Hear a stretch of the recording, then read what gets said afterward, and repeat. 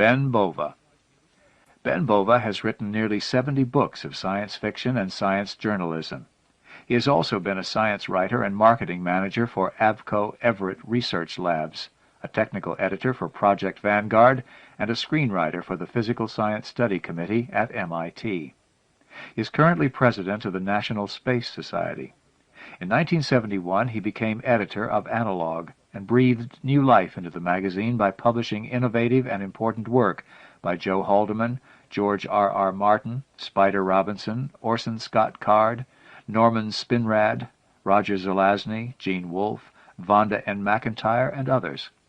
He went on to become editor of Omni in 1978 and has received 6 Hugo Awards for Best Editor. His own short stories and science fiction articles have appeared in all the major science fiction magazines, as well as in Smithsonian, the IEEE Spectrum, Psychology Today, and many other periodicals and anthologies. Some of his short stories can be found in the collections Forward in Time, Maxwell's Demons, The Astral Mirror, and Prometheans. His novels include the Exiles trilogy, Colony, Privateers, Voyagers, Orion, The Dueling Machine, The Weathermakers, Star Watchman, Millennium, The Star-Crossed, As on a Darkling Plain, and his latest work, Voyages 2, The Alien Within. He has also edited several anthologies, among them The Best of Analog, The Best of Astounding, The Many Worlds of SF, The Analog Science Fact Reader, and the giant 2-book set Science Fiction Hall of Fame, Volume 2. His latest nonfiction book is Star Peace, Assured Survival, an exploration of the Strategic Defense Initiative. He is currently editing the Ben Bova Discovery Series, a new line of novels for Tor Books. Brothers, by Ben Bova. Command Module Saratoga, in lunar orbit. Alone now, Bill Carleton stopped straining his eyes and turned away from the tiny triangular window. The landing module was a dwindling speck against the gray, pockmarked surface of the barren alien moon. He tried to lean his head back against the contour couch, remembered again that he was weightless, floating lightly against the restraining harness. All the old anger surged up in him again, knotting his neck with tension, even in zero gravity. Sitting here like a goddamned robot, left here to mind the store like some goddamned kid while they go down to the surface and get their names in the history books. The also ran, 60 miles away from the moon, but I'll never set foot on it. Never. The Apollo command module seemed almost large now that Wally and Dave were gone. The 2 empty couches looked huge, luxurious. The banks of instruments and controls hummed at him electrically. "We can get along fine without you," they were saying. "We're machines. We don't need an also-ran to make us work." "This tin can stinks," he said to himself. 3 days cooped up in here, sitting inside these damned suits. I stink. With a wordless growl, Bill turned up the gain on the radio. His earphones crackled for a moment, then the robotic voice of the Capcom came through. "You're in the approach phase, Yorktown. Everything looking good." Wally's voice answered. "Manual control okay. Altitude 4,300. Almost 3 seconds passed. 43, we copy." It was Shannon's voice from Houston, Capcom for the duration of the landing. Bill sat alone in the command module and listened. His 2 teammates were about to land. He had traveled 250,000 miles, but would get no closer than 58 miles to the moon. USS Saratoga in the Tonkin Gulf. Bob Carleton tapped the back of his helmet against the head knocker and held his gloved hands up against the canopy's clear plastic so the deck crew could see he was not touching any of the controls. The sky blue paint had been scratched from the spot where the head knocker touched the helmet. 60 missions will do that. 60 missions. It seemed more like 600, or 6,000. It was endless, every day, the same thing. Endless. The A-7 was being attached to the catapult now. It was the time when Bob always got just slightly queasy, staring out beyond the edge of the carrier's heaving deck into the gray mist of morning. "Cleared for takeoff," said the launch director's voice in his earphones. "Clear," Bob repeated. He rammed the throttle forward and felt the bomber's jet engine howl and surge suddenly, straining, making the whole plane tremble like a hunting dog begging to be released from its leash. 3, 2, 1, go! His head slammed back and his whole body seemed to flatten against itself, pressed into the seat as the A-7 leaped off the carrier's deck and into the misty air. The deep rolling swells of blue-green water slid by and then receded as he pulled the control column back slightly, and the swept-wing plane angled up through the sullen, low-hanging clouds. Without even thinking consciously of it, he reached back and pushed the head knocker up into its locked position. Now he could fire the ejection seat if he had to. In a moment the sun broke through and sparkled off the mirrors arrayed around the curve of the canopy. Bob saw the 5 other planes of his flight and formed up on the left end of their V. The queasiness was gone now. He felt strong and good in the sunshine. He looked up and saw the pale shadow of a half-moon grinning lopsidedly at him. Bill's up there, he thought. "Can you see me, Bill? Can you hear me calling you?" Then he looked away. A dark slice of land lay on the horizon, slim and silent as a dagger. Vietnam. "Contact! All lights on, engines stop. We're down." Bill heard Dave McDonald's laconic voice announce their landing on the moon. "We copy, Yorktown. Good job. Fantastic." Shannon sounded excited. He was due to fly the next mission. "Saratoga, do you read?" Bill was surprised that he had to swallow twice before his voice would work. "Copy. Yorktown in port. Good going, guys." It was an all-Navy crew, so they had named their modules in honored Navy tradition. The lunar lander became Yorktown. Bill rode alone in the command module Saratoga. The old men with gold braid on their sleeves and silver in their hair loved that. Good old Annapolis spirit. "You are go for excursion," said Shannon, lapsing back into technical jargon. "Roger." McDonald's voice was starting to fade out. "We'll take a little walk soon as we wiggle into these special suits." And I'll sit here by myself, Bill thought. What would Shannon and the rest of those clowns at Houston do if I screwed my helmet on and took a walk on my own? The fucking oxygen mask never fit right. It pressed against the bridge of Bob's nose and cut into his cheeks. And the stuff was almost too cold to breathe. It made his teeth ache. Bob felt his ears pop slightly as the formation of 6 attack bombers dove to treetop height and then streaked across the mottled green forest. This was the part of the mission that he liked best, racing balls out close enough to the goddamn trees to suck a monkey into your air intake. Everything a green blur outside the cockpit. 600 knots and the altimeter needle flopping around 0. The plane took it as smooth as a new Cadillac tooling up to the country club. Not a shake or a rattle in her. She merely rocked slightly in the invisible air currents bubbling up from the forest. "Christ, any lower and we'll come back smeared green." He laughed aloud. Bob flew the bomb-laden plane with mere touches of his thumb against the button on the control column that moved the trim tabs. The A-7 responded like a thoroughbred, jumping smoothly over an up-jutting tree, turning gracefully in formation with the 5 others. Why don't we just fly like this forever, Bob wondered. Just keep on going and never stop. But up ahead the land was rising, ridge after ridge of densely wooded hills. In a valley between one particular pair of ridges was an NVA ammunition dump, according to their pre-flight briefing. By the time they got there, Bob guessed, the North Vietnamese would have moved their ammo to someplace else. We'll wind up bombing the fucking empty jungle again. But their anti-aircraft guns will be there. Oh, yes, indeed. The little brown bastards will have everything from slingshots to radar-directed artillery to throw at us. They always do. There was a whole checklist of chores for Bill to do as he waited alone in the command module. Photographic mapping, heat sensors, housekeeping checks on the life support systems. Busy work, Bill grumbled silently. He went through the checklist mechanically, doing even the tiniest task with the numb efficiency of a machine. Just a lot of crap to make me feel like I'm doing something, to make them feel like there's something for me to do. The radio voices of Peters and McDonald were fading fast now. The command module was swinging around in its orbit toward the far side of the moon. Bill listened to Wally and Dave yahooing and joking with each other as they bounced and jogged on the moon's surface, stirring up dust that had waited 4 billion years for them to arrive. "Wish you could be here, buddy," sang Wally. "Yeah, Bill, you'd love the scenery," Dave agreed happily. Bill said into his radio microphone, "Thanks a lot, you guys." So what if they heard him in Houston? What more could they do to him? "Saratoga, you are approaching radio cutoff," Shannon reminded him needlessly. "Radio cutoff," Bill repeated to Houston. Then he counted silently.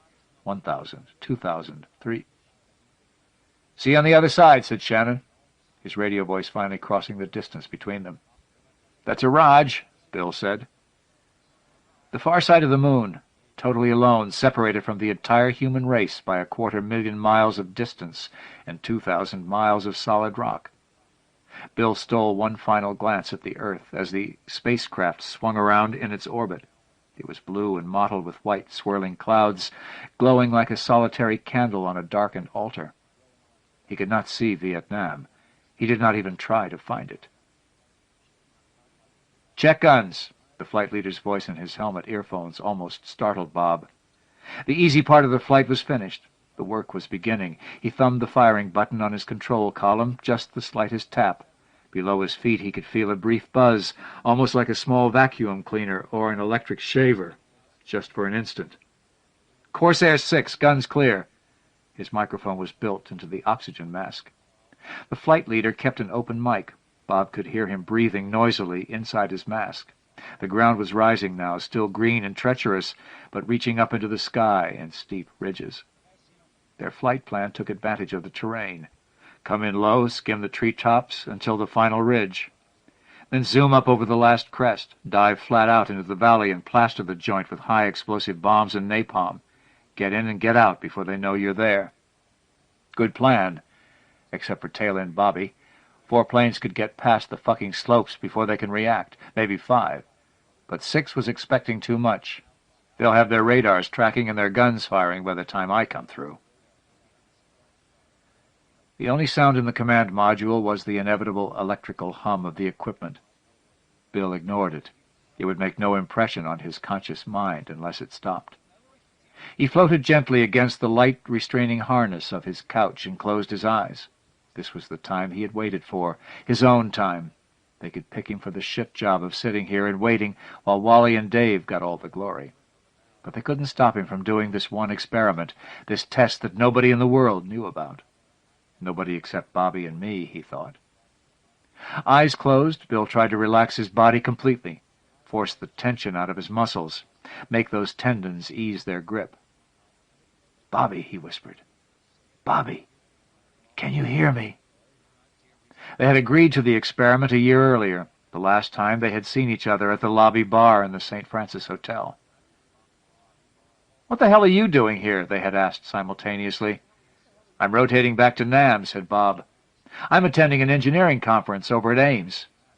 They marveled at the coincidence. Neither of them had ever gone to the hotel bar before, and at 4 in the afternoon. "For twin brothers, we sure don't see much of each other," Bill said, after the bartender had set up a pair of Jack Daniels neat, water on the side before them. "Takes a coincidence like this." "This is more than a coincidence," said Bob. "You think so?" Bobby nodded, picked up his drink, and sipped at it. "I think you've been out in the Mystic East too long, kid. You're going Asiatic." "Maybe you've been hanging around with too many scientists," Bob countered. "You're starting to think like a machine." "Come on, Bobby, you don't really believe—" "What made you come in here this afternoon?" Bill shrugged. "Damned if I know. What about you?" A twin shrug. "Can't say it was a premonition. On the other hand, I usually don't even come to this part of town when I'm on leave in Frisco." They drank for several hours, ignoring the bar girls who sauntered through looking for early action. They talked about family and old times. They avoided comparing their Navy duties. Bob was a frontline pilot in a carrier attack squadron. Bill was on detached duty with the astronaut corps. They had both made their decisions about that years earlier. "You really believe this ESP stuff?" Bill asked as they fumbled in their pockets for money to pay the tab. "I don't know." Then Bob looked directly into his brother's eyes. "Twins ought to be close." "Yeah, I guess so." I'll be shipping out next week. They've scheduled me for a shot 2 months from now. Good. Good luck. Luck to you, kid. Bill got up from the bar stool. Bob did the same. Stay in touch, huh? Wouldn't hurt you to write me a line now and then. With a sudden grin, Bill said, I'll do better than that. I'll give you a call from the moon. Sure, Bob replied. Why not? You think this ESP business is real? Let's give it a test. Bob put on the same frown he had worn as a child when his twin brother displeased him. I'm serious, Bobby. We can try it at least. Bill hesitated, then added, I dream about you sometimes. Bob's frown melted. You dream about me? Sometimes. He grinned and clapped his brother on the shoulder. Me too, he said. I dream about you now and then. So let's see if we can make contact from the moon, Bill insisted. Bob shrugged, the way he always did when he gave in to his older brother. Sure, why not? But now as he sat alone in the silence of space, where he could not even see the earth, Bill's call to his younger brother went unanswered. Bobby, he said aloud. It was almost a snarl, almost a plea. Bobby, where in hell are you? The valley was long and narrow. That's why they had to go in Indian file. Bob saw the green ridges tilt and slide beneath him, then straighten out as he banked steeply and put the A7 into a flat dive, following the plane ahead of him, sixth in the flight of 6. He felt a strange prickling at the back of his neck. Not fear, something he had never felt before, as if someone far, far away was calling his name. No time for that now. He nosed the plane down and started the bomb run. For once, intelligence had the right shit. The flight leader's cluster of bombs waggled down into the engulfing forest canopy. Then all hell broke loose. The bombs and napalm went off, blowing big black clouds streaked with red flame up through the roof of the jungle. Before the next plane could drop its load, the secondary explosion started. Huge fireballs, tracers whizzing out in every direction, searing white magnesium flares. The second plane released its bombs as Bob watched. Everything seemed to freeze in place for a moment that never ended. And then the plane, the bombs, the fireballs blowing away the jungle below all merged into one big mass of flame, and the plane disappeared. "Pull up! Pull up!" Bob heard somebody screaming in his earphones. He had already yanked the control column back toward his crotch. Planes were scattering across the sky, jettisoning their bomb loads helter-skelter. Bob glanced at his left hand and was shocked to see that the bomb release switches next to it had already been tripped. The valley was seething with explosions. The ammo dump was blowing itself to hell, and anybody who was down there was going along for the ride, including the flight leader's wingman. Who the hell was flying wing for him today? Bob wondered briefly. "Form up on me," the voice in his earphones commanded. "Come on, damn it! Stop gawking and form up!" Bob craned his neck to find where the other planes were. He saw 2, 3, and another one pulling G's to catch up with them. As he banked and started climbing to rejoin his group, he felt a stray tendril of thought, like the wispy memory of a tune that he could not fully recall. "Bill?" he asked aloud. Then something exploded, and he was slammed back in his seat, pain flaming through his legs and groin. The shock of contact was a double hammer blow. Bill's body went rigid with sudden pain. "Bobby, what happened?" But he knew immediately and fully, just as if he sat in the A7's cockpit. "Flak," Bobby gasped. "I'm hit. Jesus Christ, the pain. I'm bleeding bad, Billy. Both legs. Can you work the controls?" It took an enormous effort to move his arms. Tabs and ailerons okay. Elevators, another surge of agony, dizziness. "Can't use my legs. Rudder pedals no go. Radio shot to hell, too. They're leaving me behind, Billy. They're getting out of here and leaving me." "That's what they're supposed to do. We've got to gain altitude, Bob. Get away from their guns." "Yeah, we're climbing. Engine's running rough, though." "Never mind that. Grab altitude. Point her home." "Can't make the rudder work. Can't turn." "Use the trim tabs. Go easy. She'll steer okay. Like that time we broke the boom on the sailfish. We'll get back okay." "You see anything else out there? MiGs?" "No, you're clear. Just concentrate on getting this bird over the sea. You don't want to eject where they'll capture you." "Don't want to eject, period. Or ditch. Not in the shape I'm in. We'll get back to the carrier. Don't worry. I won't be able to land it, Billy. I don't think I can last that long anyway. We'll do it together. I'll help you. You can't. Who says I can't? Yeah, but we'll do it together. I don't think I'll make it. Don't fade out on me. Bobby, stay awake. Here, let me get that damned oxygen mask off you. We're low enough to suck real air. Bill, you shouldn't try this. I don't want us both to get killed. I've got to, kid. Nothing else matters. But, Bobby, listen to me. I ought to be there with you, for real. I should have been on the line with you instead of playing around out here in space. I took the easy way out, the coward's way out. They gave me a chance to play astronaut, and I took it. I jumped at it. Who wouldn't? You didn't. I owe you my life, Bobby. You're doing the fighting while I'm playing it safe, 250,000 miles away from the real thing. You're crazy. You think blasting off into space on top of some glorified skyrocket and riding to the fucking moon in a tin can is safe? There's no Indians up here shooting at us, kid. I'll take the Indians. Bobby, I'm not kidding. I feel so goddamned ashamed. I've always grabbed the best piece of the pie away from you. All our lives, I ran out on you. I always got the piece I wanted, big brother. You did what you had to do, and it's important work, I know that. We all know that. I'm doing what I want to do. You're putting your life on the line. So are you. I shouldn't have run out on you. I should have helped you fight this war. There's enough of us fighting this lousy war. Too many. It's all a wagon load of shit, Bill. Talk about feeling ashamed. Making war on goddamned farmers and blowing villages to hell isn't my idea of glory. But how else? You do what you have to do, brother. Doesn't make any difference why. You and your teammates are locked into the job by the powers that be. The gold braid. The gods. Whatever. We're locked in, Billy. It's all a test, just like Father Gilhooly always told us. We do what we have to do, because if we do less than that, we let down the guys with us. Nobody flies alone, brother. We've got each other's lives in our hands. You believe that? I know it. The pain was flowing over them both in waves now, like breakers at the beach. They could sense a new surge growing and gliding toward them, and then engulfing them, drenching them until they finally broke out of it, only to see a new wave heading their way.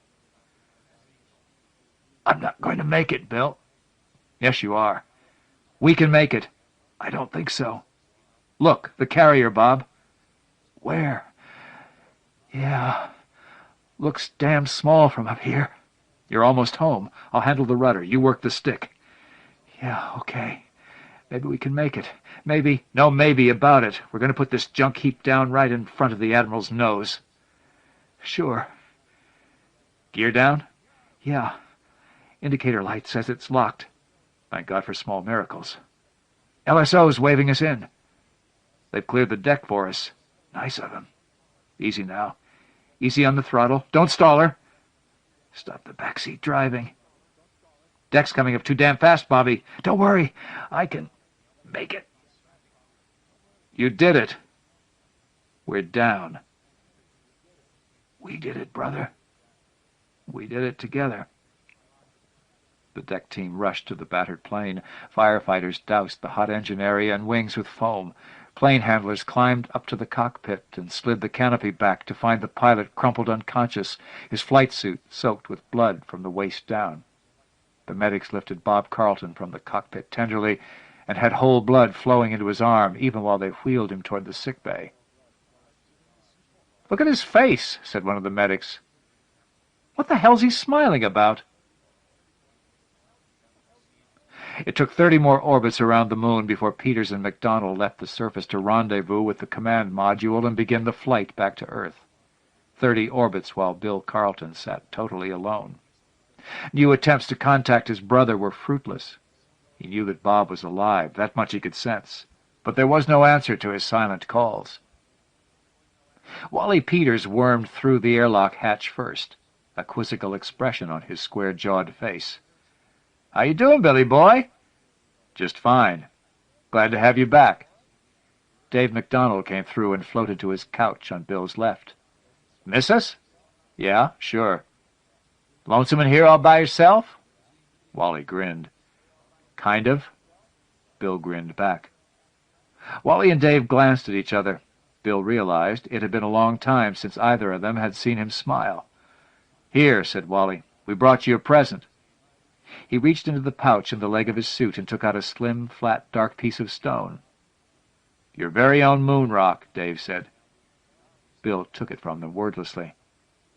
"We're sorry you couldn't have been down there with us, Bill. You would have enjoyed it." "Yeah, we felt kind of bad leaving you here." Bill laughed. "It's okay, guys. We all do what we have to do. We get the job done, whatever it is. Wherever it is. We do what we've got to do, and we don't let our teammates down." Dave and Wally stared at him for a moment. "Come on," said Bill. "Let's get this tin can home." Gardner, Dozois. With stories such as A Special Kind of Morning, The Last Day of July, Horse of Air, Flashpoint, The Visible Man, A Dream at Noonday, and Chains of the Sea, a hauntingly beautiful depiction of the alien strangeness and aching loneliness of childhood, Gardner Dozois firmly established himself as one of the leading prose stylists of the 1970s. These stories and others have been collected in The Visible Man, which the writer and critic Michael Bishop has called a benchmark not only in Dozois' career, but in the development of science fiction in the 1970s. Dozois' short fiction has appeared in Playboy, Penthouse, Omni, and most of the leading magazines and anthologies. He won 2 Nebula Awards for The Peacemaker and Morning Child, and has been many times a finalist for other Nebulas and the Hugo Awards. He is also the author of the novel Strangers and a critical chapbook, The Fiction of James Tiptree, Jr., as well as the editor of over 25 anthologies. These include the Best Science Fiction of the Year series, the year's Best Science Fiction series, A Day in the Life, and Another World. He has also edited a number of anthologies with Jack Dan, including Future Power, Aliens, Unicorns, Magicats, Bestiary, Mermaids, Sorcerers, and Demons. In 1985, he became editor of Isaac Asimov's science fiction magazine. He is currently at work on another novel, Nottingham Town. A new short story collection is forthcoming from Blue Jay Books. A Dream at Noonday by Gardner Dozois.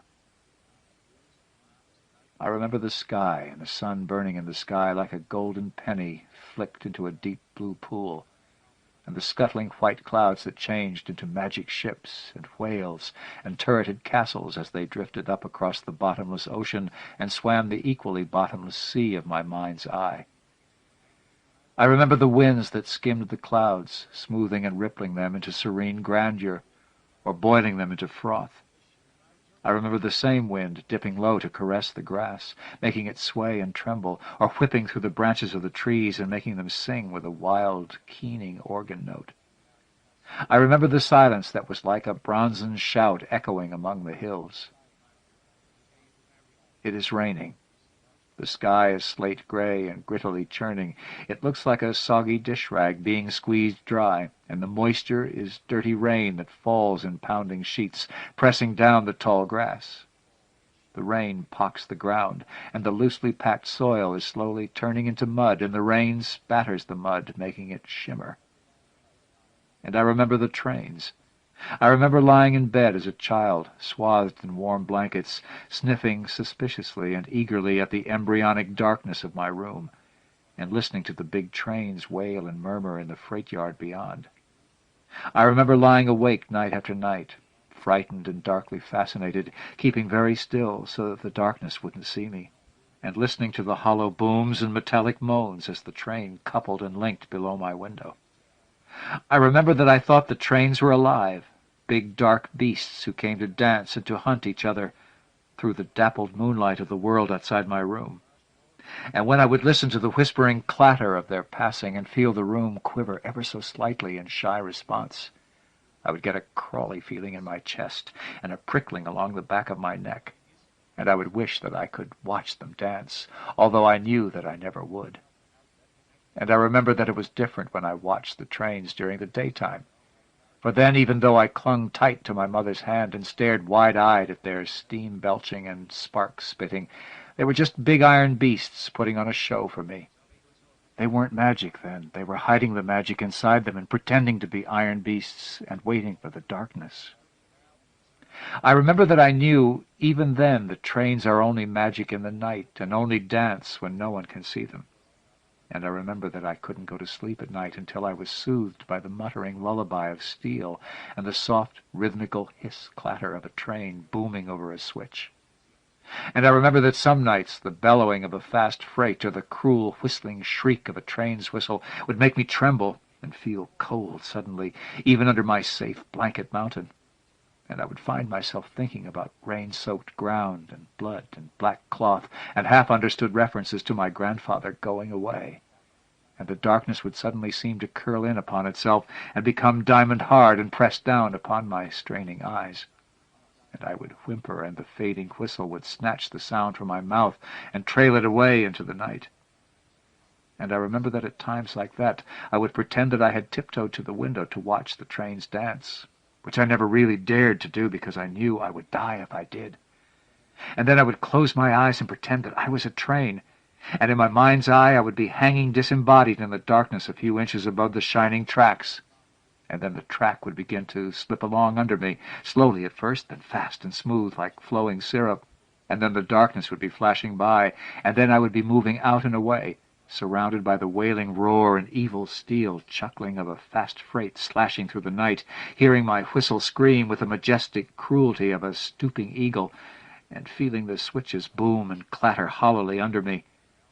And I would fall asleep, still moving out and away and out. The rain is stopping slowly, trailing away across the field, brushing the ground like long, dangling gray fingers. The tall grass creeps erect again, bobbing drunkenly, shedding its burden of water as a dog shakes himself dry after a swim.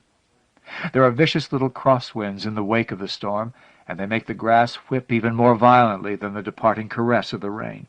The sky is splitting open above, black rain clouds pivoting sharply on a central point, allowing a sudden wide wedge of blue to appear. The overcast churns and tumbles and clots like wet, heavy earth turned by a spade. The sky is now a crazy mosaic of mingled blue and gray. The wind picks up, chews at the edge of the tumbling rack, spinning it to the fineness of cotton candy and then lashing it away. A broad shaft of sunlight falls from the dark undersides of the clouds, thrusting at the ground and drenching it in a golden cathedral glow, filled with shimmering green highlights.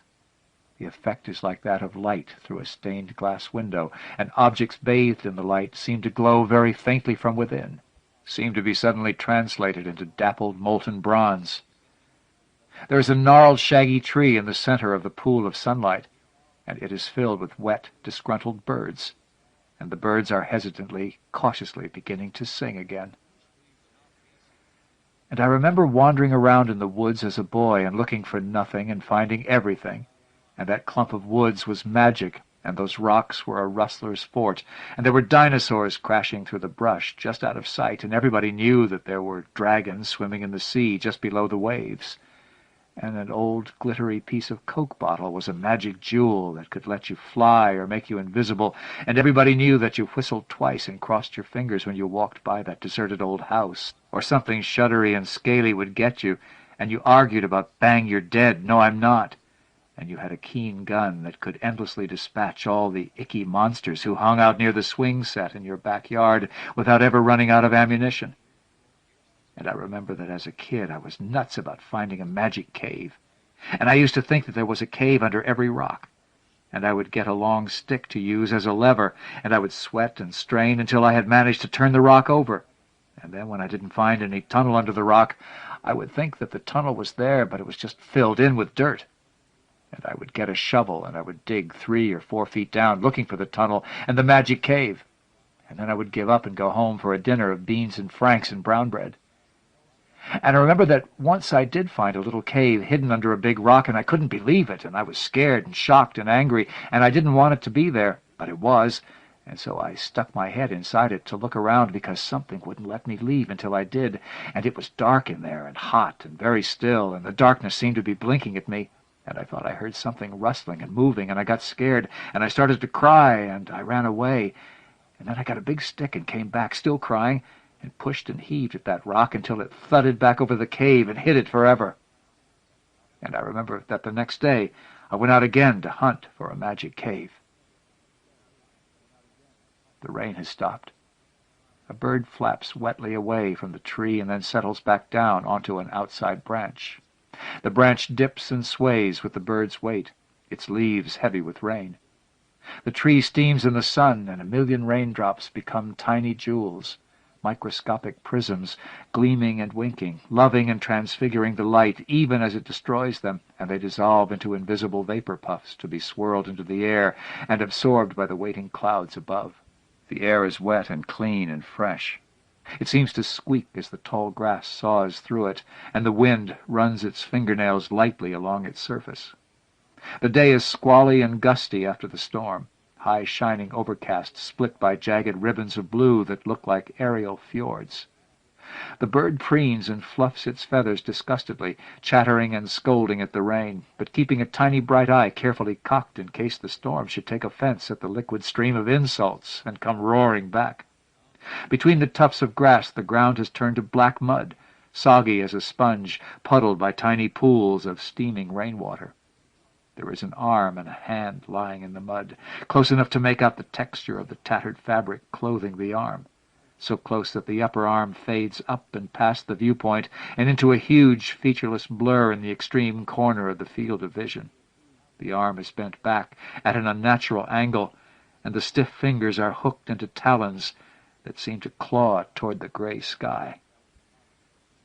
And I remember a day in the 6th grade when we were struggling in the cloakroom with our coats and snow-encrusted overshoes, and I couldn't get mine off because one of the snaps had frozen shut.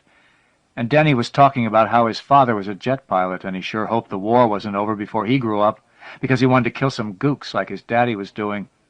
And then later in the boys' room, everybody was arguing about who had the biggest one and showing them, and Denny could piss farther than anybody else.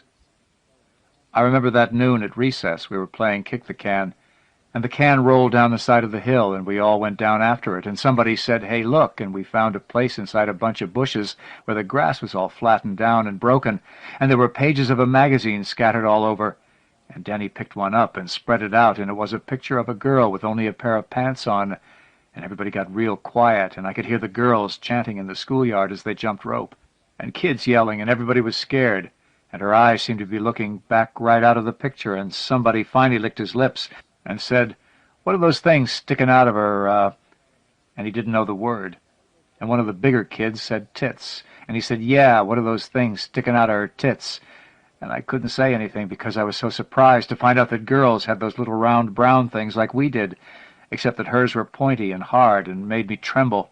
And Denny said, "Hell, I knew about that. I've had hundreds of girls," but he was licking nervously at his lips as he said it, and he was breathing funny, too. And I remember that afternoon I was sitting at my desk near the window, and the sun was hot, and I was being bathed in the rolling drone of our math class, and I wasn't understanding any of it and listening to less. I remember that I knew I had to go to the bathroom, but I didn't want to raise my hand because our math teacher was a girl with brown hair and eyeglasses, and I was staring at the place where I knew her pointy brown things must be under her blouse, and I was thinking about touching them to see what they felt like, and that made me feel funny somehow, and I thought that if I raised my hand she would be able to see into my head, and she'd know, and she'd tell everybody what I was thinking, and then she'd get mad and punish me for thinking bad things. And so I didn't say anything, but I had to go real bad, and if I looked real close I thought that I could see 2 extra little bulges in her blouse where her pointy things were pushing against the cloth. And I started thinking about what it would feel like if she pushed them up against me, and that made me feel even more funny and sort of hollow and sick inside, and I couldn't wait any longer, and I raised my hand and left the room, but it was too late, and I wet myself when I was still on the way to the boys' room, and I didn't know what to do, so I went back to the classroom with my pants all wet and smelly, and the math teacher looked at me and said, "What did you do?" And I was scared, and Denny yelled, "He pissed in his pants, he pissed in his pants," and I said, "I did not, the water bubbler squirted me," but Denny yelled, "He pissed in his pants, he pissed in his pants," and the math teacher got very mad, and everybody was laughing, and suddenly the kids in my class didn't have any faces, but only laughing mouths, and I wanted to curl up into a ball where nobody could get me, and once I had seen my mother digging with a garden spade and turning over the wet, dark earth, and there was half of a worm mixed in with the dirt, and it writhed and squirmed until the next shovelful covered it up. Most of the rain has boiled away, leaving only a few of the larger puddles that have gathered in the shallow depressions between grass clumps. The mud is slowly solidifying under the hot sun, hardening into ruts, miniature ridges and mountains and valleys. An ant appears at the edge of the field of vision, emerging warily from the roots of the tall grass, pushing its way free of the tangled jungle. The tall blades of grass tower over it, forming a tightly interwoven web and filtering the hot yellow sunlight into a dusky green half-light. The ant pauses at the edge of the muddy open space, reluctant to exchange the cool tunnel of the grass for the dangers of level ground. Slowly the ant picks its way across the sticky mud, skirting a pebble half again as big as it is. The pebble is streaked with veins of darker rock and has a tiny flake of quartz embedded in it near the top. The elements have rounded it into a smooth oval, except for a dent on the far side that exposes its porous core. The ant finishes its cautious circumnavigation of the pebble and scurries slowly toward the sun, which lies across its path. With infinite patience, the ant begins to climb up the arm, slipping on the slick, mud-spattered fabric. The ant works its way down the arm to the wrist and stops, sampling the air. The ant stands among the bristly black hairs on the wrist, antennae vibrating. The big blue vein in the wrist can be seen under its tiny feet. The ant continues to walk up the wrist, pushing its way through the bristly hair, climbing onto the hand and walking purposefully through the hollow of the thumb. Slowly it disappears around the knuckle of the first finger. And I remember a day when I was in the first year of high school and my voice was changing, and I was starting to grow hair in unusual places. And I was sitting in English class, and I wasn't paying too much attention, even though I'm usually pretty good in English, because I was in love with the girl who sat in front of me. I remember that she had long legs and soft brown hair, and a laugh like a bell, and the sun was coming in the window behind her, and the sunlight made the downy hair on the back of her neck glow very faintly. And I wanted to touch it with my fingertips, and I wanted to undo the knot that held her hair to the top of her head, and I wanted her hair to cascade down over my face, soft against my skin, and cover me, and with the sunlight I could see the strap of her bra underneath her thin dress, and I wanted to slide my fingers underneath it and unhook it and stroke her velvety skin. I remember that I could feel my body stirring, and my mouth was dry and painful, and the zipper of her dress was open a tiny bit at the top, and I could see the tanned texture of her skin, and see that she had a brown mole on her shoulder, and my hand trembled with the urge to touch it, and something about Shakespeare, and when she turned her head to whisper to Denny across the row, her eyes were deep and beautiful, and I wanted to kiss them softly, brush them lightly as a bird's wing, and Hamlet was something or other, and I caught a glimpse of her tongue darting wetly from between her lips and pressing against her white teeth, and that was almost too much to bear, and I wanted to kiss her lips very softly, and then I wanted to crush them flat, and then I wanted to bite them and sting them, until she cried, and I could comfort and soothe her, and that frightened me because I didn't understand it. And my thighs were tight and prickly, and the blood pounded at the base of my throat, and Ellison or something, and the bell rang shrilly, and I couldn't get up because all I could see was the fabric of her dress stretched taut over her hips as she stood up, and I stared at her hips and her belly and her thighs as she walked away, and wondered what her thing would look like, and I was scared. I remember that I finally got up enough nerve to ask her for a date during recess, and she looked at me incredulously for a second, and then laughed. Just laughed contemptuously and walked away without saying a word. I remember her laughter.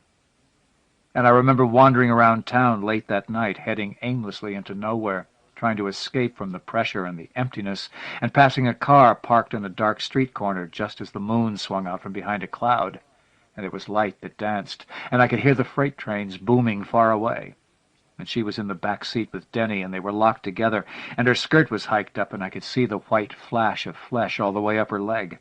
And he had his hand under her blouse on her breast, and I could see his knuckles moving under the fabric, and the freight train roared and clattered as it hit the switch, and he was kissing her and biting her, and she was kissing him back with her lips pressed tight against her teeth, and her hair floating all around them like a cloud, and the train was whispering away from town, and then he was on top of her, pressing her down, and I felt like I was going to be sick, and I started to vomit, but stopped because I was afraid of the noise, and she was moaning and making small, low, whimpering noises I'd never heard anyone make before, and I had to run before the darkness crushed me, and I didn't want to do that when I got home, because I'd feel ashamed and disgusted afterward, but I knew that I was going to have to, because my stomach was heaving, and my skin was on fire, and I thought that my heart was going to explode. And I remember that I eventually got a date for the dance with Judy from my history class, who was a nice girl, although plain, but all night long as I danced with her, I could only see my first love moaning and writhing under Denny, just as the worm had writhed under the thrust of the garden spade into the wet, dark earth long ago. And as I ran toward home that night, I heard the train vanish into the night, trailing a cruelly arrogant whistle behind it until it faded to a memory and there was nothing left. The ant reappears on the underside of the index finger, pauses, antennae flickering inquisitively, and then begins to walk back down the palm, following the deep groove known as the lifeline until it reaches the wrist. For a moment it appears as if the ant will vanish into the space between the wrist and the frayed, blood-stained cuff of the shirt, but it changes its mind and slides back down the wrist to the ground on the far side. The ant struggles for a moment in the sticky mud and then crawls determinedly off across the crusted ground. At the extreme edge of the field of vision, just before the blur that is the upper arm, there is the jagged, pebbly edge of a shell hole. Half over the lip of the shell hole, grossly out of proportion at this distance, is half of a large earthworm, partially buried by the freshly turned earth thrown up by an explosion. The ant pokes suspiciously at the worm.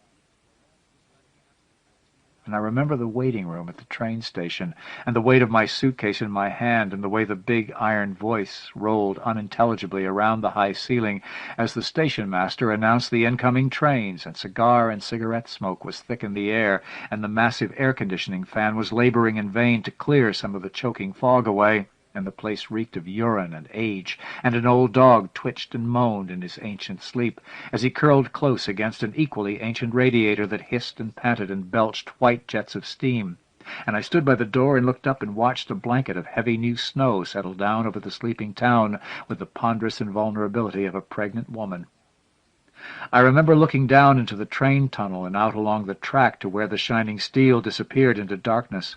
And I suddenly thought that it looked like a magic cave, and then I wondered if I had thought that was supposed to be funny, and I wanted to laugh, only I wanted to cry too, and so I could do neither, and instead I tightened my arm around Judy's waist and pulled her closer against me and kissed the silken hollow of her throat, and I could feel the sharp bone in her hip jabbing against mine, and I didn't care because that was pain, that was pleasure, and I felt the gentle resilience of her breast suddenly against my rib cage, and felt her arm tighten protectively around me, and her fingernails bite sharply into my arm, and I knew that she was trying not to cry, and that if I said anything at all it would make her cry, and there would be that sloppy scene we'd been trying to avoid, and so I said nothing but only held her and kissed her lightly on the eyes, and I knew that people were looking at us and snickering, and I didn't give a damn, and I knew that she wanted me and wanted me to stay, and we both knew that I couldn't, and all around us about 10 other young men were going through similar tableaux with their girlfriends or folks, and everybody was stern and pale and worried and trying to look unconcerned and casual, and so many women were trying not to cry that the humidity in the station was trembling at the saturation point. I remember Denny standing near the door with a foot propped on his suitcase, and he was flashing his 2 white teeth and his too wide smile, and he reeked of cheap cologne as he told his small knot of admirers in an overly loud voice that he didn't give a damn if he went or not because he'd knocked up abroad and her old man was trying to put the screws on him, and this was a good way to get out of town anyway, and the government would protect him from the old man, and he'd come back in a year or so on top of the world, and the heat would be off, and he could start collecting female scalps again. And besides, his father had been in and been a hero, and he could do anything better than that old bastard, and besides, he hated those goddamned gooks, and he was going to get him a commie, see if he didn't. I remember that the train came quietly in then, and that it still looked like a big iron beast, although now it was a silent beast with no smoke or sparks, but with magic still hidden inside it, although I knew now that it might be a dark magic. And then we had to climb inside, and I was kissing Judy goodbye and telling her I loved her, and she was kissing me and telling me she would wait for me. And I don't know if we were telling the truth or even if we knew ourselves what the truth was. And then Judy was crying openly, and I was swallowed by the iron beast, and we were roaring away from the town and snickering across the web of tracks and booming over the switches.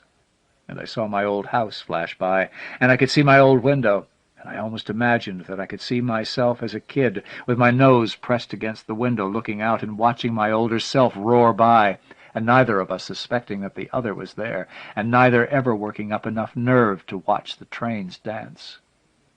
And I remember that all during that long train ride, I could hear Denny's raucous voice somewhere in the distance talking about how he couldn't wait to get to Gookland, and he'd heard that Gook snatch was even better than nigger snatch, and free, too, and he was going to get him a commie. He couldn't wait to get him a goddamned commie. And as the train slashed across the wide, fertile farmlands of the Midwest, the last thing I knew before sleep that night was the wet smell of freshly turned earth.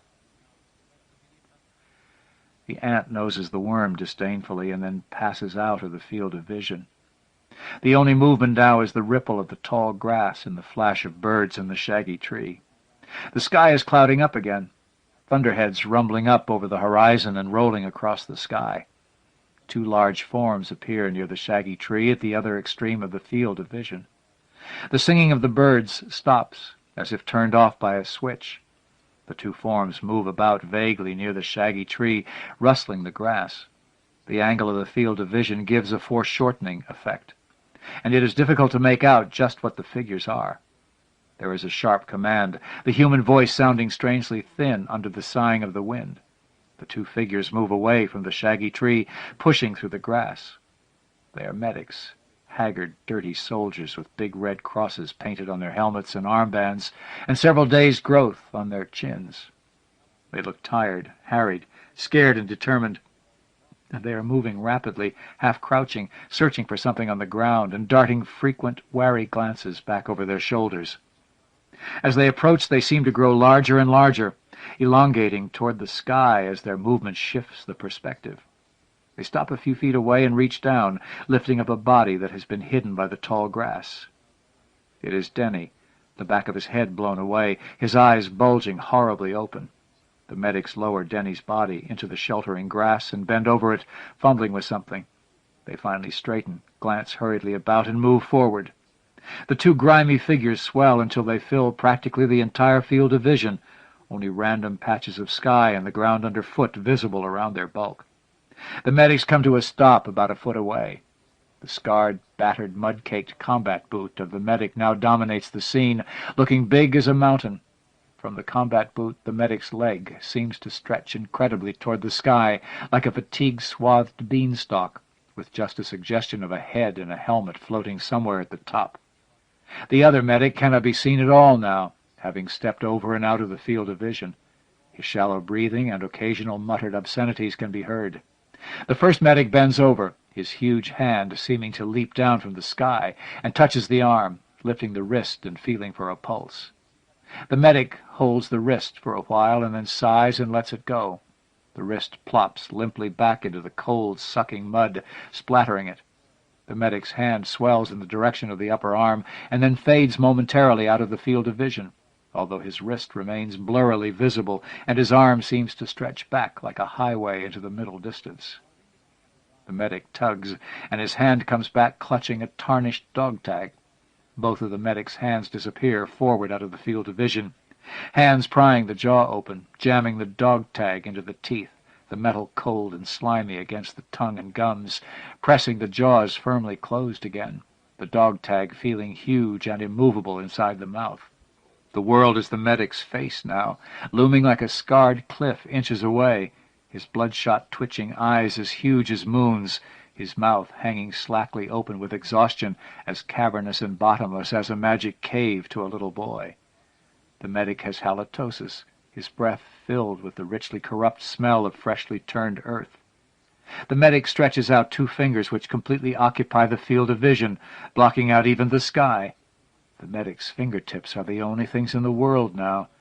They are stained and dirty, and one has a white scar across the whorls. The medic's fingertips touch the eyelids and gently press down. And now there is nothing but darkness. And I remember the way dawn would crack the eastern sky, the rosy blush slowly spreading and staining the black of night, chasing away the darkness, driving away the stars. And I remember the way a woman looks at you when she loves you, and the sound that a kitten makes when it is happy, and the way that snowflakes blur and melt against a warm window pane in winter. I remember. I remember. Barry N. Malzberg. Barry N. Malzberg is perhaps one of the most controversial writers ever to have entered the genre. Novels such as Hirovoit's World, Guernica Night, Underlay, Galaxies, The Falling Astronauts, Beyond Apollo, and Revelations, as well as collections such as Final War and Other Fantasies, and Down Here in the Dream Quarter, were at the cutting edge of experimental science fiction in the 1970s. His intense, close-focus prose style, alienated characters, and dark, apocalyptic vision were both attacked and lauded by critics and readers.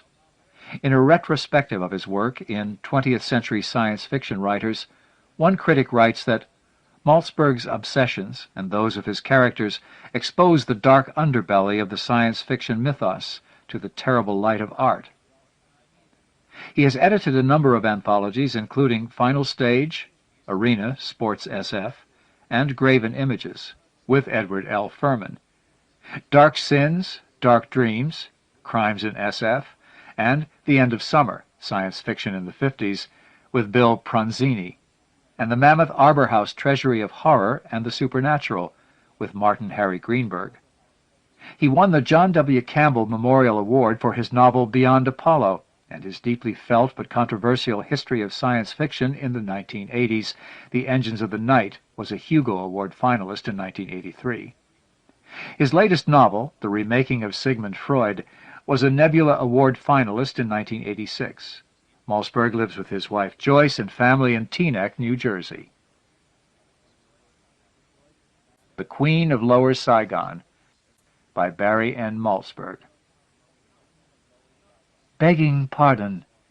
Historical perspective so difficult when drenched in subjectivity, in the course of the moment. Begging your sincerest pardons, monsieur and madame, obliged as I am to deal with the consequences of fracture, of utter dislocation, of that swarming leap from past to past, present to present, which is heart of condition.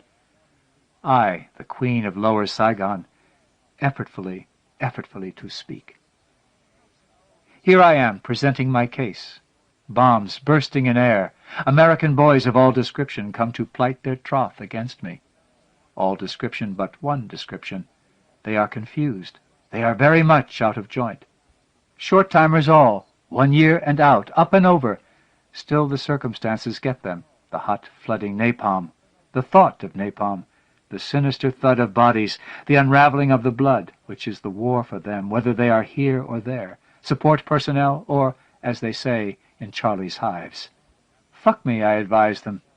I am the Queen of Lower Saigon. Please to fuck me.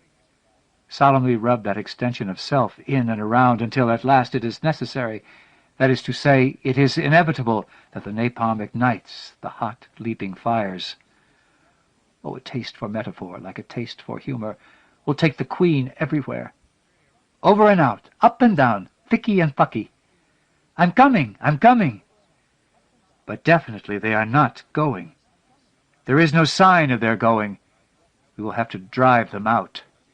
Over and out. To me, the Queen of Lower Saigon, they come. I know all of their blasted secrets. They utter their dirty little prayers, expel their wounded hearts into me. Of answers there are none, but in and around always. They will ask their questions. Will it now? Will it end? Up and out? Over and in? In and over and out, the slow, sucking fragmentation wound of their incision. Part 1. The General comes. I don't do this ordinarily, the General said. I know you don't believe that. Of course I believe that. Why shouldn't I believe it? So small the energetic throb of his vitals. Huddled in the hooch, I waited for his appearance, waited for him to do it. But he is interested first in conversation. More and more the Americans seek justification through their talk. It is not enough for them simply to evacuate and leave. They must bridge cultural gap, honored friends. They must make statement. How old are you? He wanted to know. I said in my heart, I said, what is it to them, to you, how old I am? I am 10,000 years old. I am the Queen of Lower Saigon. I am the Egyptians, the French, the British, the Grenadiers. I am the exiled armies of Ming. To him I said, "I am 19 years old." "So young," the general said. His hands investigated. "They like us young." "Oh, my," he said. A full field commander. "Oh, my, oh, my." I slid away from him, offered murmurs and apologies. "Tea," I said. "Sake, a glass of wine." "No," he said. A full field commander, detailed from the Pentagon for this crucial assignment, yet taking his pleasure in the field like all of his troops. Policy decision that, to fuck like the troops with the Queen of Lower Saigon. Enlisted man's nookie, non-com's tale. "That's not what I want. I just want to talk for a moment. I want to know you better." All of them want to know me better. Ah, most elegant and attentive monsieur and madame, my gathered audience, know how sincere the commitment in their quest. They not only wish to free us, they make us just like them. They sought to know us, to apprehend in their full American hearts the fullness of our own history. Never has there been such a task force. "We must hurry," I said. "There is time for the knowing later." "Why?" His eyes assumed a military insistence. "Why cannot we know each other now?" "Because," I said, gathering the general to me, feeling his two-star prick with all of the force at my own command.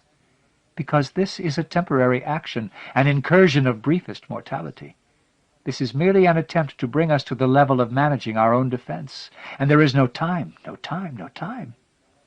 Feeling his urgent, if diminished, prick, guiding it into the center of me, feeling the slow, oozing sigh of penetration, closing my eyes against him, dragging him to attention, looking past and out of him, so he could never see what all of you see, what you, oh faithless messieurs, have known from the outset, my indifference disguised, but only thinly, as hatred. The never-to-be-defeated, the indifferent who will live 1,000 years. Grunting, he seeks inch by inch to force that indifference from me. Part 2. The general leaves. Later in the night, legs spread alone in the hooch. I expel desire, feel my own deadly necessity sharpening like a knife in those depths. I think of all that has happened and all that will occur, and of how, caught somewhere in that midway between history and possibility, I have reconstructed all of those ancient dreads of the abyss of the century. The heart, like the thighs, is a tripwire to fire tracers at their first stumbling loss of direction. I, the Queen of Lower Saigon, the first and insistent oracle of my race, haul their ashes over and again, general and corporal alike, hear their confessions, blurted in climax over and again, and internalize secrets that I have not been able until this very moment to tell. Now at last I can tell them, surrounded by you in the high places and low, the attentive and quiet ladies and gents who will hear my confession as I have heard theirs. I find myself reaching toward a kind of summation which will lead you to understand, as I came to understand during the time of the great and lost kings, that there was no answer. No answer whatsoever, but from the slow and stunned looks upon your faces, from the shuffle of feet and the referral to the clutched notes in your hands, I can see that you do not yet wish to comprehend this. You have come, in your faithful and characteristic fashion, for exposition, drama, climax, explanation, and it is hard to do this. I am not what I once was. None of us have been since the time of Tet. "Inscrutable," he said to me, grabbing for his clothing. "All of you, damn it, inscrutable. Don't you know we're here to help you?" I said nothing. There was nothing to say. "You act as if we're the enemy." "But we're your friends," he said. I said nothing.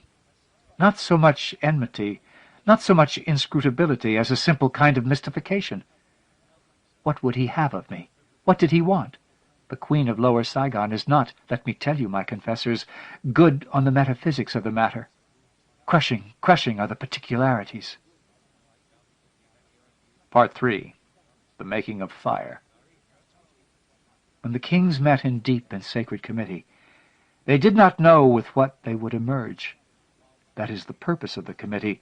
The need is to probe beyond the devices and the easy answers, part the shadows, open up the curtain of the night, and know what truly lies beyond. And so they meshed in deep conferral for many days, as the moon crawled across the landscape, and the sighs of the drowning and defeated French arose from all of the bunkers. Then at last they came from the secret place, the cavern of their consent, and they sent one of them in delegation to me, who said, "You will accept the surrender as the Queen. You will be for them what we cannot be, the symbol of their defeat." "I cannot do this," I said. "There are many things of which I am capable, but this is not one." How could I explain to him that he had utterly misjudged my own relation to the circumstance? But of course it was impossible to say this to my countryman. He had been hidden in the cavern for a long, long time, and this decision, this outcome, was meant to be an honor. "I cannot do this for you," I said, but I was already weakening. All of my life I have moved in this way, from strength to weakness, confrontation to flight, certainty to doom. It has been my particular curse to see not only their certainty but their terror, not only their brutality but the pathos within. "How can I do this for you?" I said. "You are asking me to accept a surrender when we have not truly won. There is no triumph here. There is no cessation. There is merely continuance." "That," he said, "that is the reason we wish you to accept that role, honored sister." And he bowed ceremonially, reached out his hands. "We see only in the harshest of colors. You see all the shades and grays of meaning in which we must live." And so then he dispatched me. There was no more convocation, no continuance of the dialogue. I went to Dien Bien Phu, and I accepted from them the flower of defeat upon the sword. And then alone in the place they had left me, I read the entrails and built a fire. I built a mighty fire which was enough to sear the landscape, and in the fast and flickering flame I was, however, dimly able to perceive. Part 4. Foreign Policy. "But it is not so easy, monsieur and mesdames. It is to the timorous among you that I would now address myself, those spirits amongst you who would realize the cruel and indefinable position into which I have been thrust. There are among your number descendants of the kings and relatives of the peasants who find it impossible to see the complexities of the situation. Kill! Wreak an awful vengeance, I can hear you saying in your cracked and execrable French, your pigeon illness.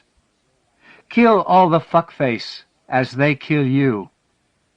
But it is not so easy to hear, not when one has heard their cries and confessions pelting across one in the night. 'Oh, Mama,' they would cry against me. 'Oh, Mama,' holding my breasts in their hands as if I were a real woman, not the queen, and if those breasts were the tits of the mother itself. 'Oh, Mama,' they would weep in the apex of their need on the lip of climax. 'Oh, God, oh, God.' And I could see them then as I could so often see myself. They were nothing but victims illumined in the true and terrible fires of the night. All of us were victims, they to come, we to take, and as they would scramble inch by desperate inch through the wires of their need to at last spill out on me, I would see in the uneven flashes of the tracer fire the youth and cracked beauty of their faces, the broken children under their surfaces, and as they would spill and spill against me, I would find myself unable to hate them in their vulnerability and openness. Rather it was myself that became the hated one for opening up, allowing them to pour out, being their receptacle and bearing so much witness to their pain. Can you grasp any of this? Sitting there in what you would say is judgment, asking the Queen of Lower Saigon to explain herself in this final and decreed court of all necessity? Can you understand that witness is a kind of collaboration, that all policy is the policy of self, and that there is no juncture, no division?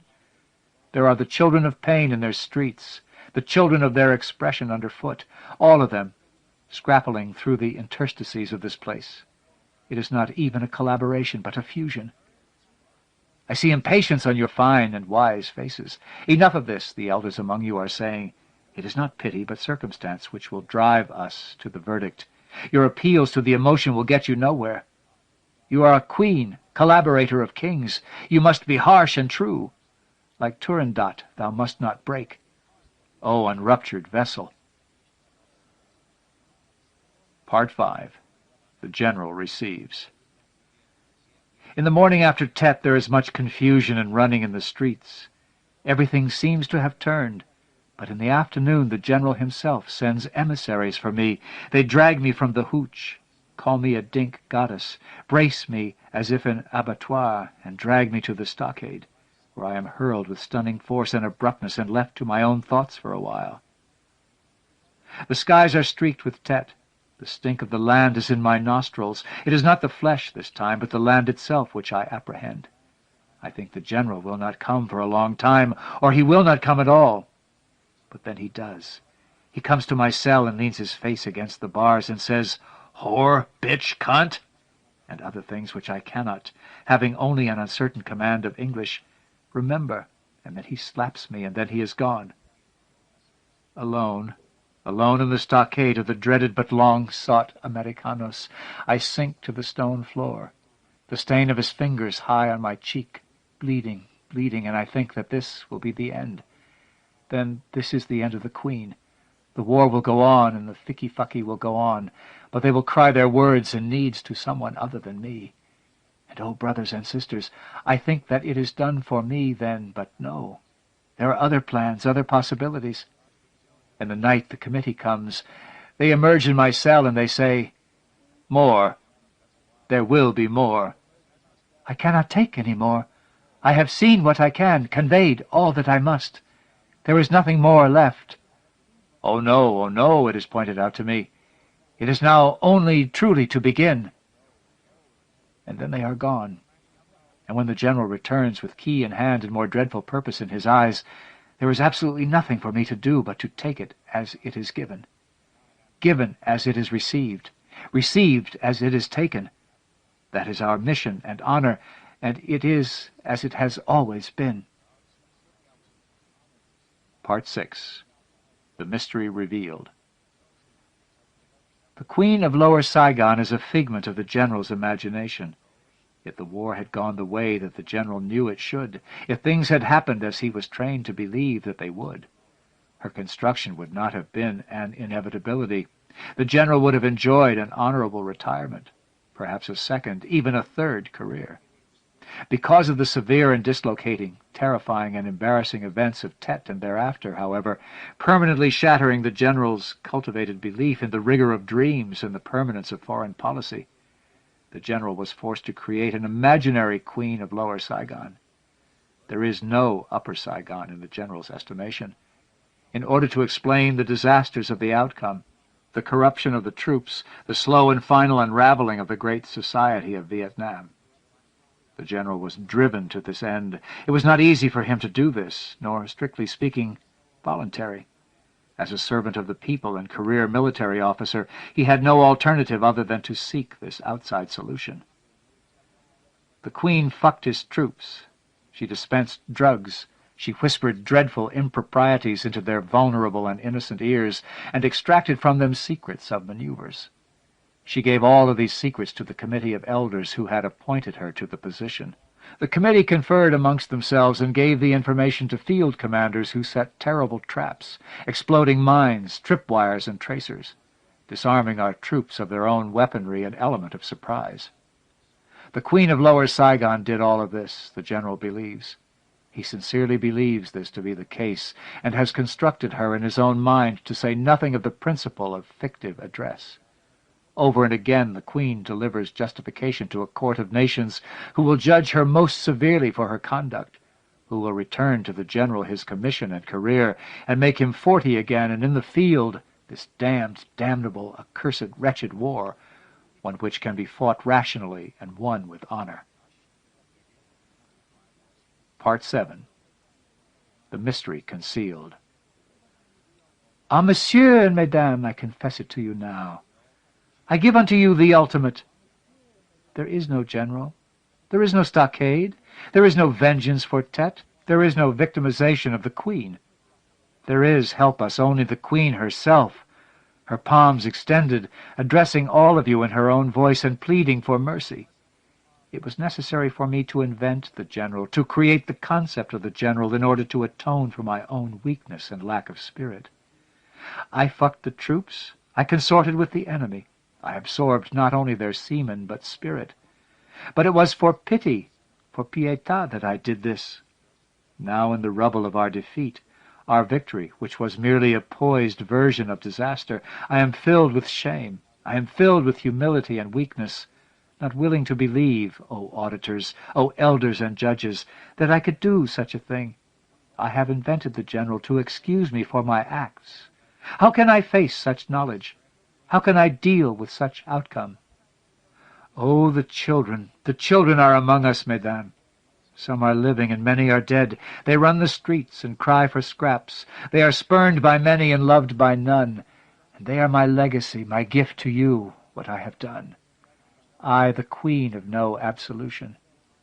It is my weakness, my knowledge that has caused this to happen, and so, unable to know this, I have created for you a general for you to hate. But there is no general. There is no general but the queen, and O my lords, and ah, my ladies, I beg you now to grant me absolution. Grant me pietà. Grant me death. Grant me an end to thought. Part 8. To Love Forever. I had a dream, he said, shuddering against her. He felt the scream as it had been torn from him. Oh, I had a dream. I must not scream again, he thought. I must not. Quiet, the girl said. Oh, quiet, American. And in her language began to pray again.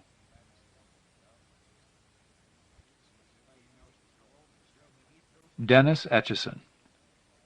Since his first story was published in 1961, Dennis Etchison has been quietly expanding the boundaries of dark fantasy with his subtle, incisive, and chilling tales. Carl Edward Wagner has called him that rarest of genre writers, an original visionary.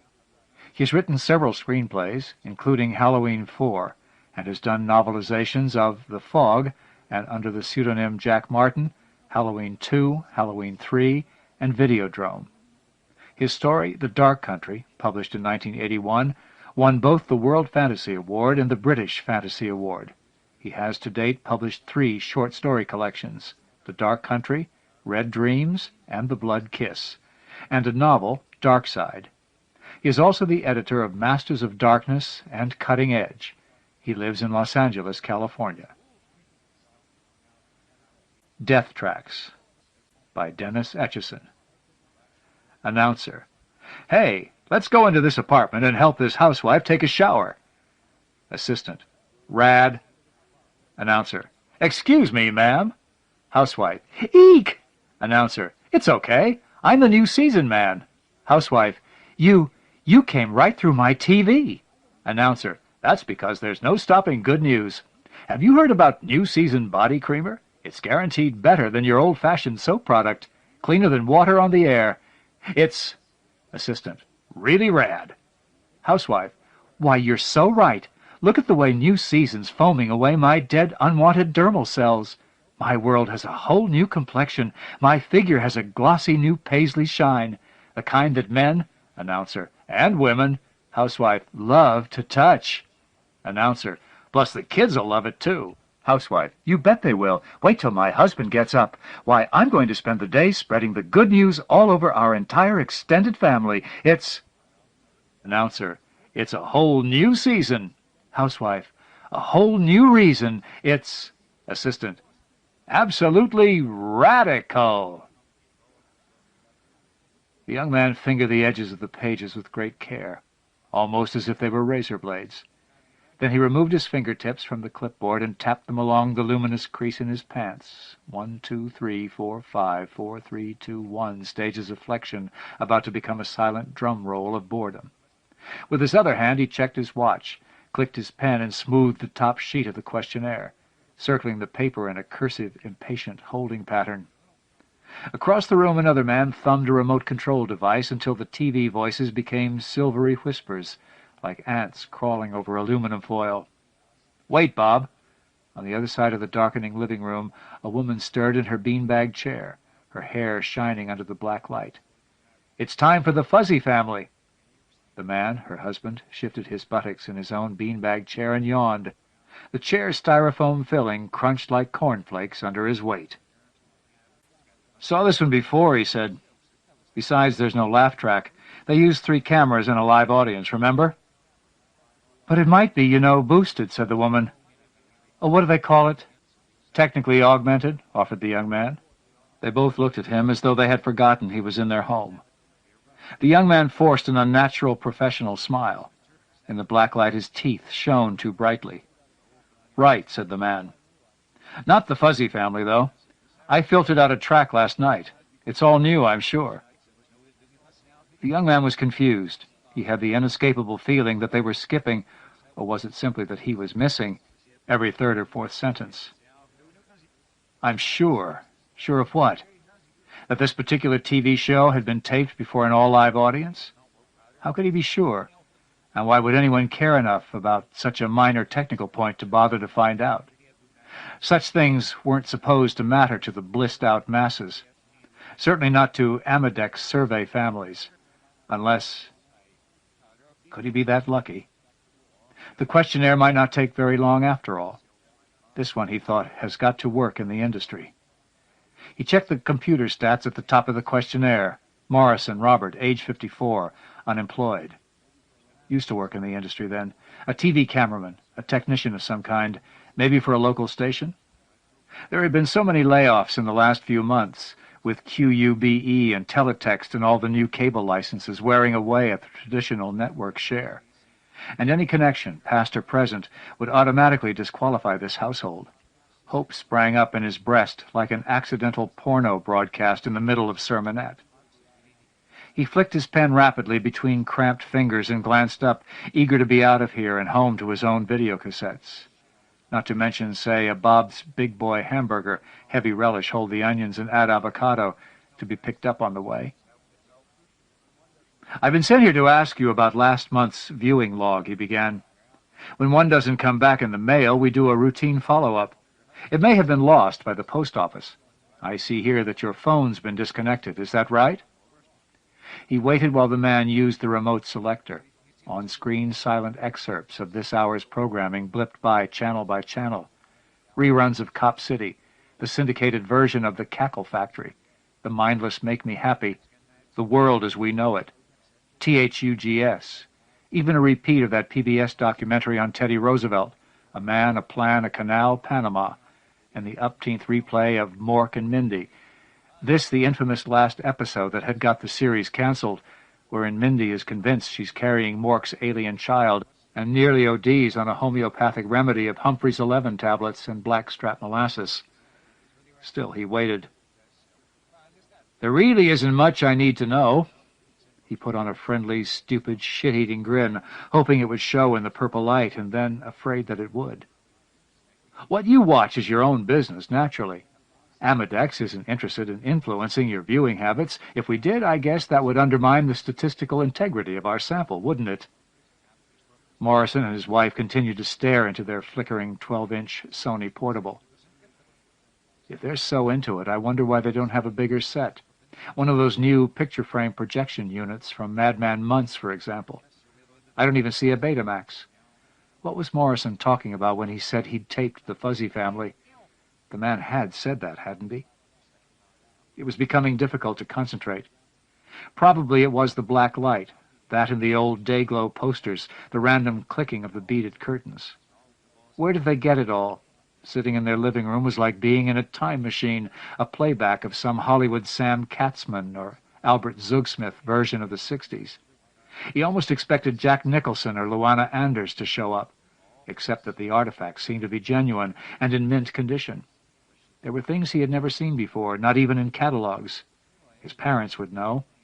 It all must have been saved out of some weird prescience in anticipation of the current run on psychedelic nostalgia. It would cost a fortune to find practically any original blacklight posters, however primitive. The one in the corner, for instance, Ship of Peace, mounted next to Ass Id, and an original crumb Keep on Truckin' from the print mint in San Francisco, had been offered on the KCET auction just last week for $450, he remembered. He tried again.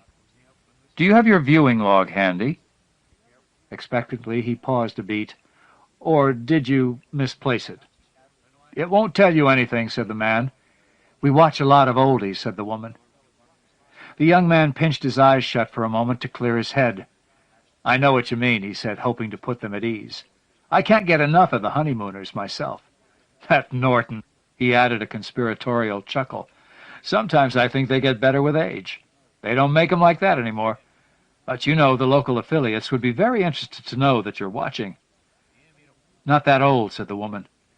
We like the ones from the 60s. And some of the new shows, too, if...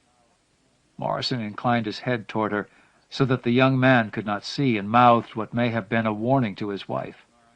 Suddenly, and for reasons he could not name, the young man felt that he ought to be out of here. He shook his wrist, pretending that his collector's item Nixon Agnew watch was stuck. What time is it getting to be? Incredibly, he noticed that his watch had indeed stopped, or had he merely lost track of the time? The hands read 6:15. Where had they been the last time he looked? I really should finish up and get going. You're my last interview of the day. You folks must be about ready for dinner. Not so soon, said the woman. It's almost time for the Uncle Jerry show. That's a surprise, he thought. It's only been on for one season. That's a new show, isn't it? He said, again feeling that he had missed something. It's only been on for... Abruptly the man got up from his beanbag chair and crossed the room. He opened a cabinet, revealing a stack of shipment cartons from the Columbia Record Club. The young man made out the titles of a few loose albums, greatest hits collections from groups which he imagined had long since disbanded. Wedged into the cabinet next to the records was a state-of-the-art audio frequency equalizer with graduated slide controls covering several octaves. This was patched into a small black accessory amplifier box, the kind that are sold for the purpose of connecting a TV set to an existing home stereo system. Morrison leaned over and punched a sequence of preset buttons, and without further warning a great hissing filled the room. This way we don't miss anything, said the wife. The young man looked around. Two enormous voice-of-the-theater speakers, so large they seemed part of the walls, had sputtered to life on either side of the narrow room. But as yet there was no sound other than the unfathomable rolling hiss of spurious signal-to-noise output, the kind of distortion he had heard once when he set his FM receiver between stations and turned the volume up all the way. Once the program began, he knew the sound would be deafening. So, he said hurriedly, why don't we wrap this up so I can leave you two to enjoy your evening? All I need are the answers to a couple of quick questions, and I'll be on my way. Morrison slumped back into place, expelling a rush of air from his beanbag chair, and thumbed the remote channel selector to a blank station. A pointillist pattern of salt and pepper interference swarmed the 12-inch screen. He pushed up the volume in anticipation so as not to miss a word of the Uncle Jerry show. When the time came to switch channels again, eyed a clock on the wall over the Sony. There was a clock, after all, if only one knew where to look amid the glowing clutter, and half turned to his visitor. The clock read 10 minutes to 6. What are you waiting to hear? Asked Morrison. Yes, said his wife. Why don't you tell us? The young man lowered his eyes to his clipboard, seeking the briefest possible explanation, but saw only the luminescence of white shag carpeting through his transparent vinyl chair. Another collector's item. He felt uneasy circulation twitching his weary legs, and could not help but notice the way the inflated chair seemed to be throbbing with each pulse. Well, trying one more time, noting that it was coming up on 9 minutes to 6 and still counting, your names were picked by Amadex Demographics, purely at random. You represent 12,000 other viewers in this area. What you watch at any given hour determines the rating points for each network. Yeah, that was simple enough, wasn't it? No need to go into the per-minute price of sponsor ad time buys based on the overnight share, sweeps week, the competing services, each selling its own brand of accuracy. 8.5 minutes to go. The system isn't perfect, but it's the best way we have so far of... You want to know why we watch what we watch, don't you? Oh, no, of course not. That's really no business of ours. We don't care. But we do need to tabulate viewing records. And when yours wasn't returned... Let's talk to him, said the woman. He might be able to help. He's too young. Can't you see that, Jenny? I beg your pardon, said the young man. It's been such a long time, said the woman, rising with a whoosh from her chair and stepping in front of her husband. We can try. The man got slowly to his feet, his arms and torso long and phosphorescent in the peculiar mix of ultraviolet and television light. He towered there, considering. Then he took a step closer. The young man was aware of his own clothing unsticking from the inflated vinyl, crackling slightly, a quick seam of blue static shimmering away across the back of the chair, of the snow pattern churning on the untuned screen, the color tubes shifting hues under the black light, turning to gray, then brightening in the darkness, locking on an electric blue and holding. Morrison seemed to undergo a subtle transformation as details previously masked by shadow now came into focus. It was more than his voice, his words. It was the full size of him, no longer young but still strong, on his feet and braced in an unexpectedly powerful stance. It was the configuration of his head in silhouette, the haunted pallor of the skin, stretched taut, the large luminous whites of the eyes, burning like radium. It was all these things and more. It was the reality of him, no longer a statistic, but a man, clear and unavoidable at last. The young man faced Morrison and his wife. The palms of his hands were sweating coldly. He put aside the questionnaire. 6 minutes to 6. I'll put down that you declined to participate. How's that? No questions asked. He made ready to leave. It's been such a long time, said Mrs. Morrison again. Mr. Morrison laughed shortly, a descending scale ending in a bitter metallic echo that cut through the hissing. I'll bet it's all crazy to you, isn't it? This stuff? No, not at all. Some of these pieces are priceless. I recognized that right away. Are they? Sure, said the young man. If you don't mind my saying so, it reminds me of my brother Jack's room. He threw out most of his underground newspapers, posters, that sort of thing, when he got drafted. It was back in the 60s. I can barely remember it. If only he'd realized. Nobody saved anything. That's why it's all so valuable now. We did, said Mrs. Morrison. So I see. They seemed to want to talk, after all. Lonely, perhaps. So he found himself ignoring the static and actually making an effort to prolong his exit. A couple of minutes more wouldn't hurt. They're not so bad, the Morrisons, he thought. I can see that now. Well, I envy you. I went through a Marvel Comics phase when I was a kid. Those are worth a bundle now, too. My mother burned them all when I went away to college, of course. It's the same principle.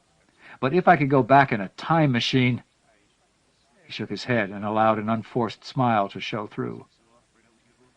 These were our son's things, said Mrs. Morrison. Oh? Could be I remind them of their son. I guess I should be honored. Our son David, said Mr. Morrison. I see. There was an awkward pause. The young man felt vaguely embarrassed. It's nice of him to let you hold his collection. You've got quite an investment here. The minute hand of the clock on the wall ground through its cycle, pressing forward in the rush of white noise from the speakers. David Morrison. Her voice sounded hopeful. You've heard the name? David Morrison, David Morrison. Curious. Yes, he could almost remember something. A magazine cover or... It was a long time ago.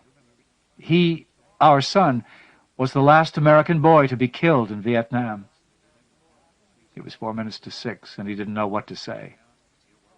When it happened, we didn't know what to think, said Mrs. Morrison. We talked to people like us. Mostly they wanted to pretend it never happened. They didn't understand either, said Mr. Morrison. So we read everything. The magazines, books. We listened to the news commentators. It was terribly confusing. We finally decided even they didn't know any more than we did about what went on over there, or why. What was it to them? Another story for the 6 o'clock news, right, Jenny? Mrs. Morrison drew a deep, pained breath. Her eyes fluttered as she spoke, the television screen at her back lost in a grainy storm of deep blue snow. Finally the day came for me to clear David's room. Please, said the young man, you don't have to explain. But she went ahead with it. The story she had gone over so many times she might have been recalling another life. Her eyes opened. They were dry and startlingly clear. It was 3 minutes to 6. I started packing David's belongings. Then it occurred to us that he might have known the reason. So we went through his papers and so forth, even his record albums, searching. So much of it seemed strange, in another language, practically from another planet. But we trusted that the answer would be revealed to us in time. "We're still living with it," said Morrison. "It's with us when we get up in the morning, when we give up at night. Sometimes I think I see a clue there, the way he would have seen it. But then I lose the thread and we're back where we started.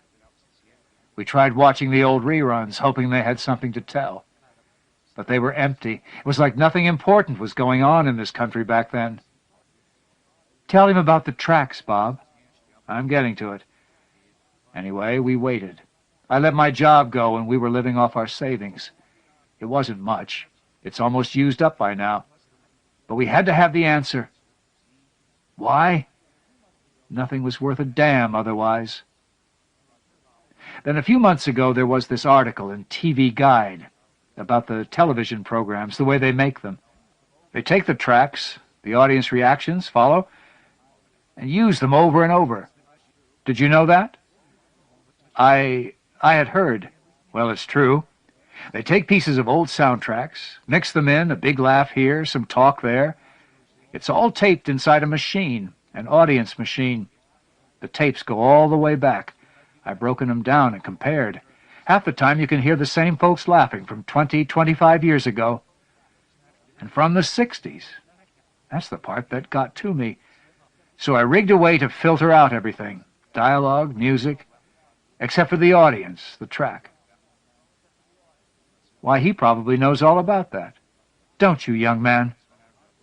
A lot of them, the audience, are gone now. It doesn't matter. They're on tape. It's recycled. Canned, they call it. It's all the same to TV. Point is, this is the only way left for us to get through, or them to us. To make contact. To listen. Eavesdrop, you might say, on what folks were doing and thinking and commenting on and laughing over back then. I can't call them up on the phone or take a poll or stop people on the street because they don't need to act like nothing happened. Today it's all passed on. Don't ask me how, but it has. They're passed on now, too, so many of them. Like the boys, said Mrs. Morrison softly, so that her voice was all but lost in the hiss of the swirling blue vortex. So many beautiful boys, the ones who would talk now, if only they could. Like the ones on the tracks, said Mr. Morrison. Like the ones who never came home, said his wife. Dead now, all dead, and never coming back. 6:01. Not yet, he said aloud, frightened by his own voice. As Mr. Morrison cranked up the gain and turned back to his set, the young man hurried out. As Mrs. Morrison opened her ears and closed her eyes to all but the laugh track that rang out around her, he tried in vain to think of a way to reduce it all to a few simple marks in a now pointless language on sheets of printed paper. And as the Morrisons listened for the approving bursts of laughter and murmuring and applause, separated out of an otherwise meaningless echo from the past, he closed the door behind him, leaving them as he had found them. He began to walk faster and finally to run. The questionnaire crumpled and dropped from his hand. Jack, I loved you. Did you know that? You were my brother. I didn't understand either. No one did. There was no time. But I told you, didn't I? Didn't I? He passed other isolated houses on the block, ghostly living rooms turning to flickering beacons of cobalt blue against the night. The voices from within were television voices, muffled and anonymous and impossible to decipher unless one were to listen too closely, more closely than life itself would seem to want to permit, to the exclusion of all else. As to the falling of a single blade of grass or the unseen whisper of an approaching scythe. And it rang out around him then, too, through the trees and into the sky and the cold stars, the sound of the muttering and the laughter, the restless chorus of the dead, spreading rapidly away from him across the city and the world. Ronald Anthony Cross.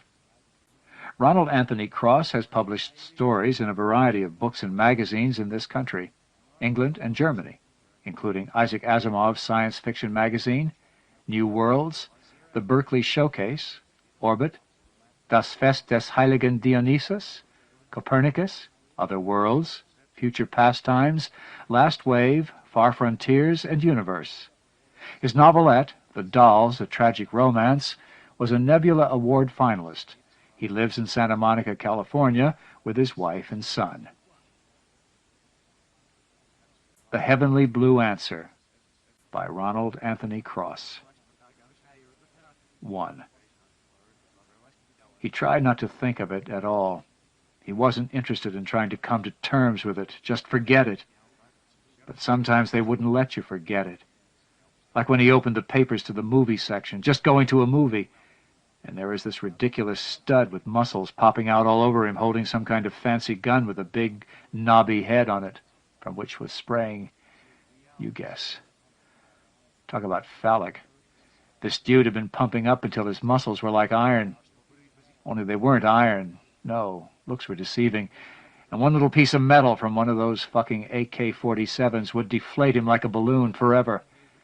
Big, tough, muscle-bound stud punches out Kong, right? Only that wasn't the way it was at all. Nobody gave a shit about muscle or manliness. And it was the little ones you worried about, not the big ones. The skinny little ones who could scurry into cracks in the walls like cockroaches or hide in trees like snakes. Which is one reason that the Kong were so fucking bad, because they were all the right size for fighting in a jungle. Shit. He didn't want to think about it, but there it was. It sprang forth fully grown from his mind, like Athena from the mind of Zeus. The same scene, always the same, over and over again, always happening now. Edge of a deserted jungle village, side of a river. They have spent the night here. There is argument as to whether they should wade out downriver to evade snipers, might be mined, or go out along the bank to evade the mines and run into sniper fire. Meanwhile, little Jim was seated on an oil drum smoking a J, watching Oogie fiddling around with one of his crazy Rube Goldberg traps. It wasn't that little Jimmy was so little, but Big Jimmy was so big, right? So little Jimmy he was. And the argument about the river versus the riverbank didn't involve them. But the brass fight it out. Fuck it. Whatever they chose was bound to be wrong, because we're never getting out, right? It had dawned on him about a week ago. Or was that only yesterday? And it did not come from reason or from anything at all. It was just some sort of goddamn wonderful divine revelation. It came along with its twin realization. This is real, really real. All these guys are really dead. The bullets really kill you. Everything else is a dream. In the cruel light of this reality, you ain't getting out is another reality you simply live. It doesn't matter if it's true or not.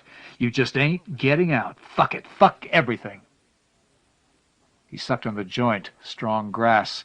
Like everything in Nam, too strong, too weird. Like Oogie here, building his weird little booby trap. Well, big booby trap. Happy as could be, working away like a busy little beaver, whistling. What kind of reality was he living? As far as little Jim could tell, the plan was this, or something like it. Foo gas. First, Oogie had mixed the gasoline and soap together, sort of creating his own version of napalm, stirring it and stirring it to get just the right consistency. There's a thermite grenade in front of the gas barrel and a stick of dynamite underneath. Oogie maintained that you had to use a number 2 cap on the thermite and number 4 on the dynamite. Little Jim had heard many arguments over that one. The dynamite is supposed to push the gas up and the thermite ignites it. Everything in a big circle is burnt to a crisp. Oogie, you crazy little bastard, one of these days you're going to blow yourself away. Little Jim got up and nervously moved back another 50 yards. Out of range? Oogie looks up and grins his crazy grin. Better me than them, he shouts. Laughs insanely, turns back to his work. Little Jim is trying to figure out what stage Oogie is working at when it all happens, all at once. No matter how many times he has to live it all over again, he can't ever sort it out into a logical chain of events. Newton's laws don't work in Nam. There is a popping noise. That came first. Of that he is certain. Almost certain. Sniper. Then either the sniper hits Oogie and he accidentally somehow sets off the trap, or the sniper's bullets set it off. Or even, possibly, Oogie, crazy to start with, hears the sniper fire and flips out and deliberately just says fuck it and blows himself up. Maybe that's the reality he was living. And little Jim can dig that. Why not? Maybe there's just so much you can take, and... What was it Oogie had shouted? Better me than them? Famous last words. Had he really said that, or was little Jim's munged-up mind just making it up? Working overtime to bring Newton's laws to the jungle. Anyhow, pop, pop, pop. Oogie is hit, pretty sure of that. Then Oogie's booby trap goes off. Even at over 50 yards away, little Jim is too close to this incredible homemade bomb to emerge unscathed. He is, in fact, both mentally and physically scathed. For a moment, loud noise, and a blaze of light and heat that obliterates thought. Then silence and hot burning sensations on his cheeks and arms. Then ears ringing and his thoughts squirming around like fucking worms. And suddenly he can hear. Everyone is shouting, including himself. For some reason he hears himself shouting, "Oogie, you little fart, I'll kill your ass for this," while others are shouting about the sniper. "He's here! No, there! No, those trees over there!" Like a fucking silly magic trick. And now all of a sudden everyone is firing everything they've got at once. All directions. It is not so much that they are shooting at Charlie, as it is that they are responding to Oogie's crazy explosion in some kind of primitive ritual. It's the foo gas bomb that's thrown them over the edge. And here in the middle of it all, this is clear to him, though later logic will enter in and confuse the issue. You were shooting at a sniper, Corporal. One sniper. All that ammo for one sniper. Because now everyone was firing off everything they had, in all directions at once, and shouting at the same time. Little Jim was popping away with his M16 into the nearest trees, and of course most everyone was blowing away the treetops with M16s. But also machine guns were rattling away, grenade launchers were launching, and now mortar fire. For a long time everyone just fired away, using up, he guessed, maybe thousands of good old US dollars worth of ammunition on one little Kong tree snake, poisonous variety. Then gradually everyone pulled themselves back into the area of consciousness we call control, until finally only one M16 was still coughing. It stopped. They all waited there in silence, sweating. Some were now in the river, some sharing the village foxholes with the corpses, Kong or whatever, which had been there since who knows when. And some were in huts. Some, like little Jim, were just standing around. "We must have blown away half the fucking jungle," someone shouts. Somebody laughs at that, but it is not fun laughter. "Shit, we must have got him," someone else shouts. Silence. Nobody moves. Then pop, pop, pop, from somewhere, everywhere. From little guy in trees, AK-47 sends message, "Hello, American pig. Find me if you can. Ha ha." Everyone is firing into the trees again, and little Jim notices a strange thing now. Several guys are down, hit hard, and one of them is Big Jim. No longer little Jim, he thinks insanely. Now I'm just plain Jim. This thought fills him with weird, brief elation. Which is here, gone. But there is no more room for fear. This is what flipped out means, he is saying to himself, when he sees something, someone coming out of one of the huts. He aims the M16 at the old man's belly. Vietnamese, Viet Cong, outer space, Siamese, if you please, his crazy mind is singing. And the old man, empty hands, who cares at this point? Long, scraggly gray beard and big brown eyes. The better to see you with, holding out empty hands. Empty, full, who cares now? Says in English, in fucking English, says, "I am..." And just as he is saying this, holding out his hands, empty hands, just as he is getting to the good part, the part that little Jim, now just plain Jim, has got to hear, Jim's finger, independent of Jim's mind and body and philosophy and morality, just sort of squeezes off the trigger and blows him away. Then and there, now. Always now. But there is another kind of now, and in that less immediate yet coexistent now, little Jim, who was no longer little Jim, or even Jim, but a man who worked away the days as a computer programmer everyone calls James, closed the movie section of the newspaper with the macho stud super Vietnam vet fearlessly blowing away the Kong, or whoever it was nowadays, and thought, No, it wasn't like that. 2. And so he lived in 2 nows, the one which was always right there, always the same, and the other one, which, while being the reality that everyone else had agreed upon, was nevertheless somehow more distant and less realistic than the one frozen in his mind. There was not a day that went by without his asking himself, what had the old man been trying to say? I am what? In fact, now that he thought of it, perhaps he could make a case for 3 worlds, because the America he left to go fight in Vietnam was not at all the America he came back to. Had it been the dream of his youth he had left behind, or an actual place? He could no longer be quite certain of anything. In his memories it was bright and clean and simple. The bad guys wore duck-butt haircuts so you could distinguish them. There were good girls and bad ones, and you could tell them at a glance, no problem. Everything was like that, simple, straightforward. Then there was the America he had come back to. Whoever it was said, you can't go home again. James understood what he meant. It just plain wasn't there. What was there was some strange cross between the America he had left and, surprise, Vietnam. America had become, in his absence, somehow orientalized. Weird kids in orange robes danced in the streets, chanting Hindu mantras.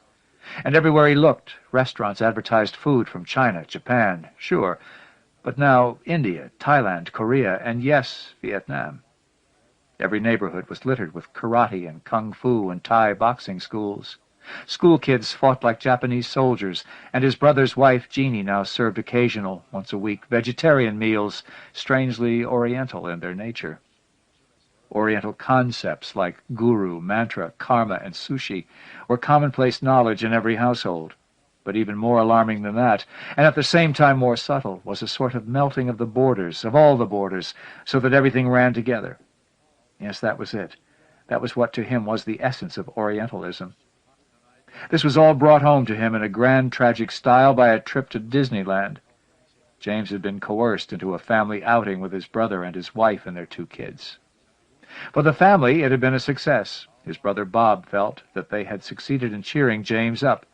But this was because James, who really could not bear to let the family down, knew enough to behave in a more manic manner, crack more jokes, talk more, smile more often. He was aware of his brother and his sister-in-law constantly monitoring his expressions, and he could feel them both begin to relax as the day wore on. A family success. See, I know it's corny, James, but it's true, Bob told him. It's the simple things that make life livable. A job, kids, a wife, but mainly kids. It's through kids that you really get the most out of everything. They're like somehow being born again. Hell, I can't explain it, but I know it. It's what you've got to do, Jimmy, believe me. To James's surprise, upon staring into his brother Bob's eyes, he'd found their tears. He really wanted to help. The whole family did. How had James ever managed to misunderstand this simple fact? I believe you, Bobby, but I can't, he had said. Not yet. Bob seemed satisfied with the answer. Jeanne seemed satisfied. The kids were satisfied. But for James, the whole trip was a disaster. He remembered a visit to Disneyland when he was a kid, the first time. It had gleamed.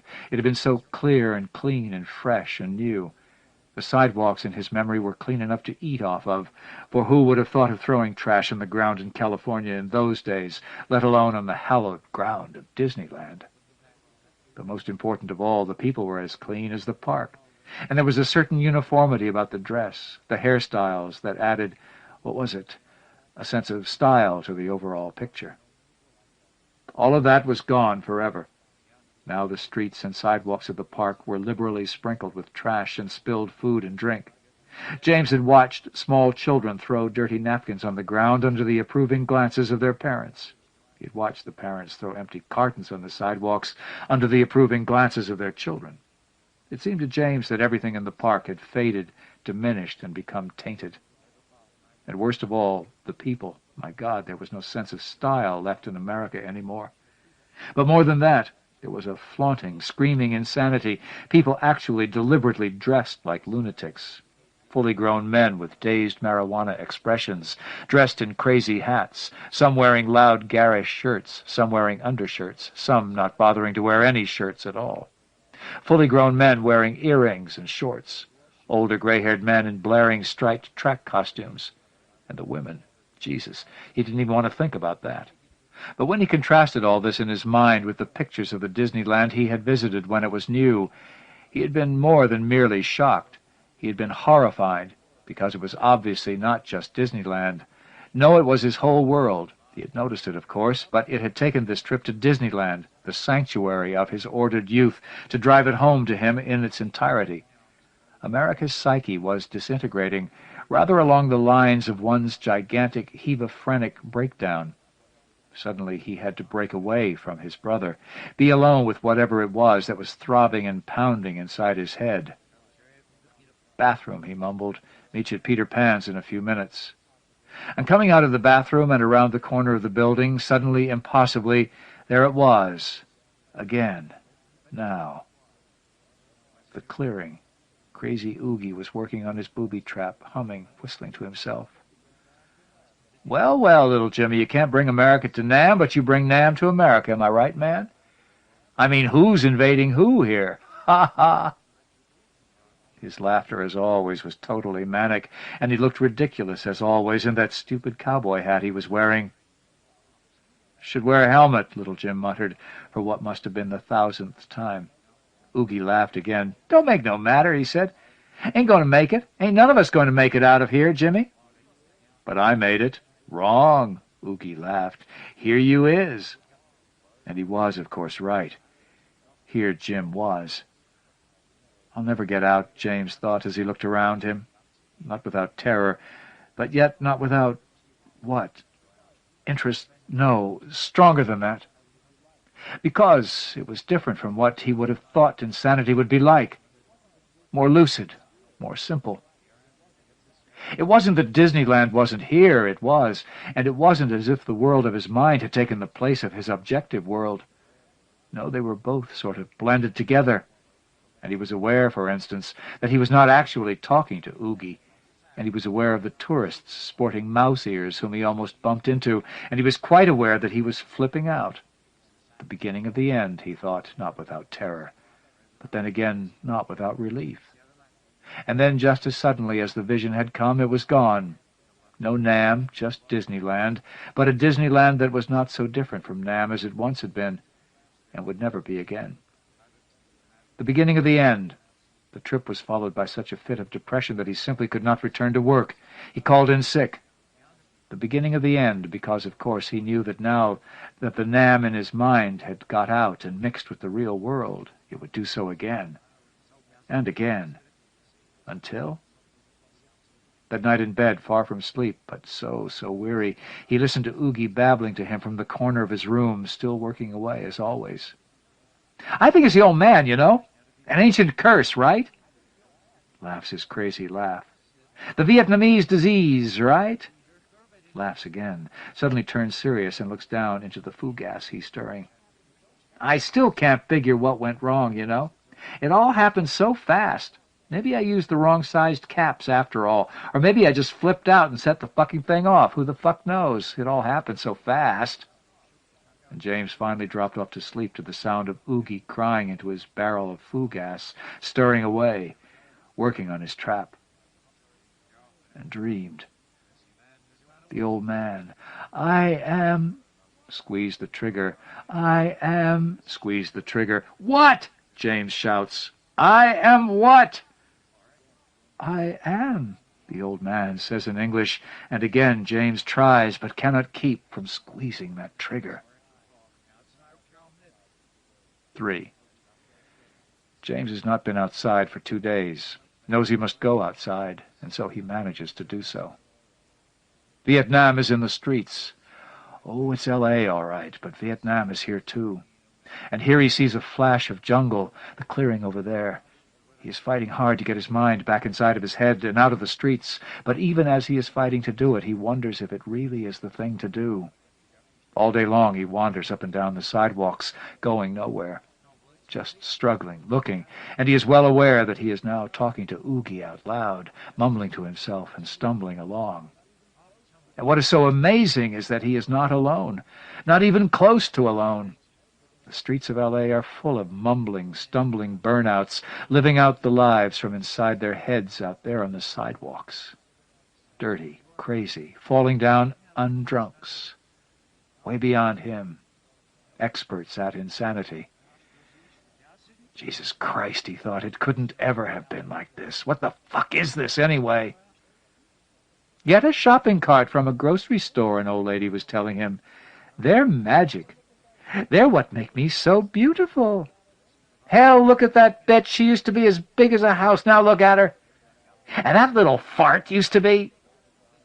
A slender man whose age would have been impossible to guess bolted by them in running shorts and shoes, obviously running home from work like James used to run home from school when he was a little kid. The runner paid no attention to the old lady's story, or curse, or whatever it was, and James's consciousness followed him as he darted across the street, expertly dodging cars, the angry drivers of which seemed to James to be deliberately aiming at him. In a few moments he was gone, but somehow the incident had left James feeling a little better. James wandered on, leaving the old lady cursing and mumbling, and next passed through the territory of a skinny black man who wore his hair in long, intricately woven strings, Rastafarian style. They each seemed to have staked out their own little plot of sidewalk, and somehow each lunatic operated within his or her own territory and respected the boundaries. Home, sweet home. And late that night, James found his way home, through the L.A. streets and the Vietnam jungle, to his apartment, where he spent the night talking to Oogie and dozing off from time to time. When he slept, he dreamed of the old man. The next day was a warm, smoggy day in the jungle. James was out on the sidewalk early, laughing and mumbling to himself with the rest of them. Yes, the jungle was here to stay now. He was sure of that. He would never force it all back into his head again. It was too big for that. And at the same time, there was a kind of ecstasy to it. Once he stopped struggling with it and just let go, why, hell, all that clutter and trash and weirdness had its own beauty. He sat down on the curb and just looked at things for a while. The objects glowed in the blazing sunlight. Broken glass was particularly ornamental. "Everything is God!" the crazy Rastafarian had shouted at him. Sure, why not? As he sat there, an old man with a white beard wandered over and, seemingly reading his mind, stumbled and fell off the curb onto his hands and knees. "Shit!" he shouted. "But what a beauty!" James saw that he was alluding to a Coke bottle in the gutter. Now the old man turned to James, his face transfixed with joy. "See?" He held up the bottle. "Blue heaven! God damn!" He tilted the bottle up to the sun and peered directly into the mouth of it. A sticky syrup ran down out of it, into his eye and down his cheek. In spite of his revulsion, James was intrigued. "What do you see in there?" he said. "I see everything in there," the old man said. "It's my blue heaven. I see every answer to every question. I see God. I see myself. Here, have a look." James swallowed and held the bottle up to the sun and peered into it. Blue fractured and sparkled into other blues, and there was something he could almost see, but couldn't quite, and yet... Suddenly he was looking through dazzling blue light and shimmering heat waves into the dark, cool interior of the hut. The old Vietnamese was holding out his hands. "I," he said. James's finger tried to squeeze on the trigger at the same time as James was struggling against that. "Am," the old man said. James fought desperately to hold himself back, but couldn't, and then from the sky, like the voice of God, he heard the voice of another old man from another world. "It's the answer to everything. Just everything. You can do it," the voice said. And suddenly it was true. This time he did not have to squeeze the trigger, and at last the old Vietnamese man was able to finish his sentence. "You. I am you." James dropped the Coke bottle in the street and began to weep. "See, it didn't break," the old man sitting next to him on the curb said. "It's a miracle. They almost never break." James was weeping in huge, gasping sobs, holding nothing back now. And was it his imagination, or did the old burnout actually pat him on the back and mumble, "The war is over, son," before he wandered off shouting to himself? And now emotion was pouring out of James, blasting out of his body like Oogie's fucking booby trap explosion, and he wasn't even crying so much anymore as just plain howling, releasing everything all at once, clouds of pain and confusion and remorse and just everything. Later, when he came out of it, it was afternoon again. He felt so empty that for a moment he couldn't even remember who he was. But that was okay. Then he looked down, and there the blue Coke bottle lay in the street near the curb. Still glittering, still unbroken. A miracle. James smiled, but it was a weary smile. "I've got to get some sleep," he thought, "if I'm going to make it to work tomorrow." And so he stood up and began to thread his way methodically through the incredible, crazy, late-afternoon L.A. pedestrian traffic. Back home. Bruce McAllister. Bruce McAllister published his first story, The Faces Outside, in Worlds of If in 1963. And since then he has produced a small but highly respected body of work. Many of his short stories have been selected for various Year's Best anthologies, and Humanity Prime, his only novel to date, was published in 1971 as one of the original Ace specials edited by Terry Carr. McAllister was the managing editor of Harry Harrison and Brian Aldiss's Year's Best anthology series, and also associate editor of the West Coast Poetry Review. Since 1974, he has been the director of the writing program at the University of Redlands in Southern California. McAllister is currently working on a revised edition of Humanity Prime and on several new novel projects. The unsettling story that follows is the heart of a novel in progress. Dream Baby by Bruce McAllister. Dream baby got me dreamin' sweet dreams the whole day through. Dream baby got me dreamin' sweet dreams the nighttime, too. Cindy Walker. I don't know whether I was for or against the war when I went. I joined and became a nurse to help. Isn't that why everyone becomes a nurse? We're told it's a good thing, like being a teacher or a mother. What they don't tell us is that sometimes you can't help. Our principal gets on the PA one day and tells us how all these boys across the country are going over there for us and getting killed or maimed. Then he tells us that Tony Fischetti and this other kid are dead, killed in action. Purple Hearts and everything. A lot of the girls start crying. I'm crying.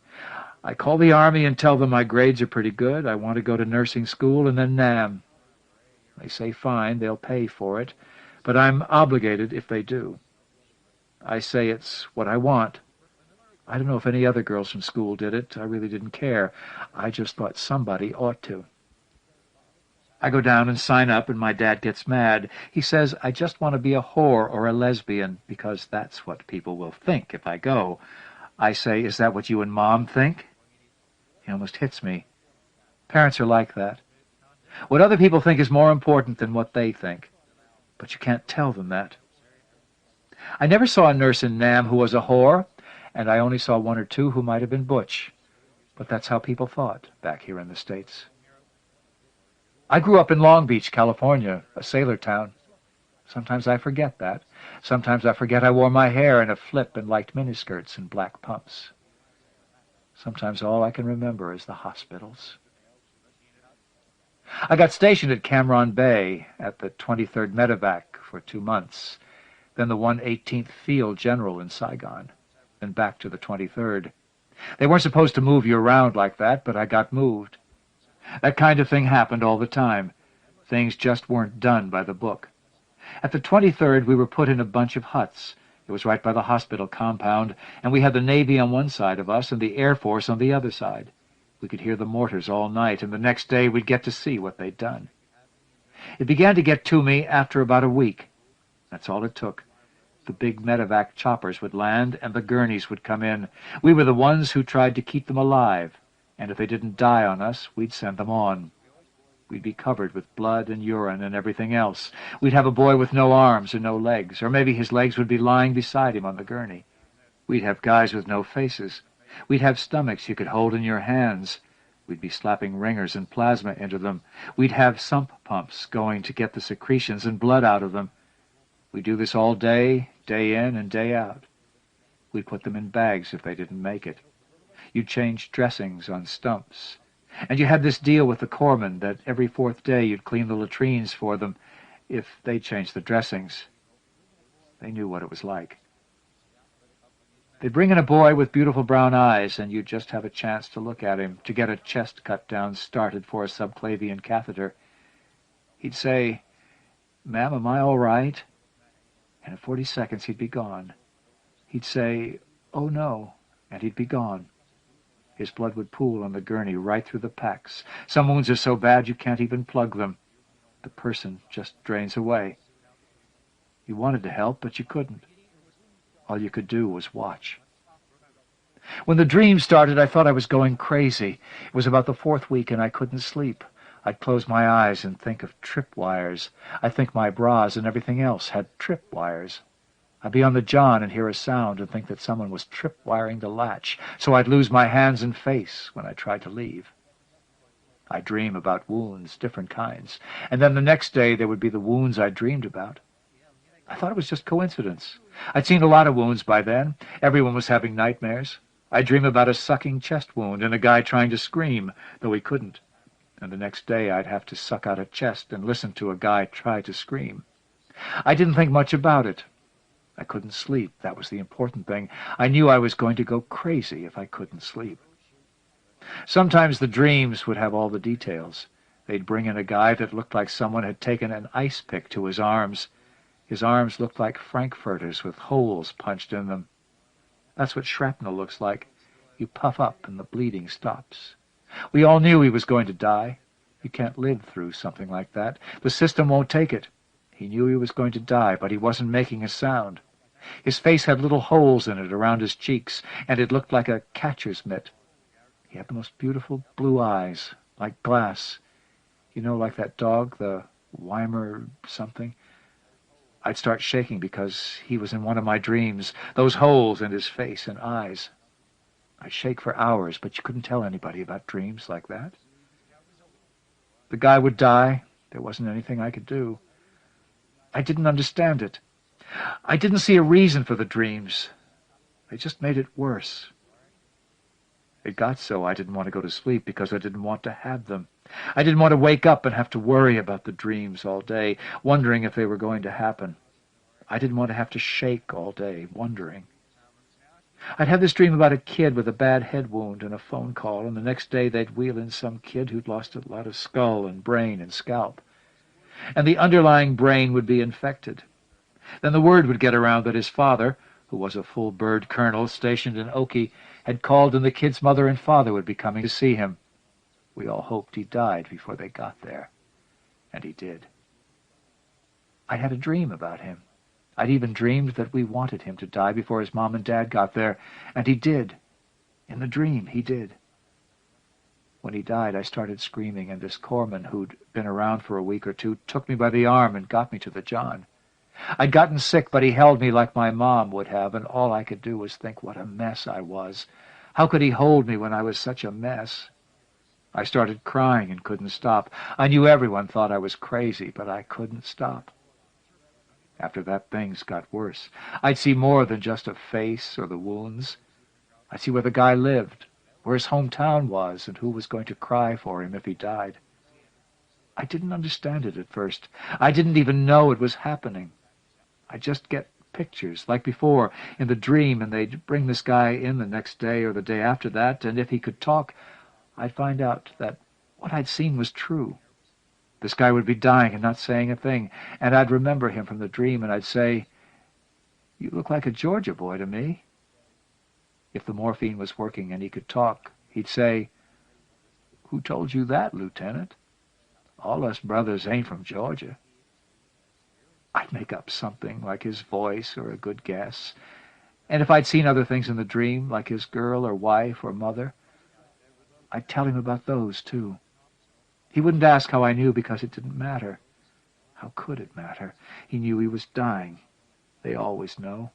I'd talk to him like I'd known him my whole life, and he'd be gone in an hour, or by morning. I had this dream about a commando type dressed in tiger camis. Nobody saying a thing about him in the compound. Spook stuff, ibex, mac, sog, something like that. And I could see his girlfriend in Australia. She had hair just like mine, and her eyes were a little like mine, and she loved him. She was going out with another guy that night, but she loved him, I could tell. In the dream, they brought him into ER with the bottom half of him blown away. The next morning, first thing, they wheeled this guy in, and it was the dream all over again. He was blown apart from the waist down. He was delirious and trying to talk, but his jaw wouldn't work. He had tiger camis on, and we cut them off. I was the one who got him, and everyone knew he wasn't going to make it. As soon as I saw him, I started shaking. I didn't want to see him. I didn't want to look at him. You really don't know what it's like, seeing someone like that and knowing. I didn't want him to die. I never wanted any of them to die. I said, "Your girl in Australia loves you. She really does." He looked at me, and his eyes had that look you get when morphine isn't enough. I could tell he thought I looked like her. He couldn't even see my hair under the cap, and he knew I looked like her.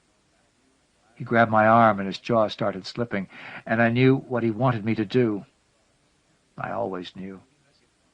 I told him about her long black hair and the beaches in Australia, and what the people were like there, and what there was to do.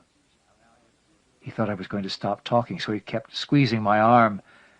I told him what he and his girlfriend had done on a beach outside Melbourne, their favorite beach, and what they'd had to drink that night. And then, this was the first time I'd done it with anyone, I told him what I'd do for him if I was his girlfriend, and we were back in Australia. I said, "I'd wash you real good in the shower. I'd turn the lights down low, and I'd put on some nice music. Then, if you were a little slow, I'd help you." It was what his girlfriend always did. I knew that. It wasn't hard to say. I kept talking. He kept holding my arm, and then he coated on me. They always did. I had a couple of minutes or hours, and then they always coated on me, just like in the dreams. I got good at it. The pictures got better, and I could tell them what they wanted to hear, and that made it easier. It wasn't just faces and burns and stumps. It was things about them. I'd tell them what their girlfriends and wives would do if they were here. Sometimes it was sexual, sometimes it wasn't. Sometimes I'd just ruffle their hair with my hand and tell them what Colorado looked like in summer, or what the last Doors concert they'd been to was like, or what you could do after dark in Newark. I started crying in the big room one day, and this corpsman takes me by the arm, and the next thing I know, I'm sitting on the john, and he's got a needle in his hand, a 2% solution. He doesn't want to see me hurting so much. I tell him no. Why? I don't know. Every week or so, I'd walk into the john and find somebody with a needle in their arm. But it wasn't for me, I thought. People weren't supposed to do that kind of thing. Junkies on the pike back home did it. We all knew that. But not doctors and medics and nurses. It wasn't right, I told myself. I didn't start until a couple of weeks later. There was this guy I want to tell you about. Steve. His name was Steve.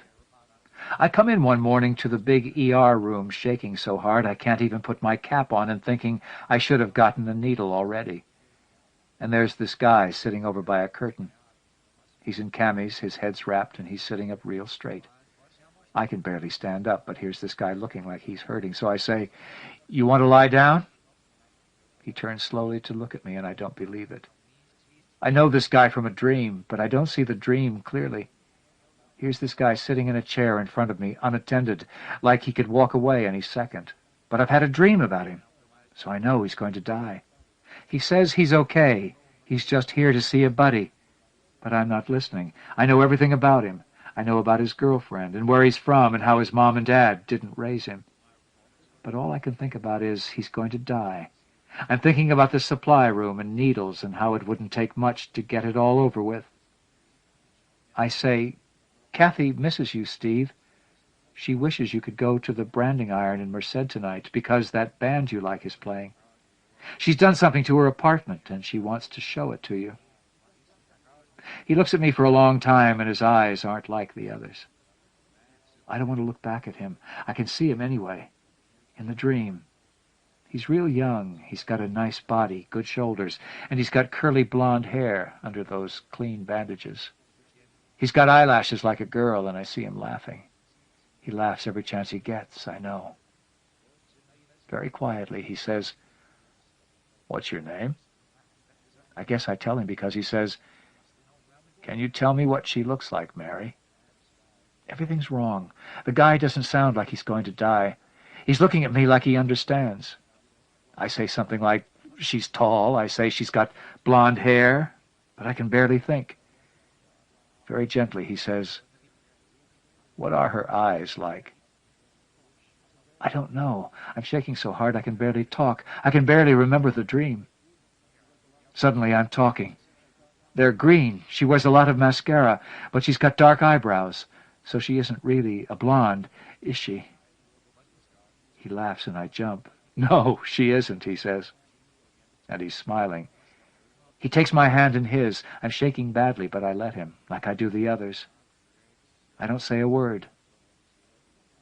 I'm holding it in. I'm scared to death. I'm cold turkeying, and I'm letting him hold my hand because he's going to die. But it's not true. I dreamed about him, but in the dream he didn't die. I know that now. He squeezes my hand like we've known each other a long time, and he says, "Do you do this for all of them?" I don't say a thing. Real quietly he says, "A lot of guys die on you, don't they, Mary?" I can't help it. I start crying. I want to tell him. I want to tell someone, so I do. When I'm finished, he doesn't say something stupid. He doesn't walk away. He doesn't code on me.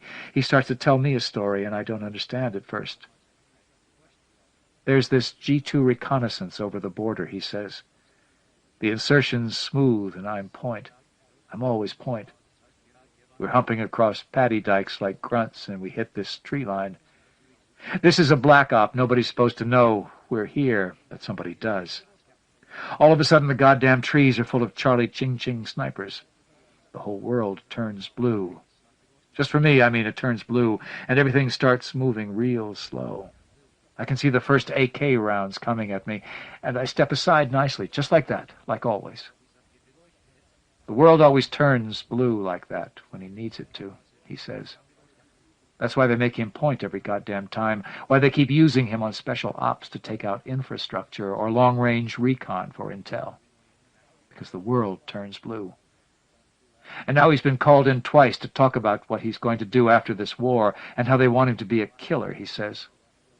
"The records will say he died in this war, and they'll give him a new identity.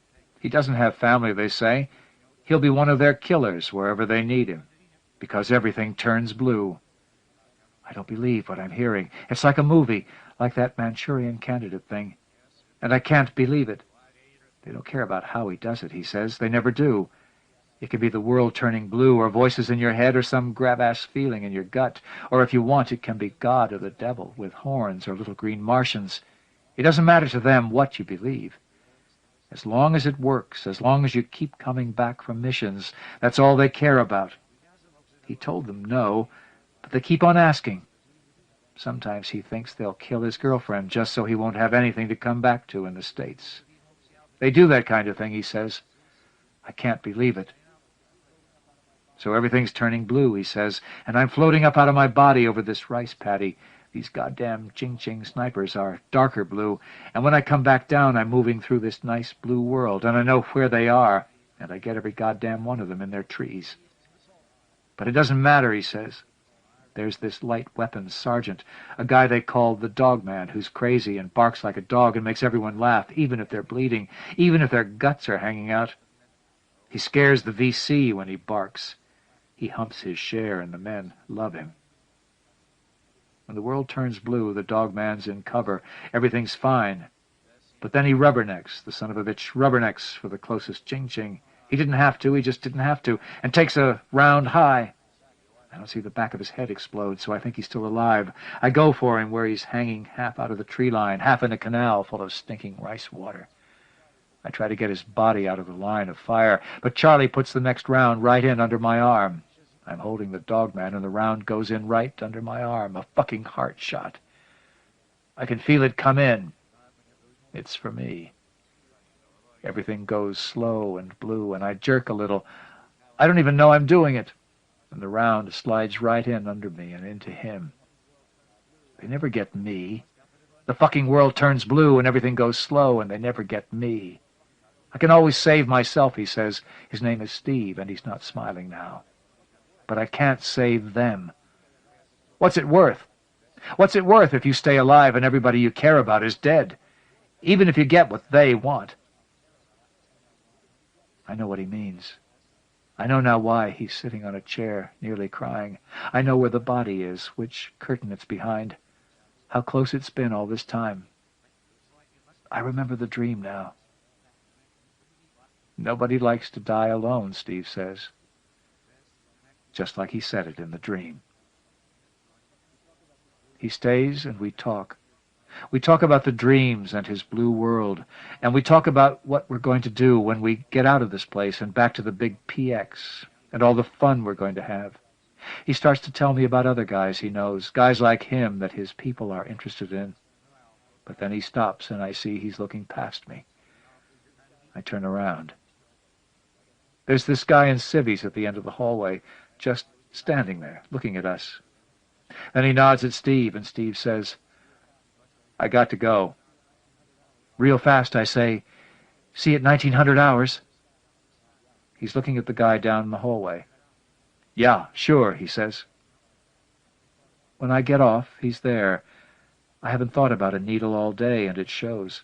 We get a bite to eat and talk some more, and that's that. My roommate says I can have the room for a couple of hours, but I'm a mess. I'm shaking so bad I can't even think about having a good time with this guy. He looks at me like he knows this and says his head hurts and we ought to get some sleep. He gives me a hug. That's it. The same guy in civvies is waiting for him, and they walk away together on Fan House Street. The next day he's gone. I tell myself maybe he was standing down for a couple of days and had to get back, but that doesn't help. I know lots of guys who traveled around in-country AWOL without getting into trouble. What could they do to you? Send you to Nam? I thought maybe he'd call in a couple of days, or write. Later I thought maybe he'd gotten killed, maybe let himself get killed. I really didn't know what to think, but I thought about him a lot. 10 days later I get transferred. I don't even get orders cut. I don't even get in-country travel paper. No one will tell me a thing. The head nurse, the CO, nobody. I get scared because I think they're shipping me back to the States because of the smack or the dreams. They found out about the dreams, and I'm going to be in some VA hospital the rest of my life. That's what I think. All they'll tell me is that I'm supposed to be at the Strip at 0600 hours tomorrow, fatigues and no ID. I get a needle that night, and I barely make it.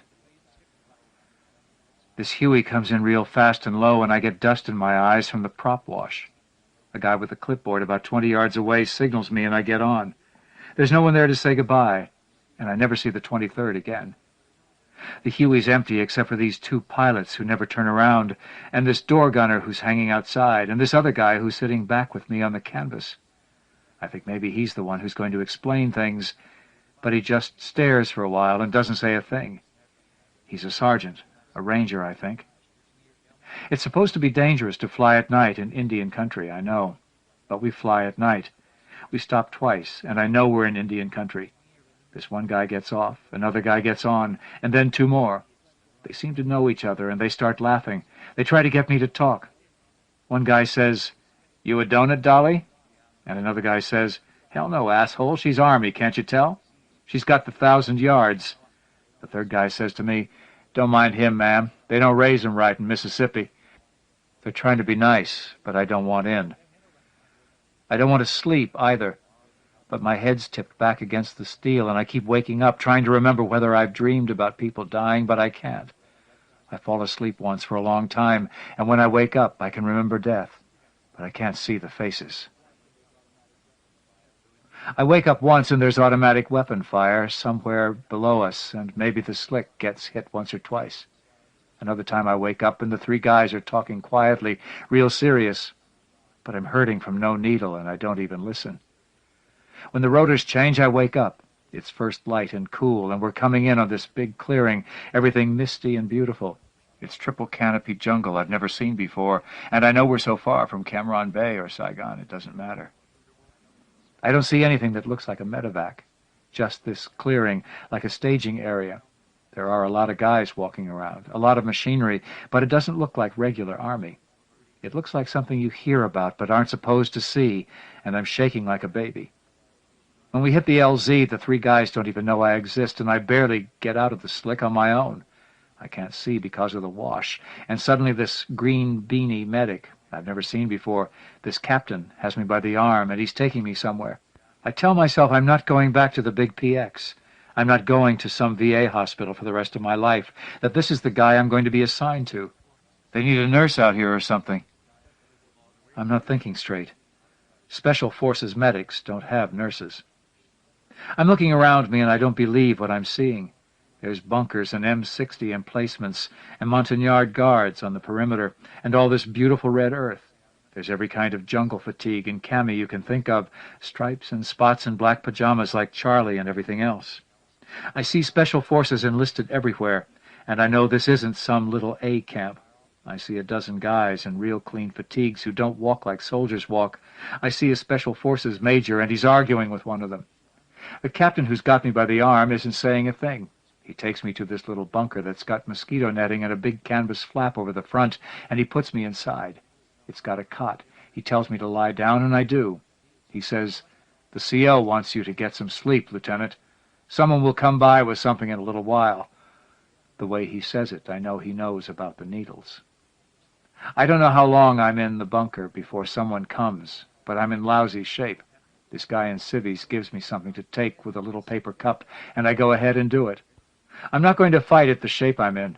I dream and keep dreaming, and in some of the dreams someone comes by with a glass of water, and I take more pills.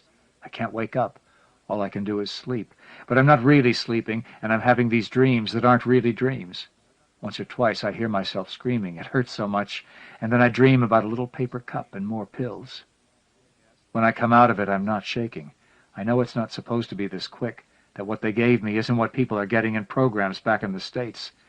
And I get scared again. Who are these guys? I sit in the little bunker all day eating ham and motherfuckers from C-Rat cans, and I tell myself that Steve had something to do with it. I'm scared, but it's nice not to be shaking. It's nice not to be thinking about a needle all the time. The next morning I hear all this noise, and I realize we're leaving. The whole camp is leaving. I can hear this noise like 100 slicks outside, and I get up and look through the flap. I've never seen so many choppers. They've got Chinooks and Hueys and Cobras and Loaches and a sky crane for the CV machines, and they're dusting off and dropping in and dusting off again. I've never seen anything like it. I keep looking for Steve. I keep trying to remember the dreams I had while I was out all those days, and I can't. Finally, the green beanie medic comes back. He doesn't say a word. He just takes me to the LZ, and we wait until a slick drops in. All these tiger stripes pile in with us, but no one says a thing. No one's joking. I don't understand it. We aren't being hit, we're just moving, but no one's joking. We set up in a highlands valley northwest of where we'd been, where the jungle is thicker, but it's not triple canopy. There's this same beautiful mist, and I wonder if we're in some other country, Laos or Cambodia. They have my bunker dug in about an hour, and I'm in it about 30 minutes before this guy appears. I've been looking for Steve, wondering why I haven't seen him, and feeling pretty good about myself. It's nice not to be shaking, to get the monkey off my back, and I'm ready to thank somebody. This guy opens the flap. He stands there for a moment, and there's something familiar about him. He's about 30, and he's in real clean fatigues. He's got MD written all over him, but the kind that never gets any blood on him. I think of VA hospitals, psychiatric wards, and I get scared again. "How are you feeling, Lieutenant?" "Fine," I say, but I'm not smiling. I know this guy from the dreams, the little paper cups and pills, and I don't like what I'm feeling. "Glad to hear it. Remarkable drug, isn't it, Lieutenant?" I nod. Nothing he says surprises me. "Someone wants to see you, Lieutenant." I get up, dreading it. I know he's not talking about Steve. They've got all the bunkers dug, and he takes me to what has to be the CP. There isn't a guy inside who isn't in real clean fatigues. There are 3 or 4 guys who have the same look this guy has, MDs that don't ever get their hands dirty, and intel types pointing at maps and pushing things around on a couple of sand table mock-ups. There's this one guy with his back turned, and everyone else keeps checking in with him. He's tall, he's got a full head of hair, but it's going gray. He doesn't even have to turn around, and I know. It's the guy in civvies at the end of the hallway at the 23rd. The guy that walked away with Steve on Fan Howe Street. He turns around, and I don't give him eye contact. He looks at me, smiles, and starts over. There are 2 guys trailing him, and he's got this smile that's supposed to be charming. "How are you feeling, Lieutenant?" he says. "Everybody keeps asking me that," I say, and I wonder why I'm being so brave. "That's because we're interested in you, Lieutenant," he says. He's got this jungle outfit on with gorgeous creases and some canvas jungle boots that breathe nicely. He looks like an ad from a catalog, but I know he's no joke. He's no pogue lifer. He's wearing this stuff because he likes it, that's all. He could wear anything he wanted to because he's not military, but he's the CO of this operation, which means he's fighting a war I don't know a thing about. He tells me he's got some things to straighten out first, but that if I go back to my little bunker, he'll be there in an hour. He asks me if I want anything to eat. When I say sure, he tells the MD type to get me something from the mess. I go back, I wait. When he comes, he's got a file in his hand, and there's a young guy with him who's got a cold 6-pack of Coke in his hand. I can tell they're cold because the cans are sweating. I can't believe it. We're out here in the middle of nowhere. We're probably not even supposed to be here, and they're bringing me cold Coke. When the young guy leaves, the CO sits on the edge of the cot, and I sit on the other, and he says, "Would you like one, Lieutenant?" I say, "Yes, sir," and he pops the top with a church key. He doesn't take one himself, and suddenly I wish I hadn't said yes. I'm thinking of old movies where Jap officers offer their prisoners a cigarette so they'll owe them one. There's not even any place to put the can down, so I hold it between my hands. "I'm not sure where to begin, Lieutenant," he says. "But let me assure you, you're here because you belong here." He says it gently, real softly, but it gives me a funny feeling. "You're an officer, and you've been in country for some time. I don't need to tell you that we're a very special kind of operation here. What I do need to tell you is that you're one of 300 we've identified so far in this war. Do you understand?" I say, "No, sir." "I think you do, but you're not sure, right? You've accepted your difference, your gift, your curse, your talent, whatever you would like to call it, but you can't as easily accept the fact that so many others might have the same thing. Am I right, Mary? May I call you Mary?" I don't like the way he says it, but I say yes. "We've identified 300 like you, Mary. That's what I'm saying." I stare at him. I don't know whether to believe him.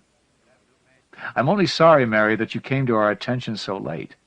Being alone with a gift like yours isn't easy, I'm sure, and finding a community of those who share it, the same gift, the same curse, is essential if the problems that always accompany it are to be worked out successfully.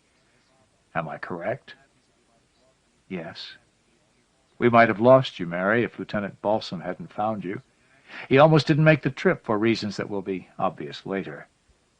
If he hadn't met you, Mary, I'm afraid your hospital would have sent you back to the States for drug abuse, if not for what they perceived as an increasingly dysfunctional neurosis.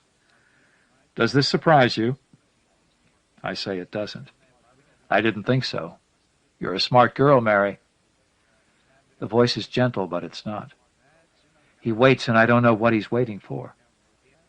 I say, "Thank you for whatever it was. That no need to thank us, Mary. Were that particular drug available back home right now, it wouldn't seem like such a gift, would it?" He's right. He's the kind who's always right, and I don't like the feeling. "Anyway, thanks," I say. I'm wondering where Steve is." "You're probably wondering where Lieutenant Balsam is, Mary." I don't bother to nod this time. "He'll be back in a few days. We have a policy here of not discussing missions, even in the ranks, and as commanding officer I like to set a good example. You can understand, I'm sure." He smiles again, and for the first time I see the crow's feet around his eyes, and how straight his teeth are, and how there are little capillaries broken on his cheeks. He looks at the Coke in my hands and smiles. Then he opens the file he has. "If we were doing this the right way, Mary, we would get together in a nice air-conditioned building back in the States and go over all this together. But we're not in any position to do that, are we? I don't know how much you've gathered about your gift, Mary, but people who study such things have their own way of talking. They would call yours a TPC hybrid with traumatic neurosis, dissociative features." He smiled. "That's not as bad as it sounds. It's quite normal.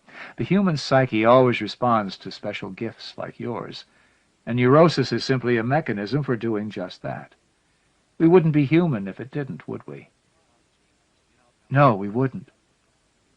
He's smiling at me, and I know what he wants me to feel. I feel like a little girl sitting on a chair being good, listening, and liking it, and that is what he wants.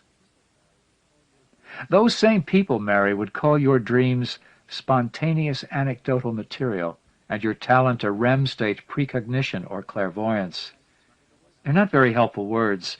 They're the words of people who've never experienced it themselves. Only you, Mary, know what it really feels like inside. Am I right?" I remember liking how that felt. Only you. I needed to feel that, and he knew I needed to. "Not all 300 are dreamers like you, of course. Some are what those same people would call kinetic phenomena generators. Some are tactility-triggered remoters, or OBE clears. Some leave their bodies in a firefight and acquire information that could not be acquired in ordinary ways, which tells us that their talent is indeed authentic. Others see auras when their comrades are about to die, and if they can get those auras to disappear, their friends will live. Others experience only a vague visceral sensation, a gut feeling which tells them where mines and tripwires are. They know, for example, when a crossbow trap will fire, and this allows them to knock away the arrows before they can hurt them. Still others receive pictures, like waking dreams, of what will happen in the next minute, hour, or day in combat. With very few exceptions, Mary, none of these individuals experienced anything like this as civilians.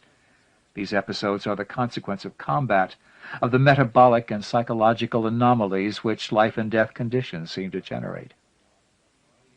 He looks at me, and his voice changes now, as if on cue.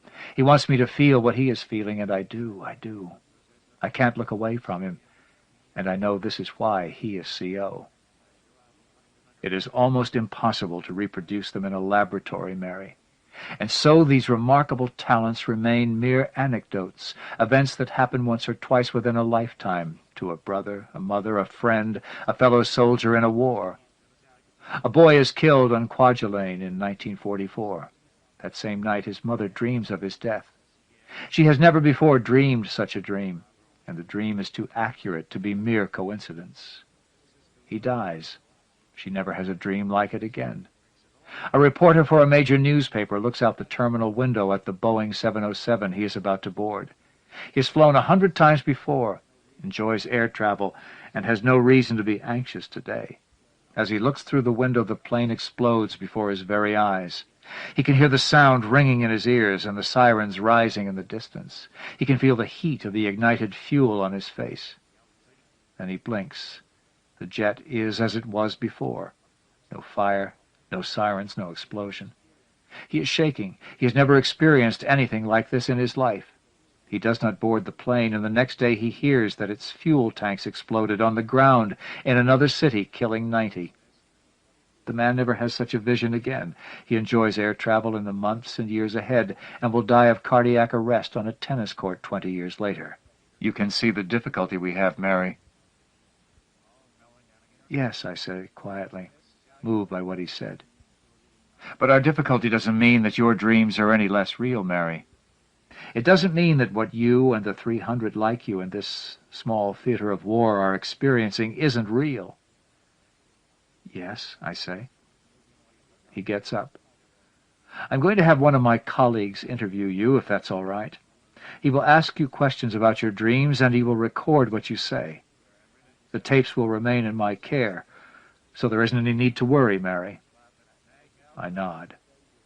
I hope that you will view your stay here as deserved R&R, and as a chance to make contact with others who understand what it is like. For paperwork's sake, I've assigned you to golf team. You met 3 of its members on your flight in, I believe. You may write to your parents as long as you make reference to a medevac unit in Pleiku, rather than to our actual operation here. Is that clear? He smiles like a friend would and makes his voice as gentle as he can. I'm going to leave the rest of the coke and a church key. Do I have your permission? He grins. It's a joke, I realize. I'm supposed to smile. When I do, he smiles back, and I know he knows everything. He knows himself, he knows me, what I think of him, what I've been thinking every minute he's been here. It scares me that he knows. His name is Buchanan. The man that came was one of the other MD types from the tent. He asked, and I answered. The question that took the longest was, what were your dreams like? Be as specific as possible, both about the dream content and its relationship to reality. That is, how accurate the dream was as a predictor of what happened. Describe how the dreams and their relationship to reality, that is, their accuracy, affected you both psychologically and physically. For example, sleeplessness, nightmares, inability to concentrate, anxiety, depression, uncontrollable rages, suicidal thoughts, drug abuse. It took us 6 hours and 6 tapes. We finished after dark. I did what I was supposed to do. I hung around golf team. There were 6 guys, this lieutenant named Pagano, who was in charge, and this demo sergeant named Christabel, who was their talent. He was, I found out, an OBE clairvoyant with EEG anomalies, which meant that in a firefight he could leave his body just like Steve could. He could leave his body, look back at himself, that's what it felt like, and see how everyone else was doing and maybe save someone's ass. They were a good team. They hadn't lost anybody yet, and they loved to tease this sergeant every chance they got. We talked about Saigon and what you could get on the black market. We talked about missions, even though we weren't supposed to. The 3 guys from the Slick even got me to talk about the dreams. I was feeling that good, and when I heard they were going out on another mission at 0300 hours the next morning without the sergeant, some little mission they didn't need him on, I didn't think anything about it. I woke up in my bunker that night screaming because 2 of the guys from the Slick were dead. I saw them dying out in the jungle. I saw how they died, and suddenly I knew what it was all about, why Buchanan wanted me here. He came by the bunker at first light. I was still crying. He knelt down beside me and put his hand on my forehead. He made his voice gentle. He said, "What was your dream about, Mary?" I wouldn't tell him. "You've got to call them back," I said. "I can't, Mary," he said. "We've lost contact." He was lying, I found out later. He could have called them back. No one was dead yet. But I didn't know that then. So I went ahead and told him about the 2 I'd dreamed about, the one from Mississippi and the one who'd thought I was a donut dolly. He took notes. I was a mess, crying and sweaty, and he pushed the hair away from my forehead and said he would do what he could. I didn't want him to touch me, but I didn't stop him. I didn't stop him. I didn't leave the bunker for a long time. I couldn't. No one told me the 2 guys were dead. No one had to. It was the right kind of dream, just like before, but this time I'd known them. I'd met them. I'd laughed with them in the daylight, and when they died I wasn't there. It wasn't on some gurney in a room somewhere. It was different. It was starting up again, I told myself. I didn't get out of the cot until noon. I was thinking about needles, that was all. He comes by again at about 1900 hours, just walks in and says, "Why don't you have some dinner, Mary? You must be hungry." I go to the mess they've thrown together in one of the big bunkers. I think the guys are going to know about the screaming, but all they do is look at me like I'm the only woman in the camp. That's all, and that's okay. Suddenly I see Steve. He's sitting with 3 other guys, and I get this feeling he doesn't want to see me, that if he did, he'd have come looking for me already, and I should turn around and leave. But one of the guys is saying something to him, and Steve is turning, and I know I'm wrong. He's been waiting for me. He's wearing camis, and they're dirty. He hasn't been back long, and I can tell by the way he gets up and comes toward me. He wants to see me. We go outside and stand where no one can hear us. He says, "Jesus, I'm sorry." I'm not sure what he means. "Are you okay?" I say, but he doesn't answer. He's saying, "I wasn't the one who told him about the dreams, Mary, I swear it. All I did was ask for a couple hours layover to see you." But he doesn't like that. He doesn't like variables. When he gets me back to camp, he has you checked out. The hospital says something about dreams and how crazy you're acting, and he puts it together. He's smart, Mary. He's real smart. I tell him to shut up. It isn't his fault, and I'd rather be here than back in the States in some VA program or ward. But he's not listening. He's got you here for a reason, Mary. He's got all of us here for a reason, and if I hadn't asked for those hours, he wouldn't know you existed.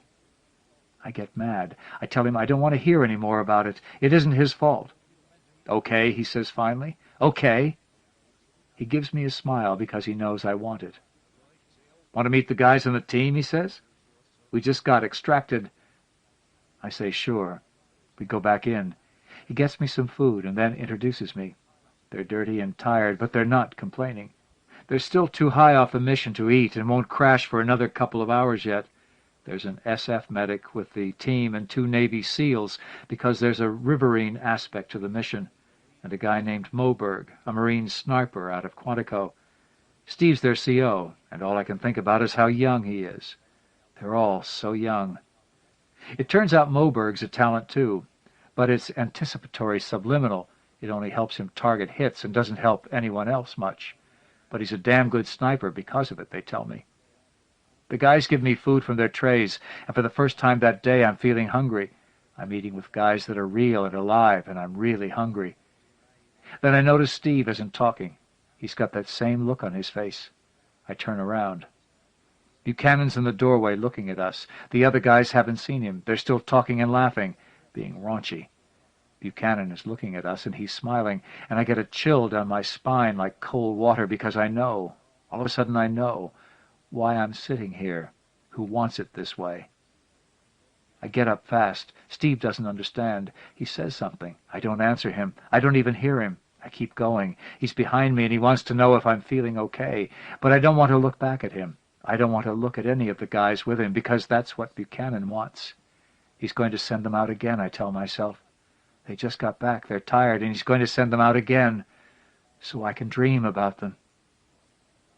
I'm not going to go to sleep, I tell myself. I walk the perimeter until they tell me I can't do that anymore. It's too dangerous. Steve follows me, and I start screaming at him, but I'm not making any sense. He watches me for a while, and then someone comes to get him, and I know he's being told he's got to take his team out again. I ask for some Benzedrine from the green beanie medic, who brings me aspirin when I want it, but he says he can't. That word has come down that he can't. I try writing a letter to my parents, but it's 0400 hours, and I'm going crazy trying to stay awake because I haven't had more than 4 hours sleep for a couple of nights, and my body temperature's dropping on the diurnal. I ask for some beer, and they get it for me. I ask for some scotch. They give it to me, and I think I've won. I never go to sleep on booze, but Buchanan doesn't know that. I'll stay awake, and I won't dream.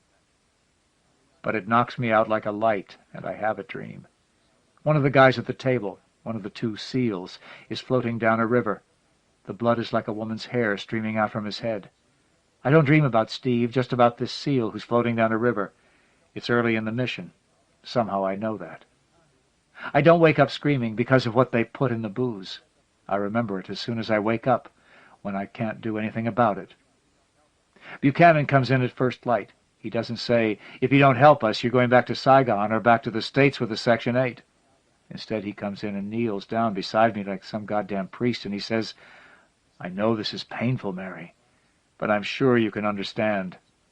I say, "Get the hell out of here, motherfucker." It's like he hasn't heard.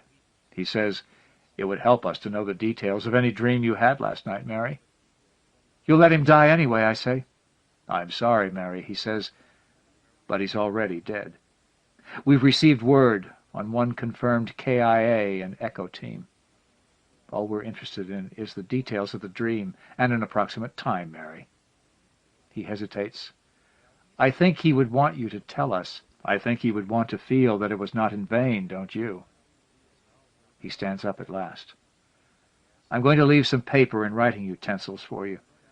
I can understand what you're going through, more than you might imagine, Mary, and I believe that if you give it some thought, if you think about men like Steve and what your dreams could mean to them, you will write down the details of your dream last night. I scream something at him. When he's gone, I cry for a while. Then I go ahead and write down what he wants. I don't know what else to do. I don't go to the mess. Buchanan has food brought to my bunker, but I don't eat it.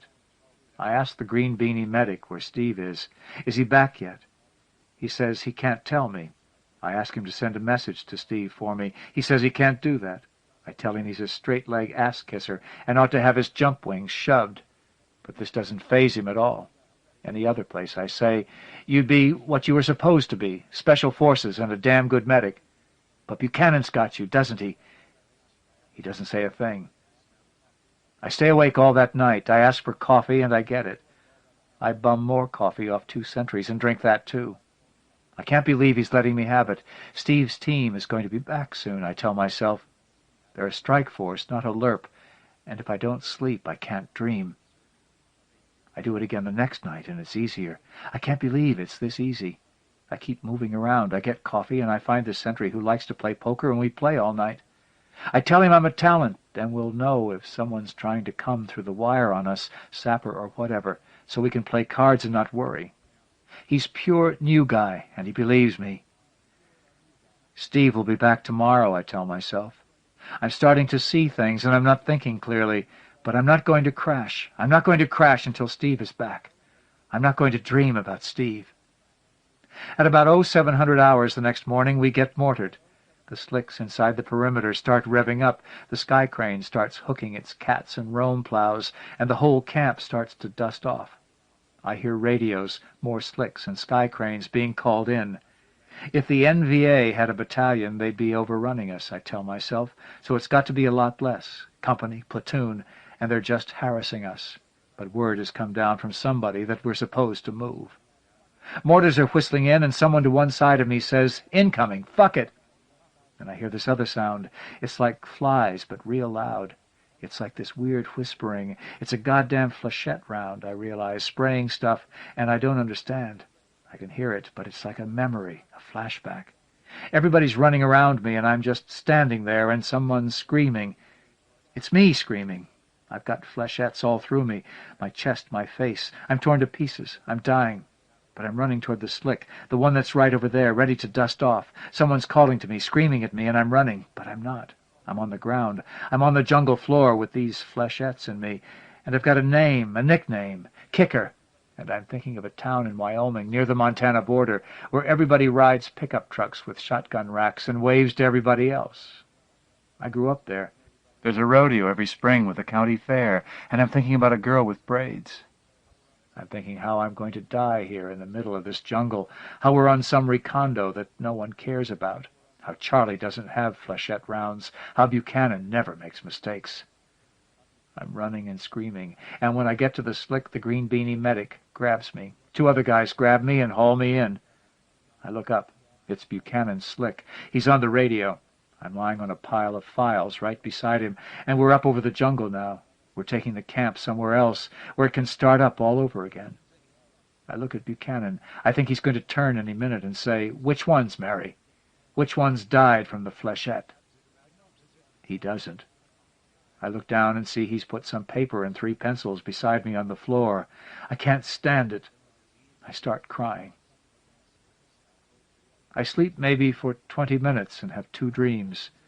2 other guys died out there somewhere with flechettes in them.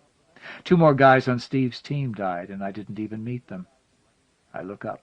Buchanan's smiling at me. "It happened, didn't it, Mary?" he says gently. "It happened in the daylight this time, didn't it?" At the new camp I stayed awake another night, but it was hard, and it didn't make any difference. It probably made it worse.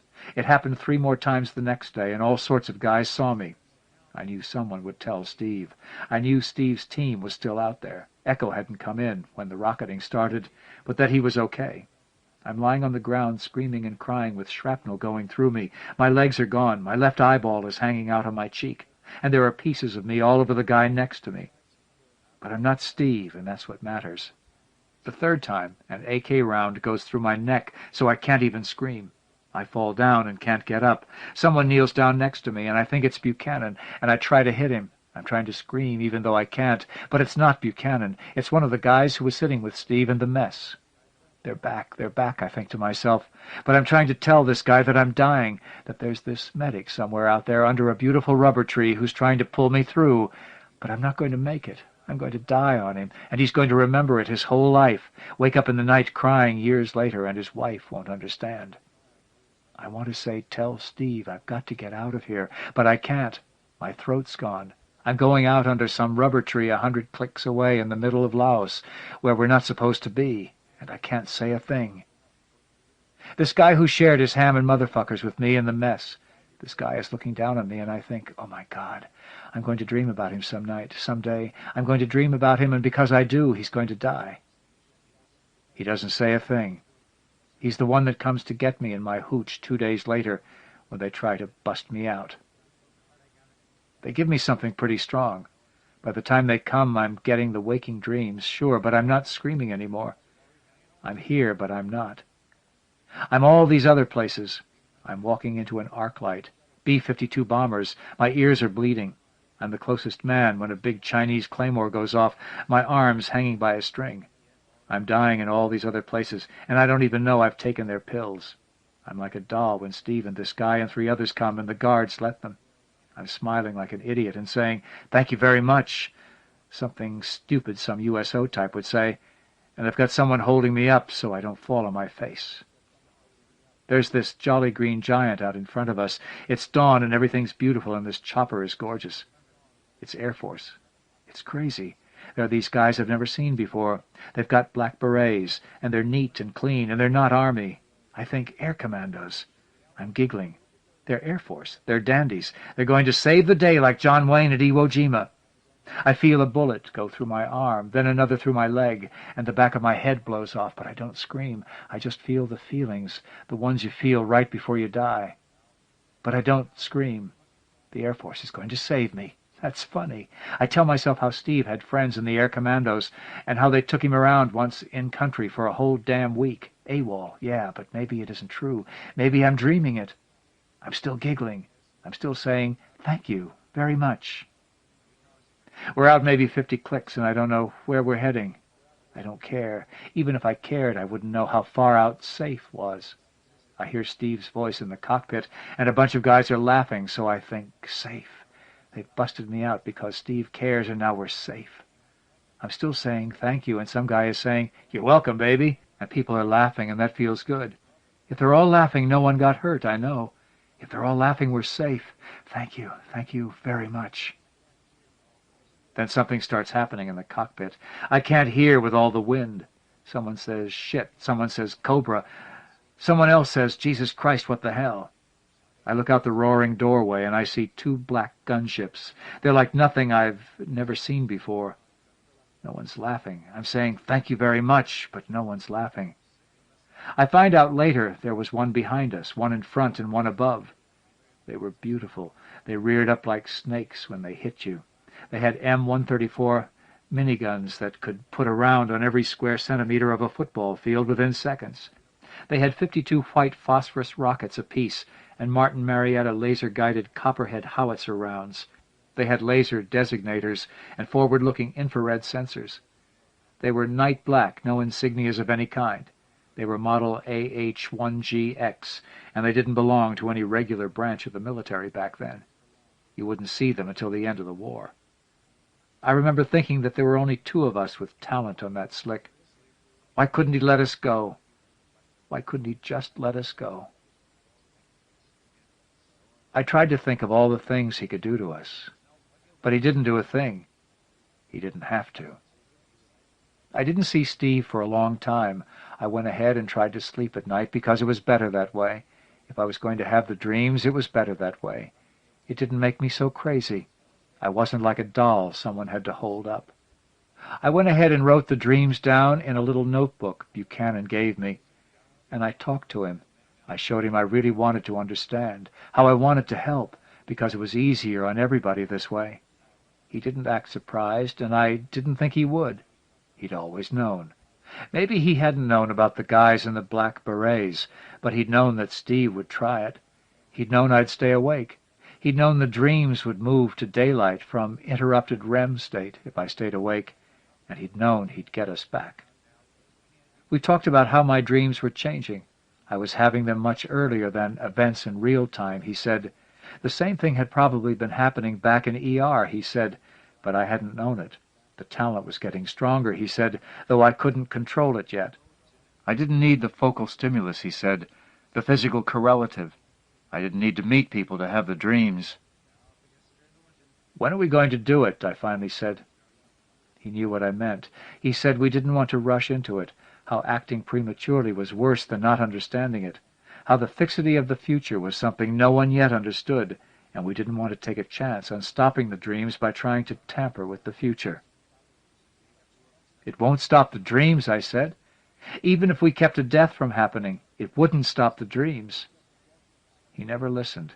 He wanted them to die. He wanted to take notes on how they died and how my dreams matched their dying, and he wasn't going to call anyone back until he was ready to.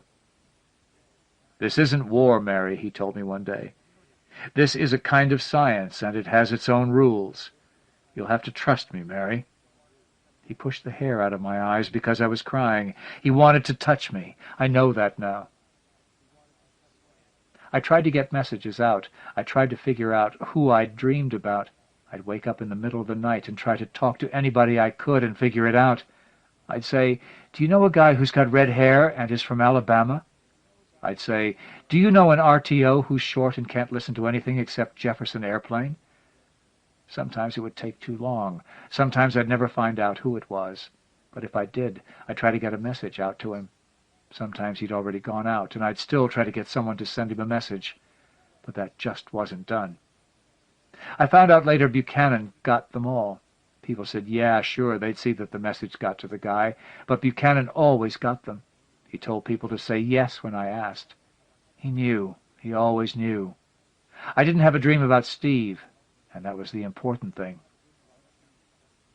But I finally dreamed that Steve died, that it took more guys in uniforms than you'd think possible, with more weapons than you'd think they'd ever need, in a river valley awfully far away.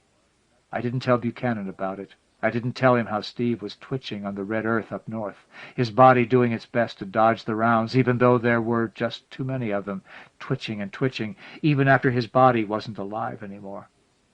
I cried for a while and then stopped. I wanted to feel something, but I couldn't. I didn't ask for pills or booze, and I didn't stay awake the next 2 nights scared about dreaming it again. There was something I needed to do. I didn't know how long I had. I didn't know whether Steve's team, the one in the dream, had already gone out or not. I didn't know a thing, but I kept thinking about what Buchanan had said, the fixity, how maybe the future couldn't be changed, how even if Buchanan hadn't intercepted those messages, something else would have kept the future the way it was, and those guys would have died anyway. I found the green beanie medic who'd taken me to my hooch that first day. I sat down with him in the mess. One of Buchanan's types was watching us, but I sat down anyway. I said, "Has Steve Balsam been sent out yet?" And he said, "I'm not supposed to say, Lieutenant. You know that." "Yes, Captain, I do know that. I also know that because you took me to my little bunker that day, I will probably dream about your death before it happens, if it happens here. I also know that if I tell the people running this project about it, they won't do a thing, even though they know how accurate my dreams are.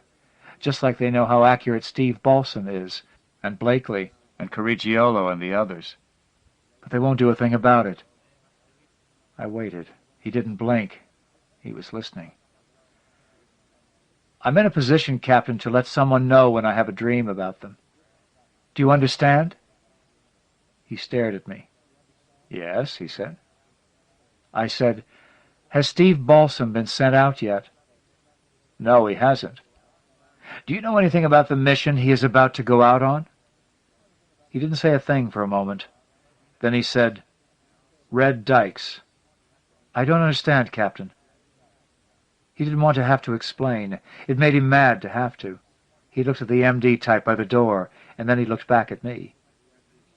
"You can take out the red dikes with a 1K nuclear device, Lieutenant. Everyone knows this.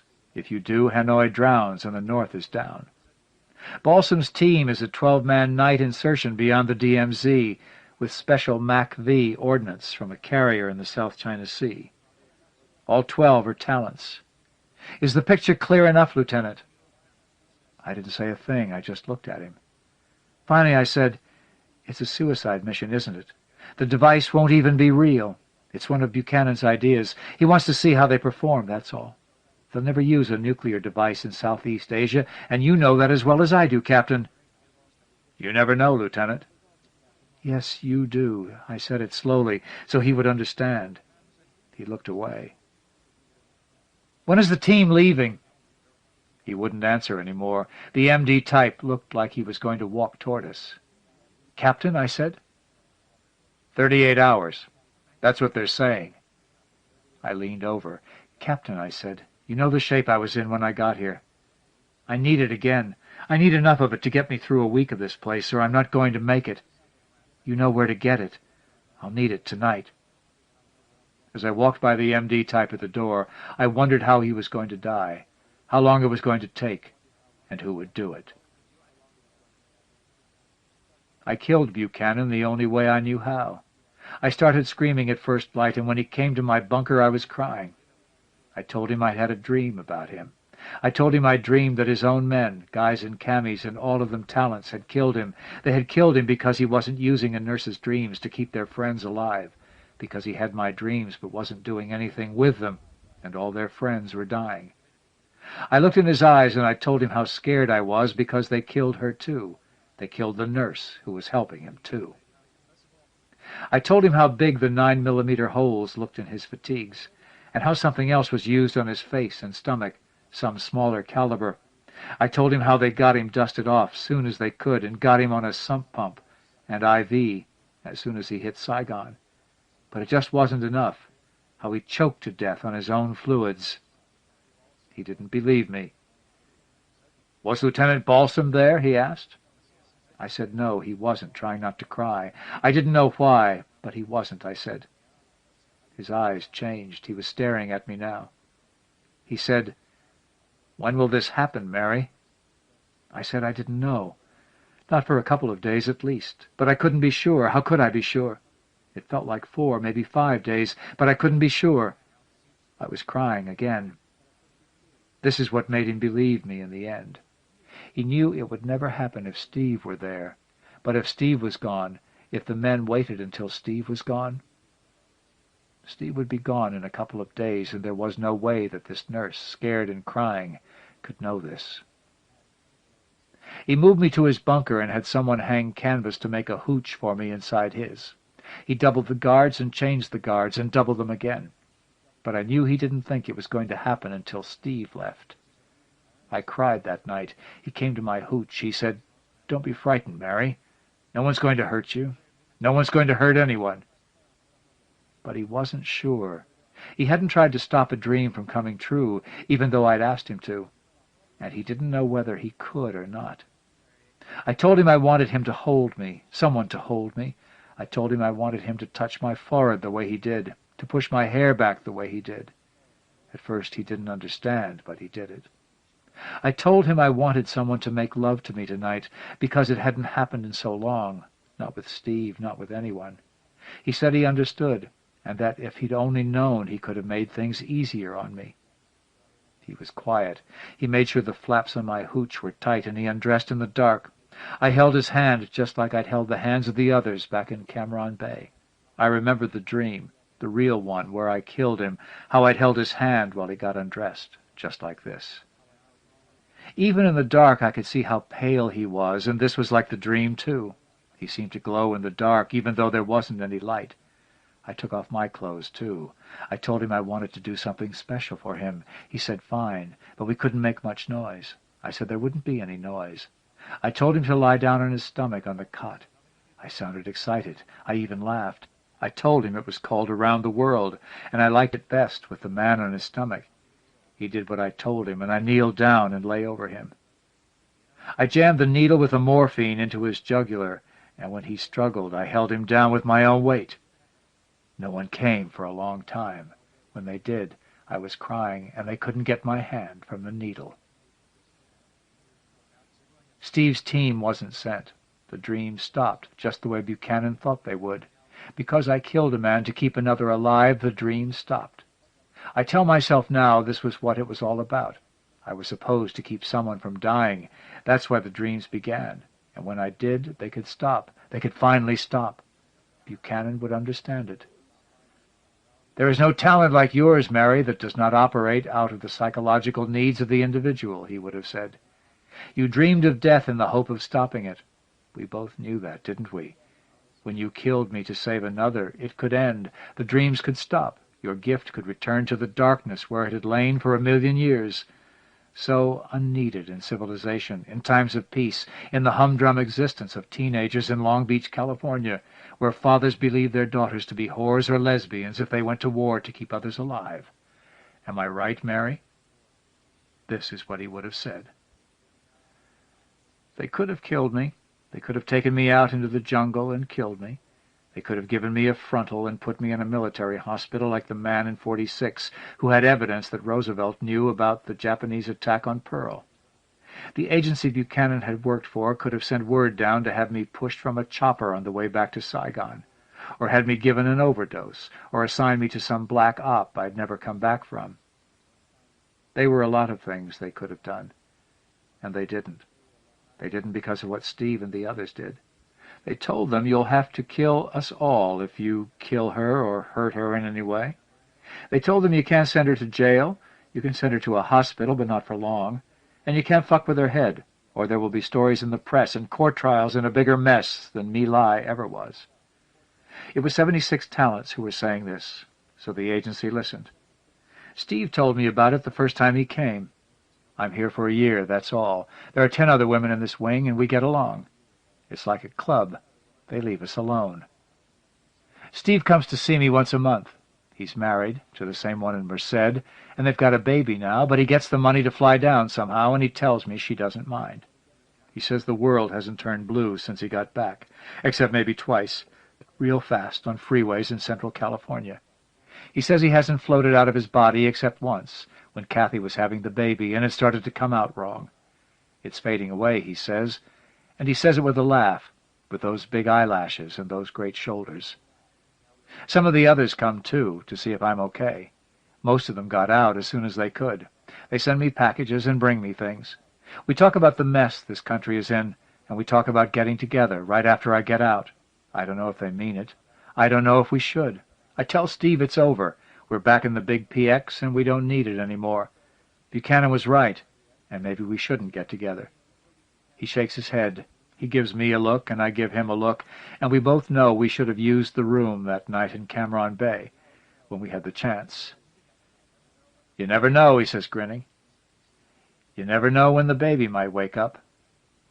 That's the way he talks these days, now that he's a father. You never know when the baby might wake up.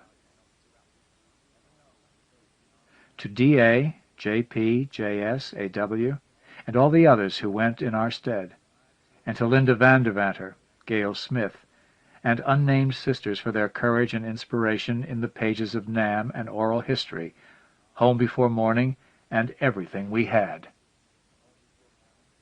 Afterward to Dream Baby. It was not the editor's intention to include afterwards to the stories, but we think that the following warrants making the exception to the rule. McAllister writes, Dream Baby is based on 4 years of interviews and correspondence with a dozen vets ranging from privates through seasoned NCOs to intelligence officers, all of whom had spontaneous anecdotal ESP experiences in NAM, which they felt helped keep them alive. There isn't an ESP talent in the story that doesn't come from a vet interviewed or corresponded with.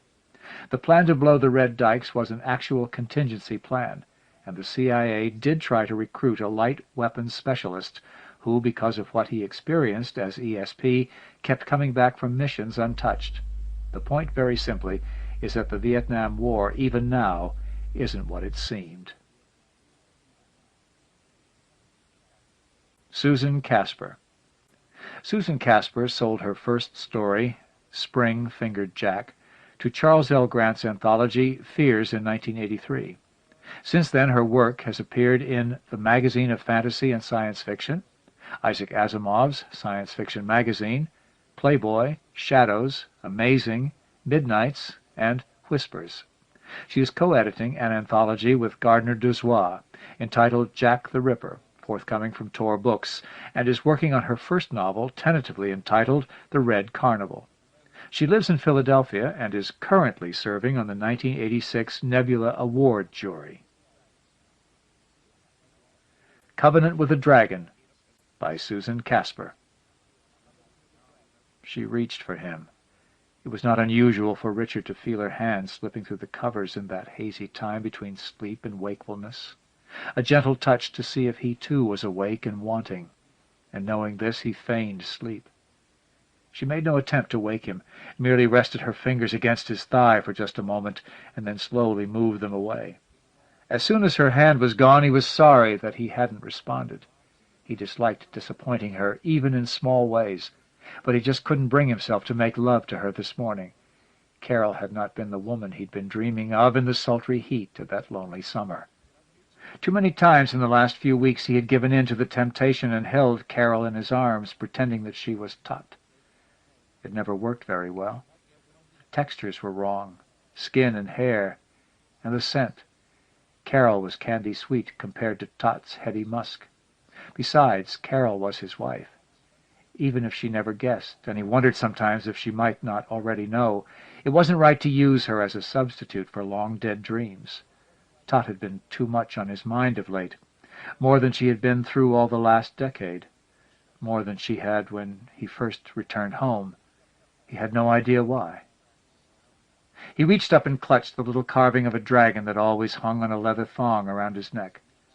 The memories came, romantic ones at first, sweetly scented flowers, gentle heat, the laughter he shared with Tut as she gave him the carving and tried to convince him that it would help keep him safe. But he made an effort of will, and slowly the reality began to penetrate. For the first time in a long time, he saw the squalid house, ruined by war, invaded by insects. He could hear the baby cry, and once again felt a desperate desire to go and comfort her, to assure her that things would be all right when he knew that there was no such assurance. The pain in his leg throbbed as he searched the debris, while his world crumbled and hope collapsed within him. He grasped the dragon, holding it tightly in his fist, and allowed the pain to ease slowly away. "Honey, are you okay? It's getting late." Carol's voice startled him back to reality. He noted the look of concern on her face and forced himself to smile.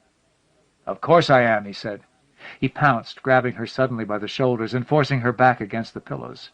"One for you," he said, kissing her cheek. "And one for Godzilla," he added, bending to kiss the barely noticeable bulge of her abdomen. He rolled out of the bed and began to get dressed. "Remember, Pop's coming home from the hospital tonight, so we're eating at Dom and Marie's." He said goodbye to his son and went out into the early morning breeze. His brother Joey had often offered to pick him up with the truck on his way back from the food distribution center, but it was so beautiful in the mornings before the worst of the day's weather hit, and only a handful of people on the streets. Besides, it wasn't such a long walk. The market was already a busy place when he got there. Angelina Lopato was emptying a bucket of ice into her display window for the squid and porgies and fillets of bluefish, cod, and flounder to rest on. Outside her store were barrels of live crabs and buckets of mussels and clams. Several of the butchers were laying out bright red cuts of meat delivered fresh from the slaughterhouse around the corner, and the poultrymen were stacking crates of squawking birds and frantically scrabbling rabbits, waiting to be selected for their moment of glory. Mrs. Lee, an elderly Vietnamese woman who was the newest vendor in his block of the market, had just let herself out of her son's station wagon to begin setting up her card table across the street. Joey was late with the truck. There were no crates to be pried open, no oranges to tumble out onto the dusty gray planks of his rickety stand, no onions to rustle their brown paper skins in the cool morning breeze. He lit a cigarette and leaned back against the cool bricks of the spice store to wait. Across the street, Mrs. Lee's son piled boxes on the sidewalk so that the children with him could unpack their goodies onto the table. There were always groups of children around Mrs. Lee's stand in the mornings, so many that he had been unable to keep himself from asking her once if they were all hers.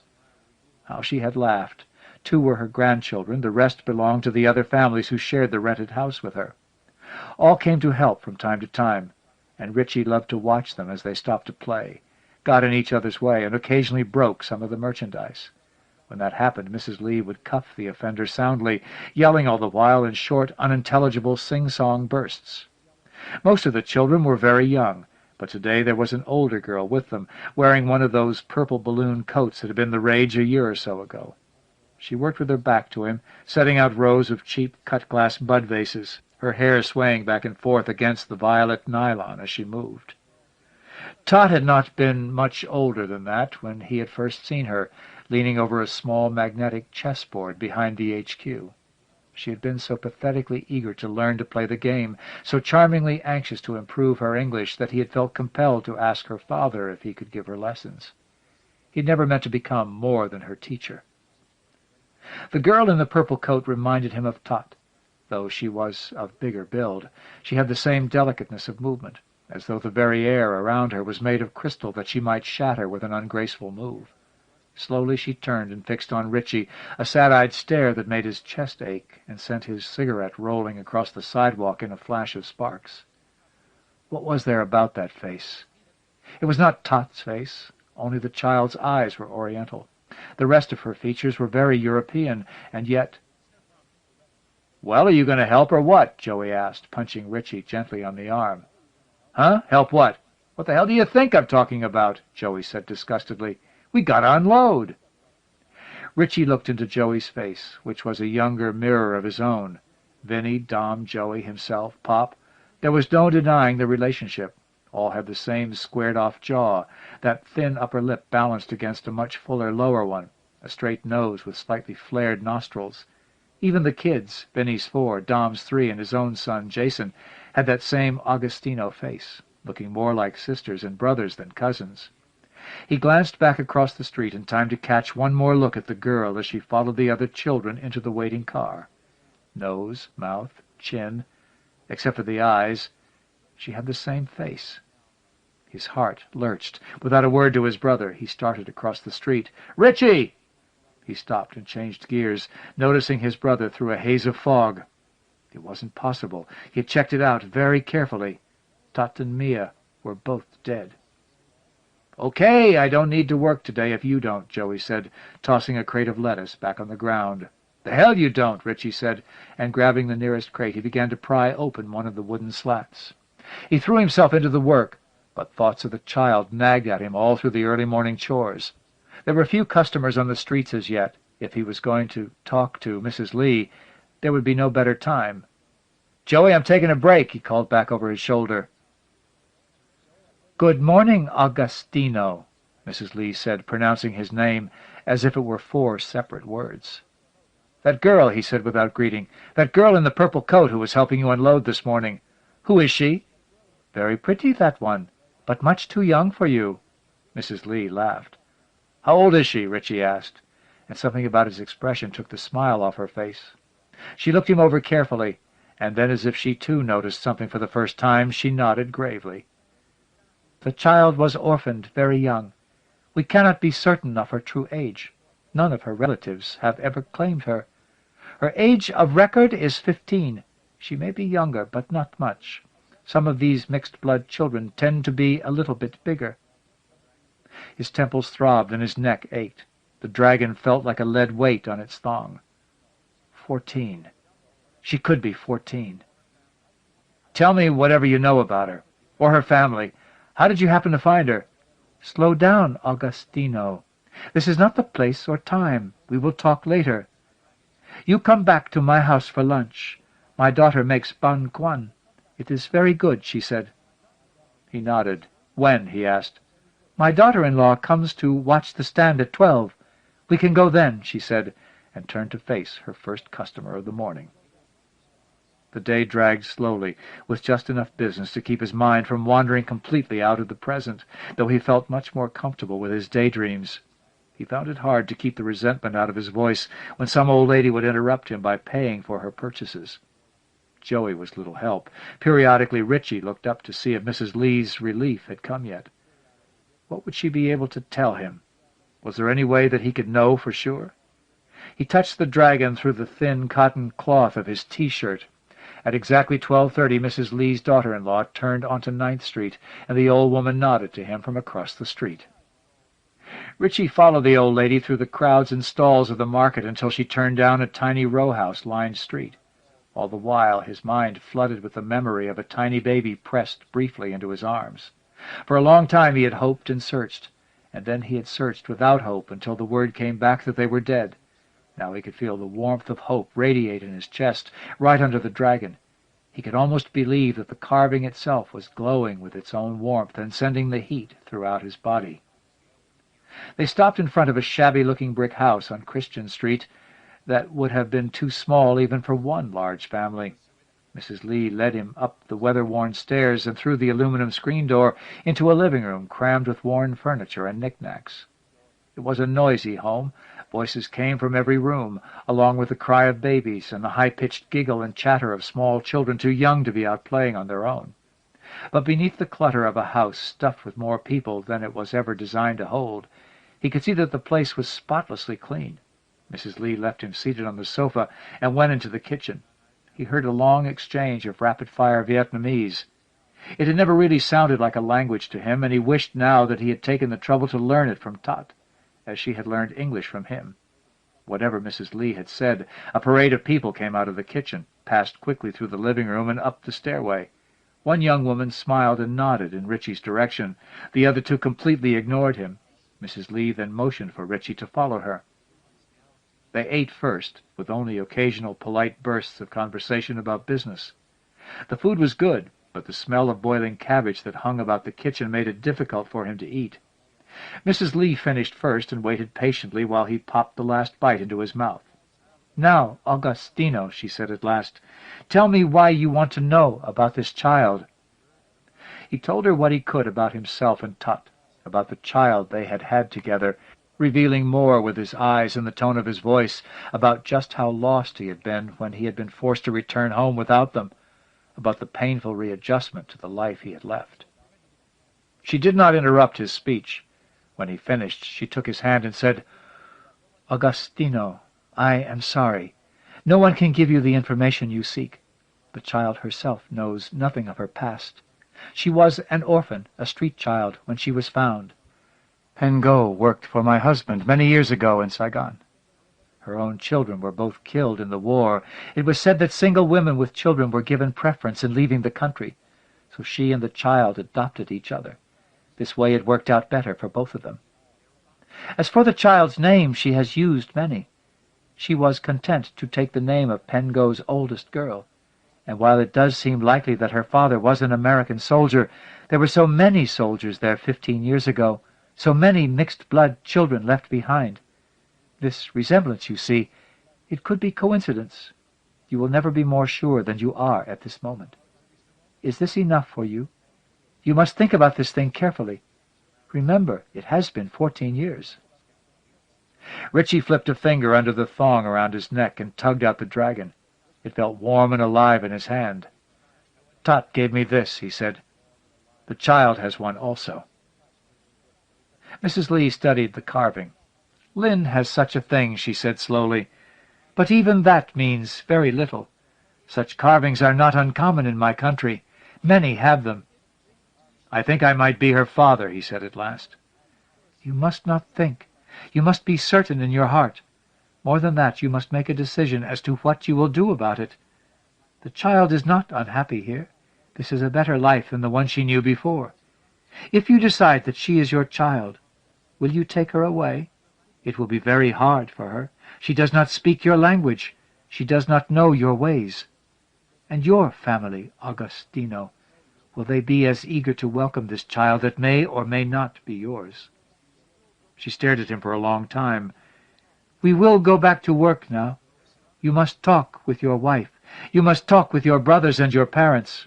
When you are sure, then you can come back, if you still want to." All the way home that night, Richie tried to think up ways of telling Carol. There didn't seem to be any way to avoid hurting her.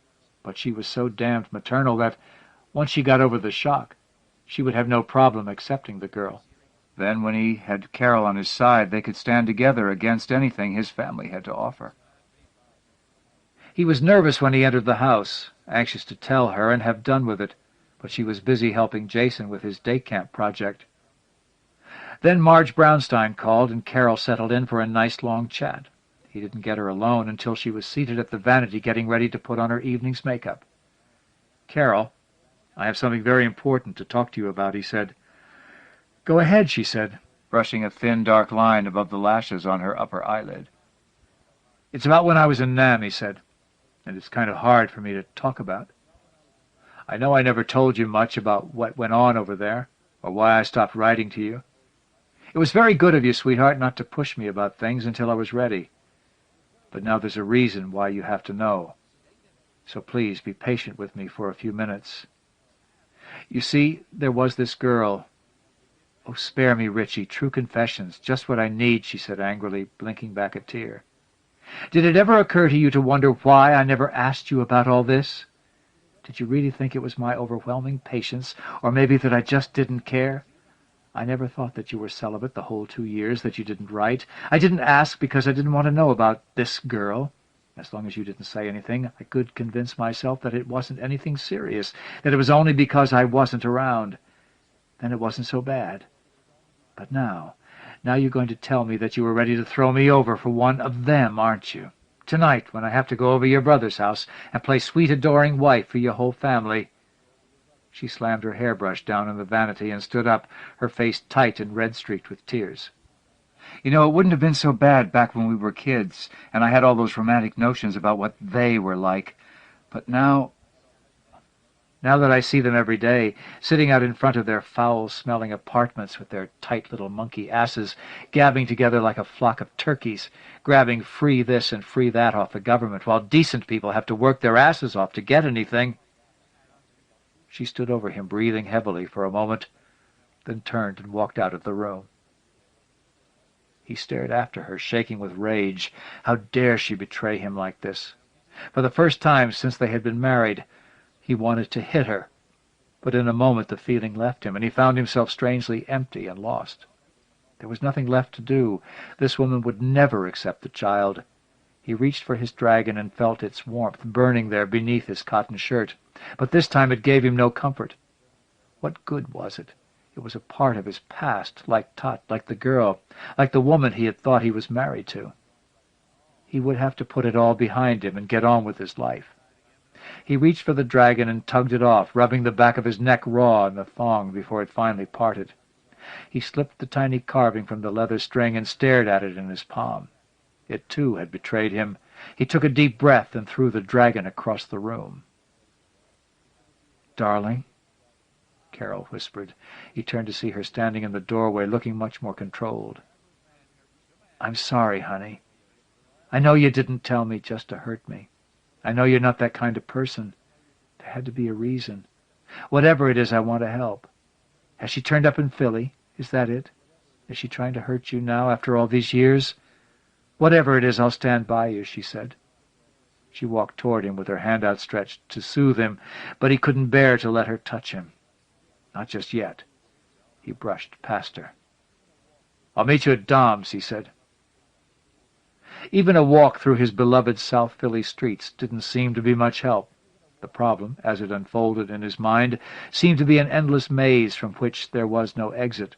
His parents would be worse than Carol. What a fuss they had made when Dom had started dating that Jewish girl. He sat on an empty step for a while to watch a group of girls playing rope until tears came to his eyes, then forced himself to move on. Guilt and worry were a terrible load on his mind. He began to feel as if he were being followed, stalked rather, like a deer during hunting season. But a look over his shoulder told him what he already knew. There was nobody there. Dom's house was alive and crackling with the casual tension that overlaid most family gatherings. Papa, the undisputed king of the castle, being thoroughly patronized by his sons. The women always found some excuse to go off together, leaving Mama in the kitchen by herself. Only Richie stood aloof, watching it all with mixed emotions. The children took their turns going to Grandpa for their little tokens of affection, He would like to see Mia as part of that group. And yet, seeing how ill the old man was, how much he had aged in the last few weeks, Richie wondered if he had the right to disturb the old man's peace. Carol went to bed as soon as they got home, but he couldn't bring himself to get that close to her. He stayed downstairs, awake most of the night, trying to concentrate on a movie. He awoke in the morning to find himself crumpled into the unopened recliner. Everything ached. The cut on his neck burned unbearably, and the long-healed injury of his leg throbbed almost as badly as it had when the bone was broken. He could hear no signs of movement from upstairs, though his watch told him that it was an hour past their usual wake-up time. How could they sleep so long in this muggy and stifling heat? Summer seemed to have crept up on them during the night. He rubbed his gritty eyeballs and went about the painful business of disentangling himself from the chair. The world wobbled. Noise, the nerve-wrenching noise of grinding metal and rock, human voices shrieking, shouting, glass shattering, desks, typewriters, chairs being flung against the walls. Heat and the bitter smell of burning wood and flesh. Reaching out for something, anything solid, and his leg, almost with a will of its own, twisting in the opposite direction. A dull thump, an incredible burst of pain that momentarily took his vision, his arms working, vainly trying to pull himself out. Dust closed his eyes and choked his nose and throat, the endless hours that seemed like years waiting for anything, even death, to free him from the pain.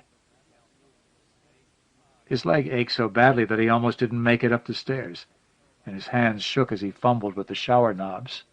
He'd read enough to know about flashbacks without ever having one before, but it had been so real that he had trouble placing himself in the present. His dragon, his only comfort during that long time waiting for rescue and the months in the hospital that followed, was gone. He couldn't remember what he'd done with it. He sank down until he was seated in the tub and let the stinging water wash away his tears. He didn't bother to towel off after his shower, allowing the air to cool him as it dried. The day was so humid that this didn't work very well, sweat replacing the water before he ever reached the point of being dry. He limped into the bedroom and lay down on top of the sheet. Carol reached out for him, and he took her hand, grateful for the warmth and companionship. She murmured sleepily and rolled into his arms. He held her tightly. "Richie, are you—" He placed a finger over her lips, and she bit back the words. It was Carol in his arms, her short blonde curls cushioning his shoulder from the weight of her head. This time he tried to picture Tot, but found that he could not do it.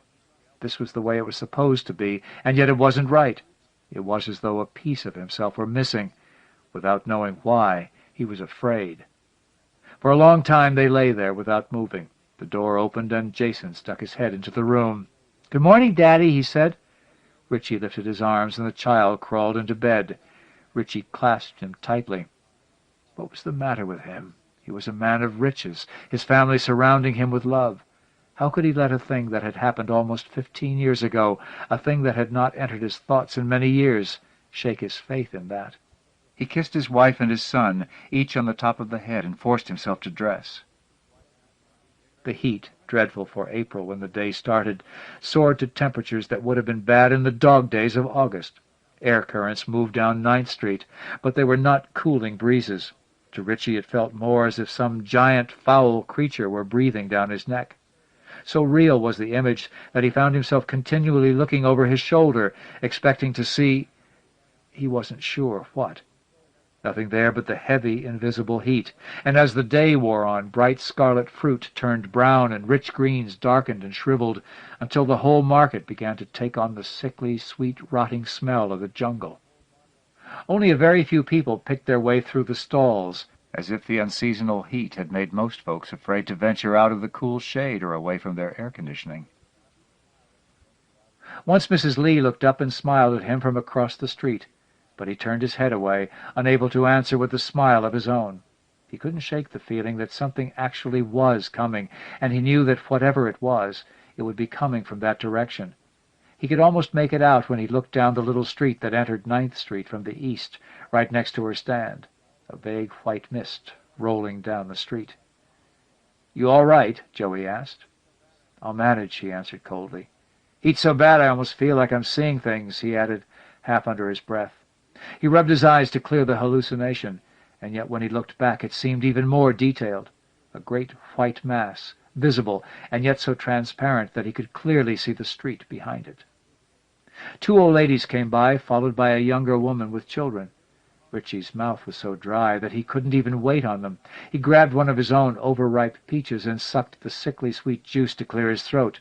But by the time he had finished, Joey had already taken care of them. "Why don't you go home, Richie?" Joey said when he had finished with the customers. "I'm okay," Richie shouted. His fists knotted, amazing himself with the force of his anger. He had to take a deep breath and calm himself down. Slowly he would turn his head and look across the street. He would force himself to see it the way it really was, the way it rationally had to be. Slowly he turned his head and raised his eyelids. It was still there, perhaps even a little more solid than it had been before, a white and terrible thing that seemed to be taking the shape of a giant beast.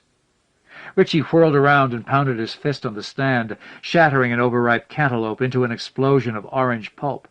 He pulled off his fruit-stained T-shirt and wiped his face and neck with the damp material. "You're right, kid. Maybe I should go home," he said. All the way home, Richie paused at every corner to see if he was being followed, but if the creature was behind him, it was far enough away that he couldn't see it. Carol must have been staring out the window, for she greeted him at the door with a look that he could have sworn was furtive and nervous. "Guess who came to see me today?" she said before she even kissed his cheek in greeting. The thought passed briefly through his mind that she was having an affair. He limped up to the top step to see his father sitting on the sofa. "Hi, Pop," he said, but his disappointment amazed him. How convenient it would have been to find out she was cheating on him, how easy it would have made everything. He made an effort not to limp as he entered the house, though the leg was hurting so badly that he was beginning to wonder if he hadn't re-injured it. "What brings you to see my wife in the middle of the day? Should I be jealous?" "Ah, if it weren't for your mother," the old man said. "Honey, I have to pick up a few things for dinner. Pop, if you'll excuse me." So that was the setup. Carol had asked Pop to come over and have a talk with him, and she was afraid that Richie would be angry. Well, far from it. Richie was glad to have a chance to speak to his father alone. "Carol's worried about me?" Richie asked the moment she was out the door. His father nodded. "And not just Carol. Your mother and I are a little worried, too. She says you've been acting funny." "Acting funny?" Richie asked, raising his voice, feeling the old rage boil back up in him. "Slow down, son." Frank Augustino patted him gently on the arm. "She's only concerned for your welfare. Your mother and I saw it, too, last night. Moody, short-tempered, staring into space. Your mind 1,000,000 miles away. Son, this isn't like you. What's bothering you?" Richie wanted to tell him. While there were things they had never discussed, he had never actually lied to his father.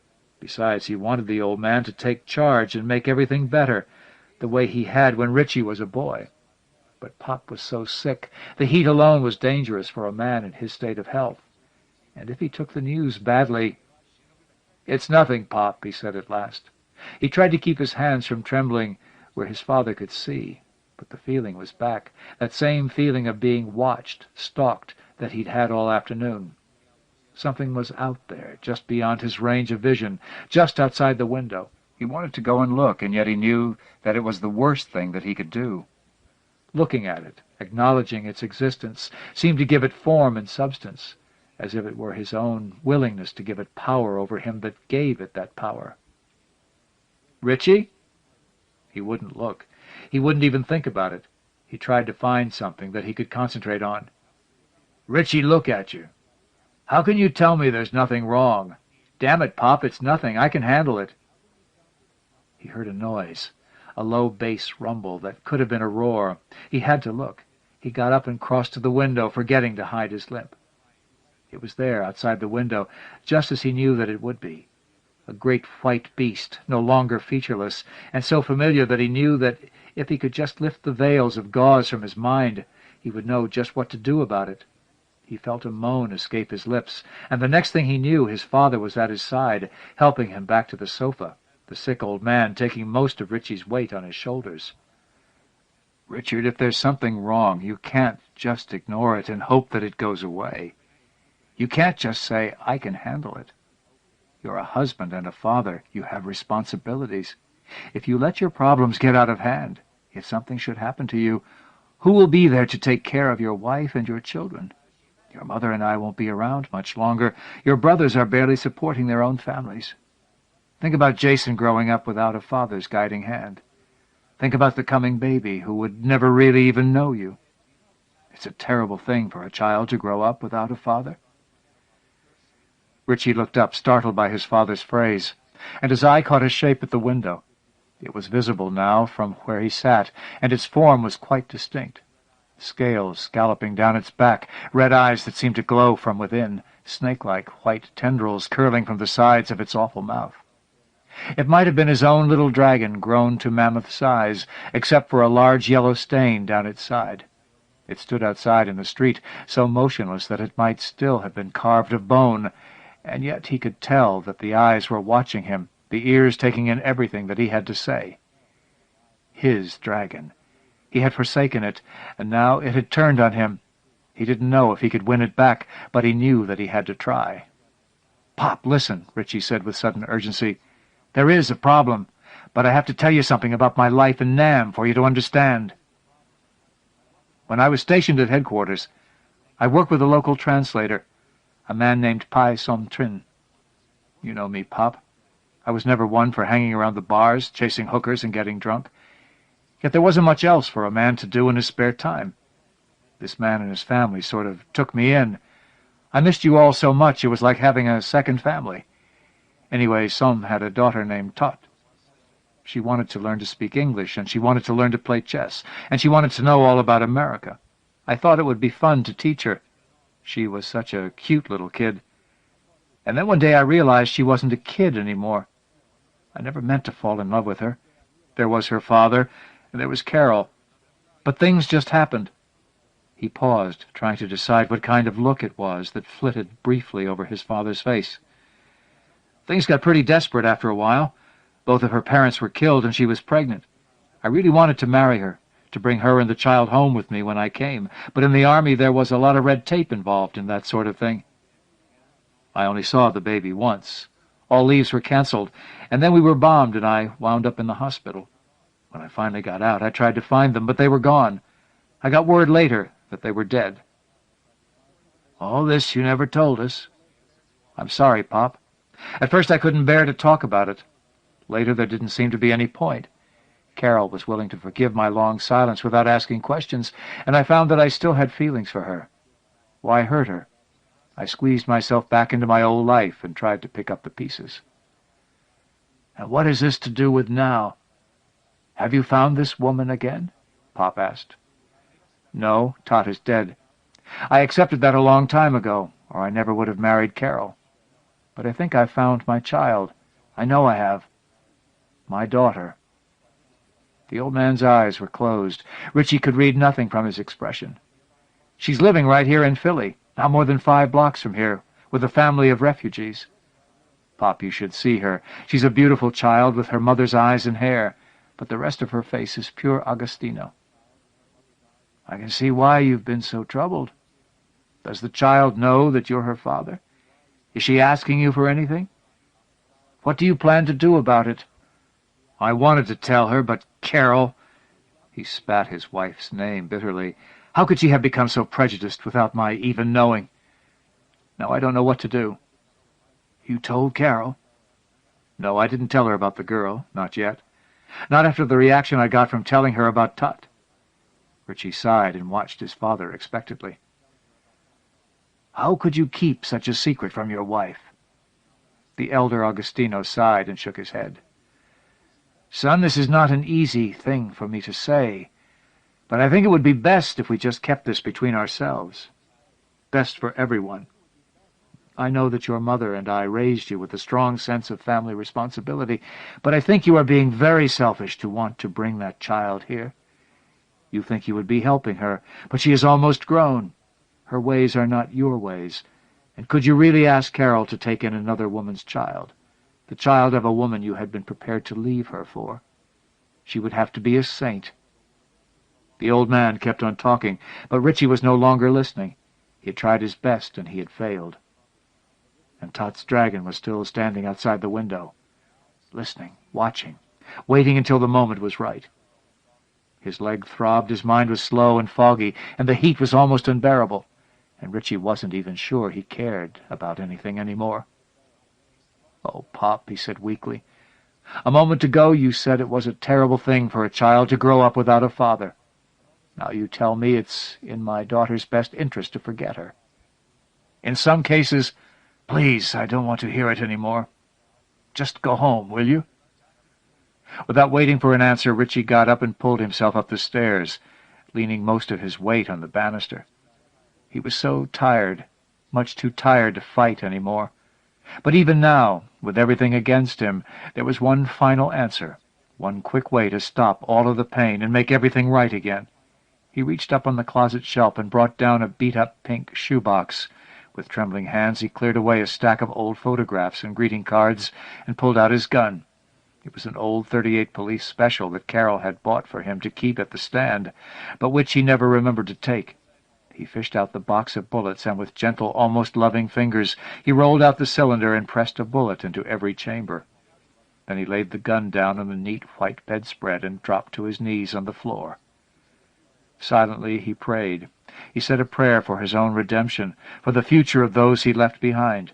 He prayed that Jason would not be the one to find him. He prayed for the unborn child, but his father's words continued to haunt his prayers. It was a terrible thing for a child to grow up without a father, and he would be leaving 3 of them. But that left him no answer at all. Unless... He wished that his mind would clear, that he could think things out. Yet even through the mist that shrouded his thoughts, he could see only one solution. He would have to take them all with him. No child left behind to suffer. God would open his waiting arms and take them all to his bosom. He could not remember the walk to Mrs. Lee's house, the pause to sit and rest his leg on almost every block, or the fear of the thing that stalked behind him, so strong that he dared not even look around, fear that it would get him before he could finish his work.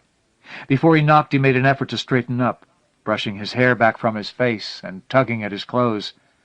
The man who answered the door did not speak English, but soon Mrs. Lee appeared behind him. Her eyes widened for a moment, and then she lowered her eyelids, nodding, and backed up to usher him inside. She barked out a strange word, and a plump, dour-looking woman got up from the sofa and ran upstairs. If there were other people in the room, Richie failed to notice them. "I've come for my daughter," he said. "I want her to meet my wife and son." "Augustino, it is getting late. I cannot go with you, and you will need a translator." He shook his head. "Mrs. Lee, I hope you understand. This is a very delicate matter. It cannot be done with strangers present. I won't take very long." "You are certain, then, that she is your child?" "Mrs. Lee, I don't have any doubts." Mrs. Lee sighed. "I think you may be right. Wait for just a moment, please." She shouted something into the other room, and a moment later the girl appeared in the doorway. "I want her with me," he said, his voice hoarse and dry. "It is a terrible thing for a child to be without a father." He took the child's hand and led her out the door. The ease with which they let the girl go, and with someone who was practically a stranger, strengthened his belief that what he was doing was right. They cared nothing for her. She was just another mouth to feed, cast in with them by chains of circumstance. They walked in silence. At first she would giggle when he stopped on someone's stoop to rest, but after the first few times it appeared to make her nervous. He quickened the pace in spite of the pain and heat, and did not stop again. When they got to the house, her expression changed, and he could tell that she was frightened. She reached for something under her blouse. It was a gesture he knew quite well. The dragon. Mrs. Lee had said that she had one. It would have to go. Nothing could interfere with his plan. He moved behind her and swept the hair from the back of her neck. A silver chain gleamed against her pale skin. He undid the clasp and jerked it free of her clutching fingers, holding it high against her efforts to reclaim it. It was a tiny carved dragon, much like his own, except for a slight discoloration along one side, a yellow stain on the flank. He froze, and slowly he turned to look at the creature he knew was standing behind him. It was no longer still. It roared at him silently, pawing the air, a yellow discoloration matching the one on the carving he held in his hand. Her dragon. Suddenly there was hope. The child was jumping up and down, reaching for her necklace, but he couldn't let her have it back. Not yet. He grabbed her by the wrist and made her sit down on the front steps, then motioned for her to wait. Carol was seated on the sofa. There was a book across her knees, but he could tell that she hadn't been reading. Used tissues littered the top of the cocktail table, and dark mascara streaks soiled her eyes. "Wait here," he shouted, "and whatever you do, don't come upstairs." The dragon was still behind him. He could feel its breath on his back as he crossed the living room and forced his way painfully up the stairs. He wondered that the house didn't collapse under its ponderous weight as it mounted the stairs behind him. Even knowing that such measures were a waste of time, he limped across the hall as fast as his useless leg permitted and slammed the bedroom door behind him. It was here. It had to be. He remembered it quite clearly now, like a moment spotlighted in time. He had taken the dragon off and thrown it against the window, had heard the tiny click as it hit the glass and bounced off into the cushioning draperies. He felt along the edge of the windowsill, ran his hand along the baseboard below. He even shook the drapes several times. No dragon, and he was running out of time. "Richie, what is going on?" Carol was standing in the doorway, and the dragon was right behind her. Its terrible mouth opened, exposing a lash of bright red tongue. He watched her turn to follow his gaze, shrug, and turn around again. "You don't see it, do you?" he asked almost calmly. "Richie, what are you talking about?" She took a few steps into the room. Jason was right behind her. "The dragon," he said, moving to interpose himself between them and the creature. "This?" she asked, holding a small carved dragon on her outstretched palm. Gingerly he reached out to touch it and felt its vitality like a spark running through his fingers. He took it in his hand. Instantly he felt its power surging through him, easing his pain and lifting the clouds from his mind. But the dragon was still there in the hallway, and now it was starting to move toward the bedroom door. Richie brushed past Carol and Jason out into the hallway and shut the door behind him, ignoring Carol's questions, her worried tears. The dragon was walking toward him, its hot breath burning through his body. He looked toward the stairs on one side, the doorway to Jason's room on the other. He backed into Jason's doorway and laid the child's carving down on the dark gray carpet. His own dragon he kissed once for luck and laid it down too, facing the other. Then, like a miracle, he noticed a cloud of steam on the stairs, billowing and growing until it solidified into a creature very much like the first one. The hallway was tiny, but walls seemed to be no problem for them. They circled each other tentatively, two great paws raised. They probed at each other.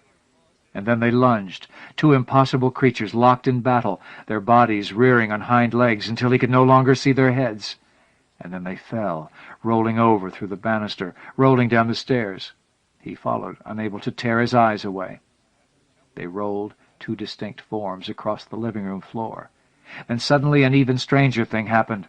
They stood facing each other, paws raised and flailing, and yet, Richard realized, they were no longer fighting. They began to merge, sinking each into the other like one creature falling into a mirror. They slowly came together until there was only one great white dragon that thinned and faded even as he watched, until there was nothing left but a thin white mist. And then even that was gone. He turned and saw Carol standing at the top of the stairs, her face a tortured mask of worry. He climbed the stairs and placed a comforting arm around her shoulder. "Carol, there's something I have to tell you," he said softly. He knew he would have to hurry because his child was waiting outside, and it was starting to rain. Louis Schreiner. Louis Schreiner has been quickly gaining a reputation as one of the hottest new writers of the 1980s on the strength of his well-received first novel, Frontera, and a handful of stories such as Twilight Time, Mystery Train, Till Human Voices Wake Us, Deserted Cities of the Heart, and the short but powerful story that follows. Schreiner's fiction has appeared in the Magazine of Fantasy and Science Fiction, Omni, We, and Isaac Asimov's Science Fiction magazine, among others. He served on the Nebula Award jury in 1984. The War at Home by Louis Schreiner. 10 of us in the back of a Huey. assholes clenched like fists, sea rations turned to snow cones in our bellies. Tracers flowed up at us, swollen, sizzling with orange light, like one dud firecracker after another. Ahead of us the gunships pound landing zone dog with everything they have, flex guns, rockets, and 50 calibers, while the artillery screams overhead and the Air Force A-1Es strafe the clearing into kindling. We hover over the LZ in the sudden phosphorus dawn of a flare, screaming, "Land, motherfucker, land!" while the tracers close in, the shell of the copter ticking like a clock as the thumb-sized rounds go through her, ripping the steel like paper, spattering somebody's brains across the aft bulkhead. Then falling into the knee-high grass, the air humming with bullets and stinking of swamp ooze and gasoline and human shit and blood. Spinning wildly, my finger jamming down the trigger of the M16, not caring any more where the bullets go. And waking up in my own bed, Claire beside me, shaking me, hissing, "Wake up! Wake up, for Christ's sake!" I sat up, the taste of it still in my lungs, hands twitching with berserker frenzy. Okay, I mumbled. Nightmare. I was back in Nam. What? Flashback, I said. The war. What are you talking about? You weren't in the war. I looked at my hands and remembered. It was true. I'd never even been in the army. Never set foot in Vietnam. 3 months earlier, we'd been shooting an eyewitness news series on Vietnamese refugees. His name was Nguyen Qui Duc, a former ARVN colonel, now a fry cook at Jack-in-the-Box. "You killed my country," he said. "All of you, Americans, French, Japanese, like you would kill a dog because you thought it might have, rabies. Just kill it and throw it in a ditch. It was a living thing, and now it is dead."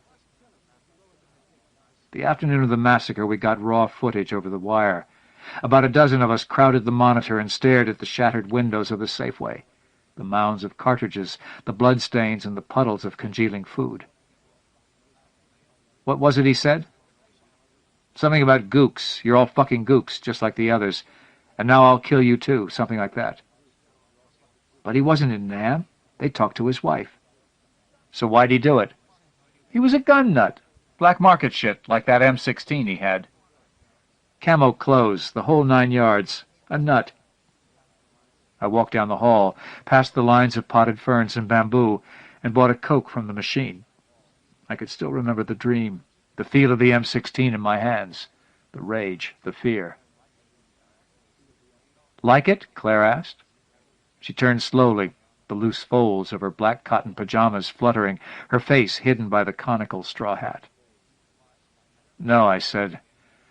"I don't know. It makes me feel weird." "It's fashion," she said. "Fashion's supposed to make you feel weird."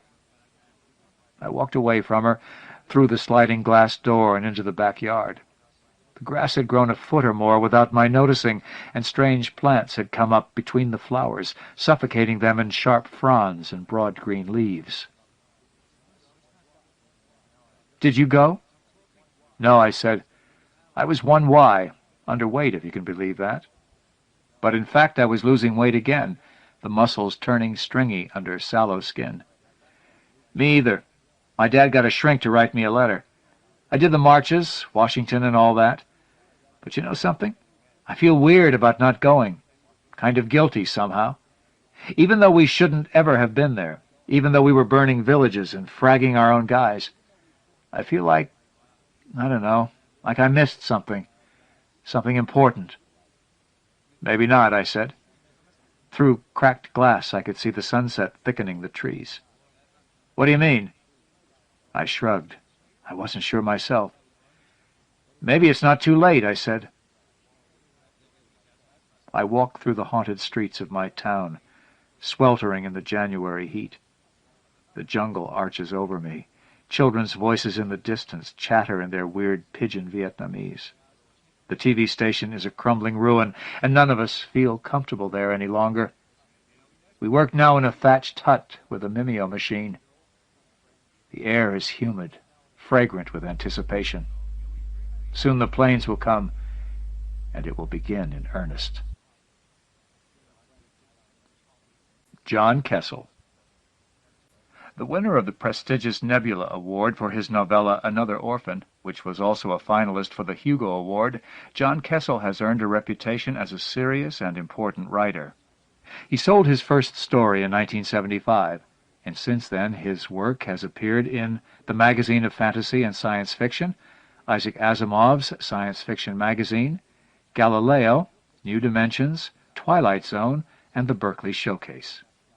He lives with his wife, graphic designer Sue Hall, in Raleigh, North Carolina, and is an assistant professor of American literature and creative writing at North Carolina State University. His first novel, Freedom Beach, a fascinating surrealistic depiction of a place where memory is all but lost, was co-authored with James Patrick Kelly and published in 1985. Credibility by John Kessel. .8! Harry had to shout to be heard over the keening whine that filled the lab, even though they were separated from the engine by the wall of the test chamber. On the monitor screen, the propeller was a haze, a pale orange disk. The thickness of the disk decreased as the blades pivoted. The velocity of the tips of the prop was approaching Mach 2. It looked, Wesley thought, as if you could reach out and touch it, and it would be soft, yielding with some resistance, like a good pillow. If you leaned your cheek against it, it would be cool and dry. But that was crazy. Lean your cheek against the prop and your head would explode into a mist of blood and minced bone. "That's enough," Wes said. Harry looked at him through his wire-rimmed glasses, as if he had not quite heard. Bob Elliott and Stan Curtis were so intent on the board that they didn't respond at all. Wes reached abruptly past them and cut the power.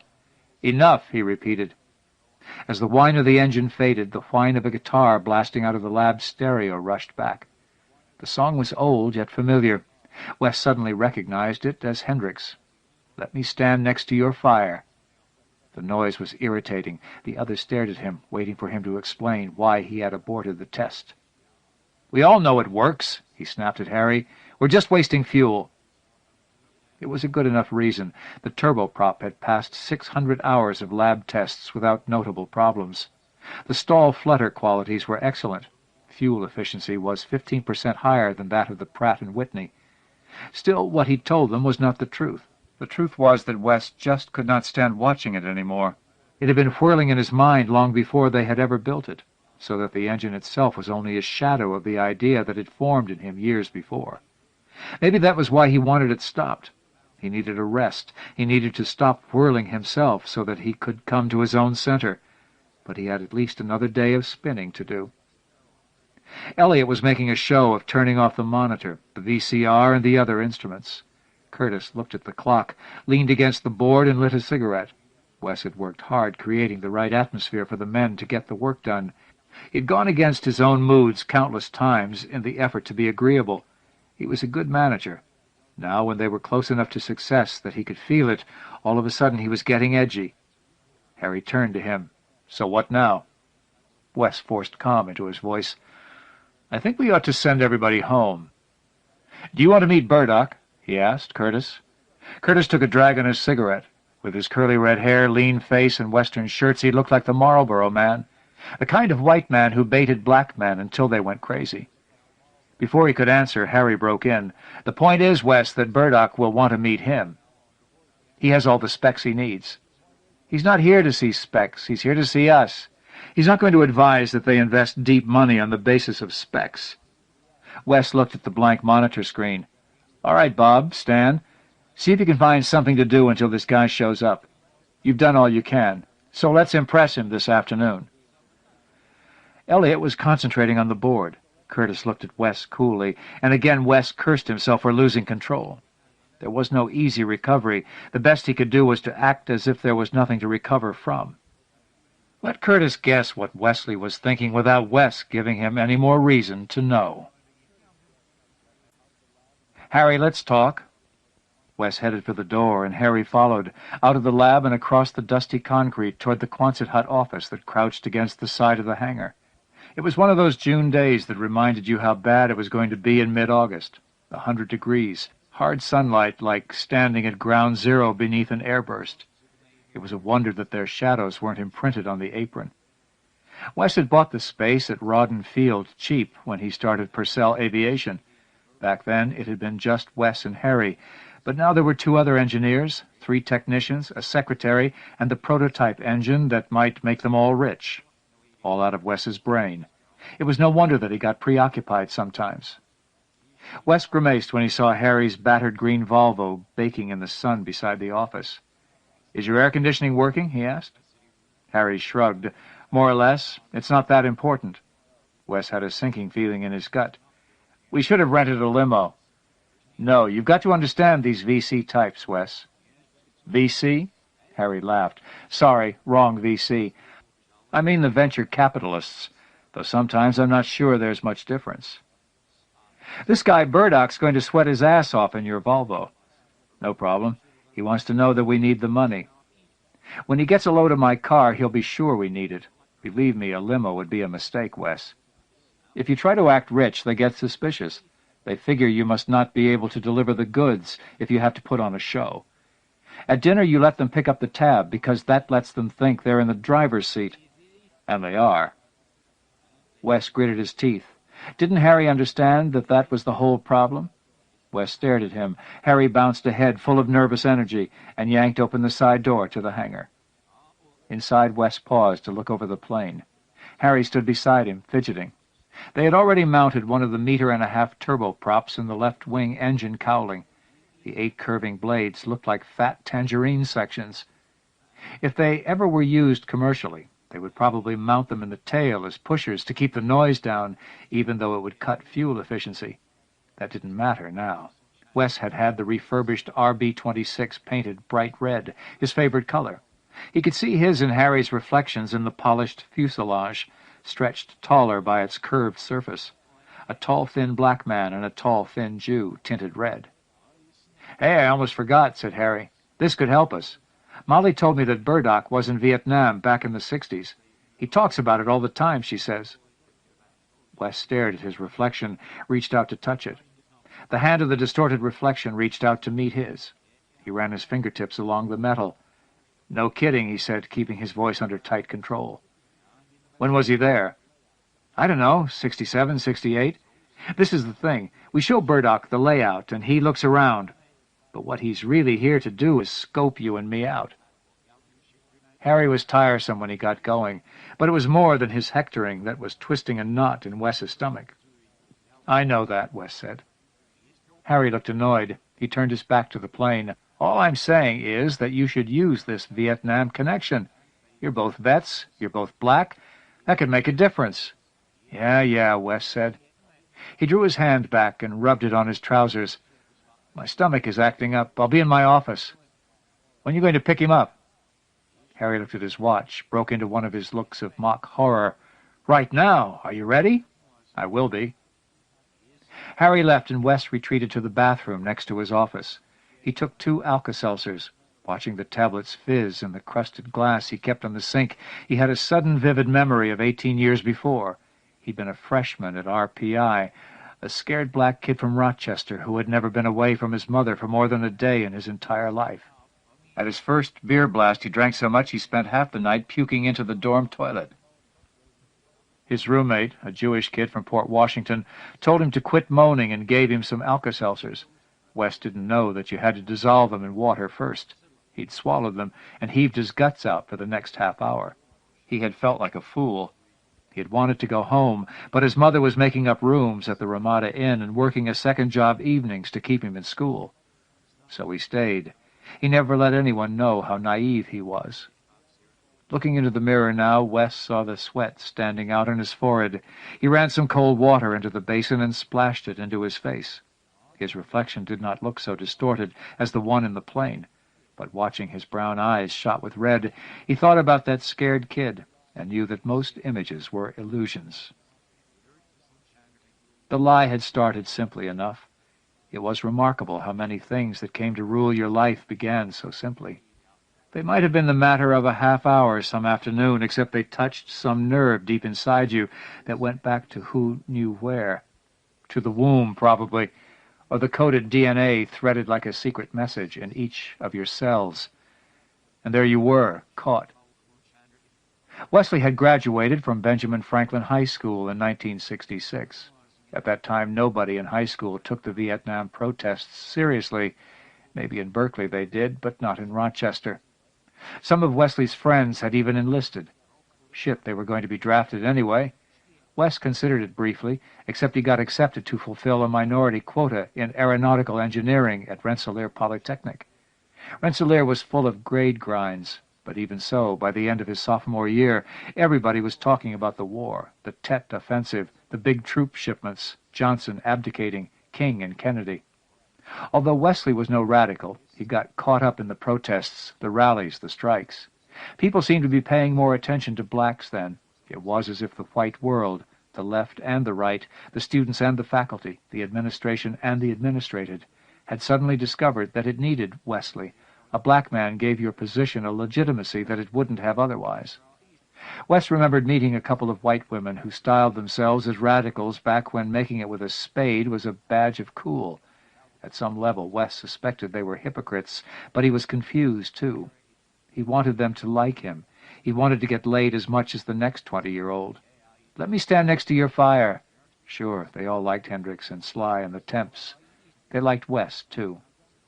When he thought about the black men his own age who were dying in Vietnam, it was only to pity them and maybe to scorn them a little for not realizing that they were walking into a meat grinder. Most of the time he was more worried about keeping his marks up. When the lottery started, he pulled number 194, just high enough so that he was able to wait until December, abandon his student deferment, take his chance for 2 weeks, and escape the pool of eligibles because he was not picked by the year's end. After graduating, he got one of the last jobs available with Grumman before the collapse in demand for engineers when NASA cut back after the moon landings. He voted for Dick Gregory in 1972, knowing McGovern was going to lose and not caring much. And the war was over. Wesley felt a twinge of something that felt like conscience when the POWs were released, and there was a lot of talk about the plight of the vets. It was like a delayed reaction. Too many brothers had fought and died for him to keep ignoring their side of it, yet he could not exactly make himself feel that he was wrong for not going over there and dying. Black men killing yellow men for the white man. Still they had taken it, and he had not. For the first time in his life, he felt guilty because he had been spared one of the ordeals of being black. Except he was black. Something was wrong. He didn't realize how much was wrong until he cut his heel one day on a broken bottle in his backyard. For a week he was limping around the office. When one of the new draftsmen asked him how he'd hurt himself, out of Wesley's mouth popped, "Vietnam." He did not know why he said it, but he remembered it. When his mother died in 1975, Wes quit Grumman and moved to Wichita. He was a blank slate to everybody west of the Mississippi, so just for curiosity's sake, when people asked if he had served in Vietnam, he simply said, "Yeah, I was there for 10 months."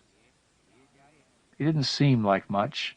He didn't owe them the truth anyway, but in saying it he had opened the floodgates, and the deluge washed over him. At first idly, but then with increasing interest, he started reading about the war, every book he could find. He bought a VCR in 1977 and got hold of videotapes of TV documentaries. He made friends with a sound engineer at the local ABC affiliate and got some dupes made from the network's news tape library. Within a year he was sitting up in front of the tube nights until well after midnight, then stumbling to bed bleary-eyed to dream about firefights and napalmed villages and young Hispanic soldiers with their legs blown off by Claymore mines. He studied the Army command structure in Southeast Asia. He talked to vets at McConnell Air Force Base. He settled on the 196th Light Infantry, and on the period of 1967 and 1968, when the 196th was assigned to Task Force Oregon in Quang Ngai Province. If he had been drafted right out of high school, it was a good bet that that was where he would have ended up. From the research, it was a small step to concocting a history for himself. It was so easy he was not even sure when it went from idea to action. In order to obtain some of the documents he wanted to look at, he found it easier to claim he was a member of the 196th than to explain why someone who had never been there would take such an interest. After he started telling lies, he found it easier to tell more than to admit the truth. Then he had to invent more lies to support the ones he had started with. He had to refine them, come up with the corroborating details that would make the fiction entirely credible, even to the experts. The Nam was what the Bloods called it. That was what Wes called it, too. He bought himself an M16 through a weapons dealer on Hydraulic Avenue. He set up a shooting range on his farm outside Mount Hope. On weekends he would dress up in his combat fatigues, strap on the ammunition belt, pouch, canteen, and pack, stuff the earplugs into the case he carried in the left front pocket of his fatigue shirt, put on the helmet with its camouflage cover, and crawl through the cottonwoods down by the Arkansas River, imagining himself one of 13 scared black kids in Bravo Company, humping into the hills above Tan Phuc, walking into an L-shaped ambush like ducks in a shooting gallery, just so they could call down an airstrike and napalm Charlie into barbecue. Southern Kansas in August was as hot as the Nam, but not as humid. So he went down to Guatemala one summer for a vacation. He said he was going to see the Mayan ruins at Tikal, but instead he spent 2 weeks in a godforsaken hut in the jungle, attacked by insects and dehydrated from lack of potable water, trying to imagine that he was in the boonies of Quang Ngai, scared shitless under fire. He was scared, but it was the wrong kind of scared, because at some level it was fun. That was the problem. It was not supposed to be fun. The frustration bred some anger, and it felt good. He sheltered the anger like a seed flame in a rainstorm, hoping it would grow into a blaze that might warm him. He got real good with the M16. Then he asked around, carefully, under a phony name. By now he had learned to do all his research through a post office box, under phony names: William Dietrich, Walter Bucknell, Sam Esperanza, T.D. Walsh.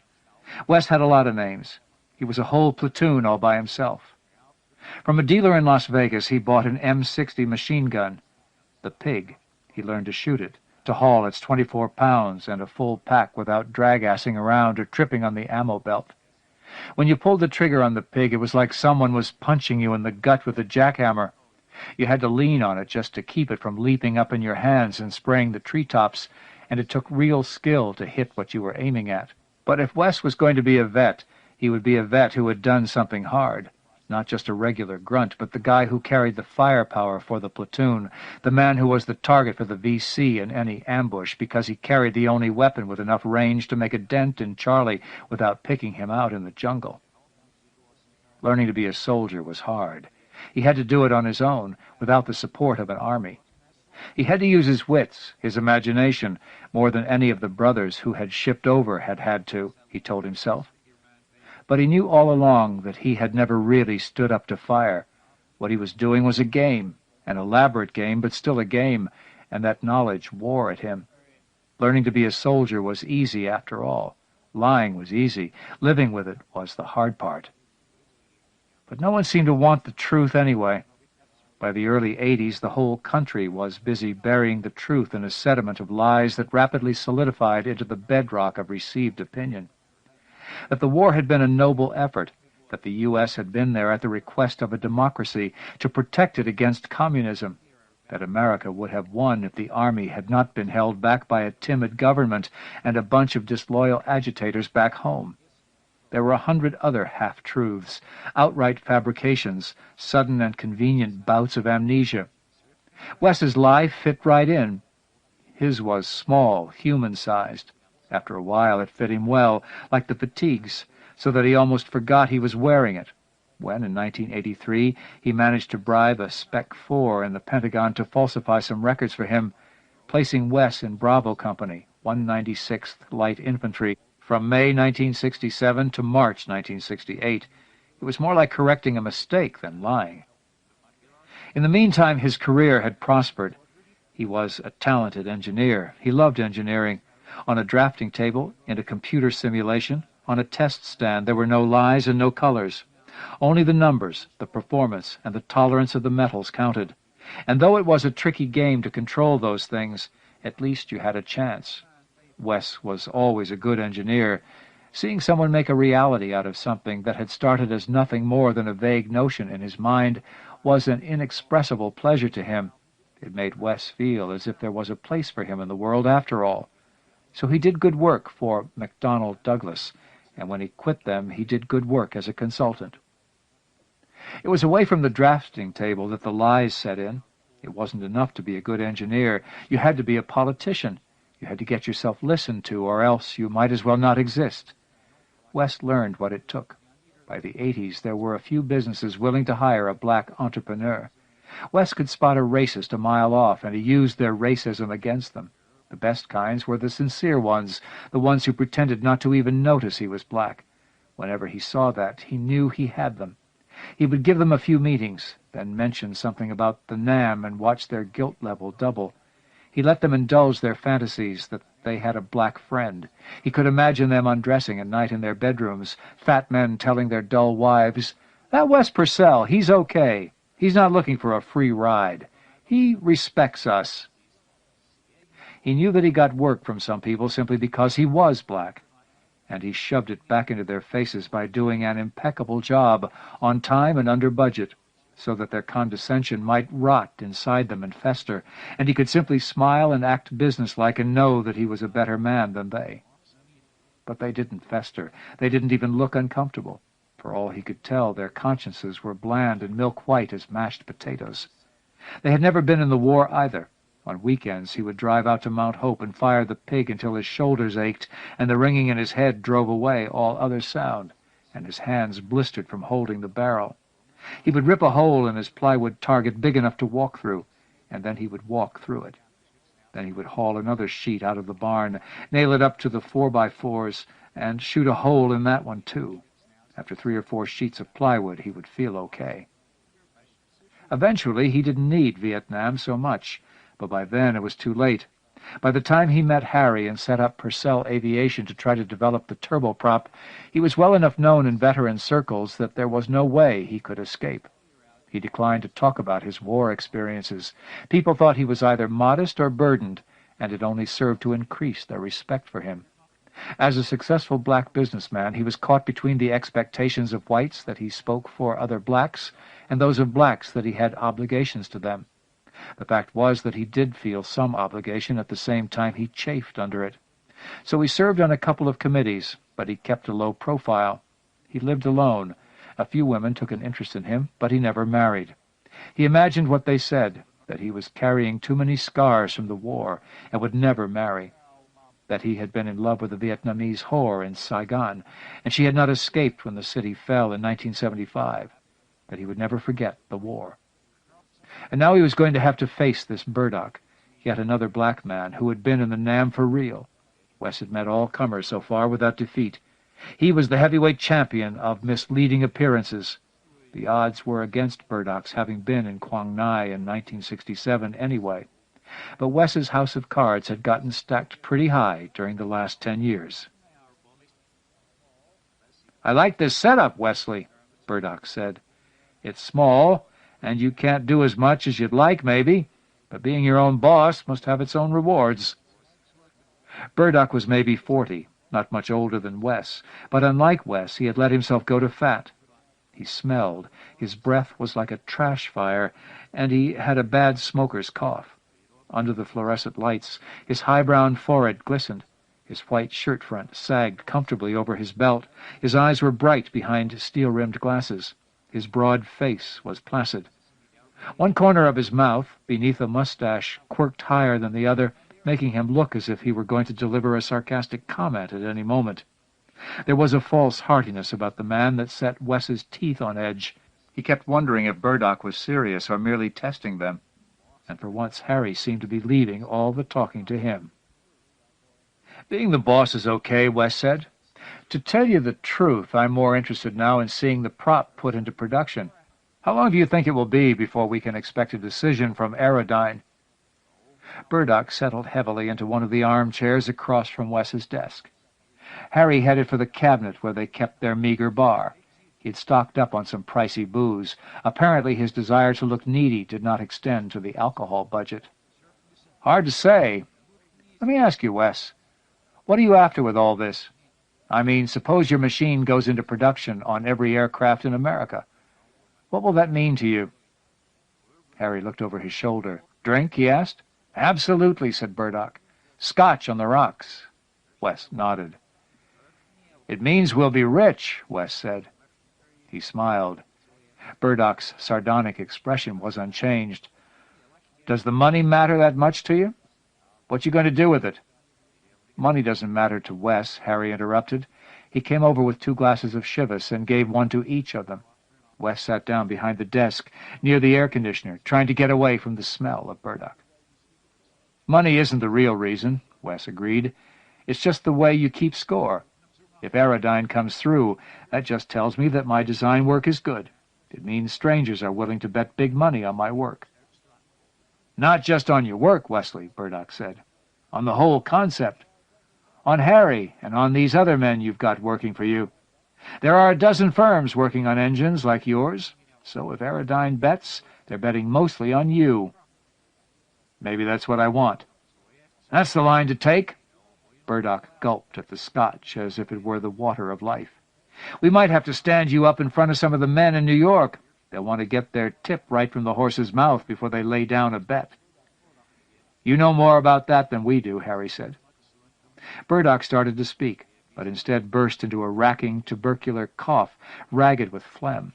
Wes half expected him to cough up a wad of bloody sputum and spit it on the carpet, but Burdock seemed unfazed. "3/4 of this business is making a good impression," he said, drawing a shallow breath. "You got to learn to lie like a nigger and smile." Harry laughed nervously. Wes forced another smile. Burdock grinned with half his mouth, a twisted smile at once savage and vastly amused. Wes suddenly realized that the crooked expression was not just habit. Burdock's face was disfigured. The nerve on that side of his mouth was permanently frozen. "You've played that game, Wesley?" Burdock asked. Before Wes could answer, Burdock started coughing again. The man's lungs must be rotting away. Yet instead of feeling sorry for him, Wes was repulsed. It was as if there was something bogus about Burdock, as if his ill health were some ruse to put them off guard, an appeal for sympathy from a man who did not need their sympathy. He waited impatiently for the fit to end. With a wheeze, Burdock finally caught his breath. "Have you?" he repeated.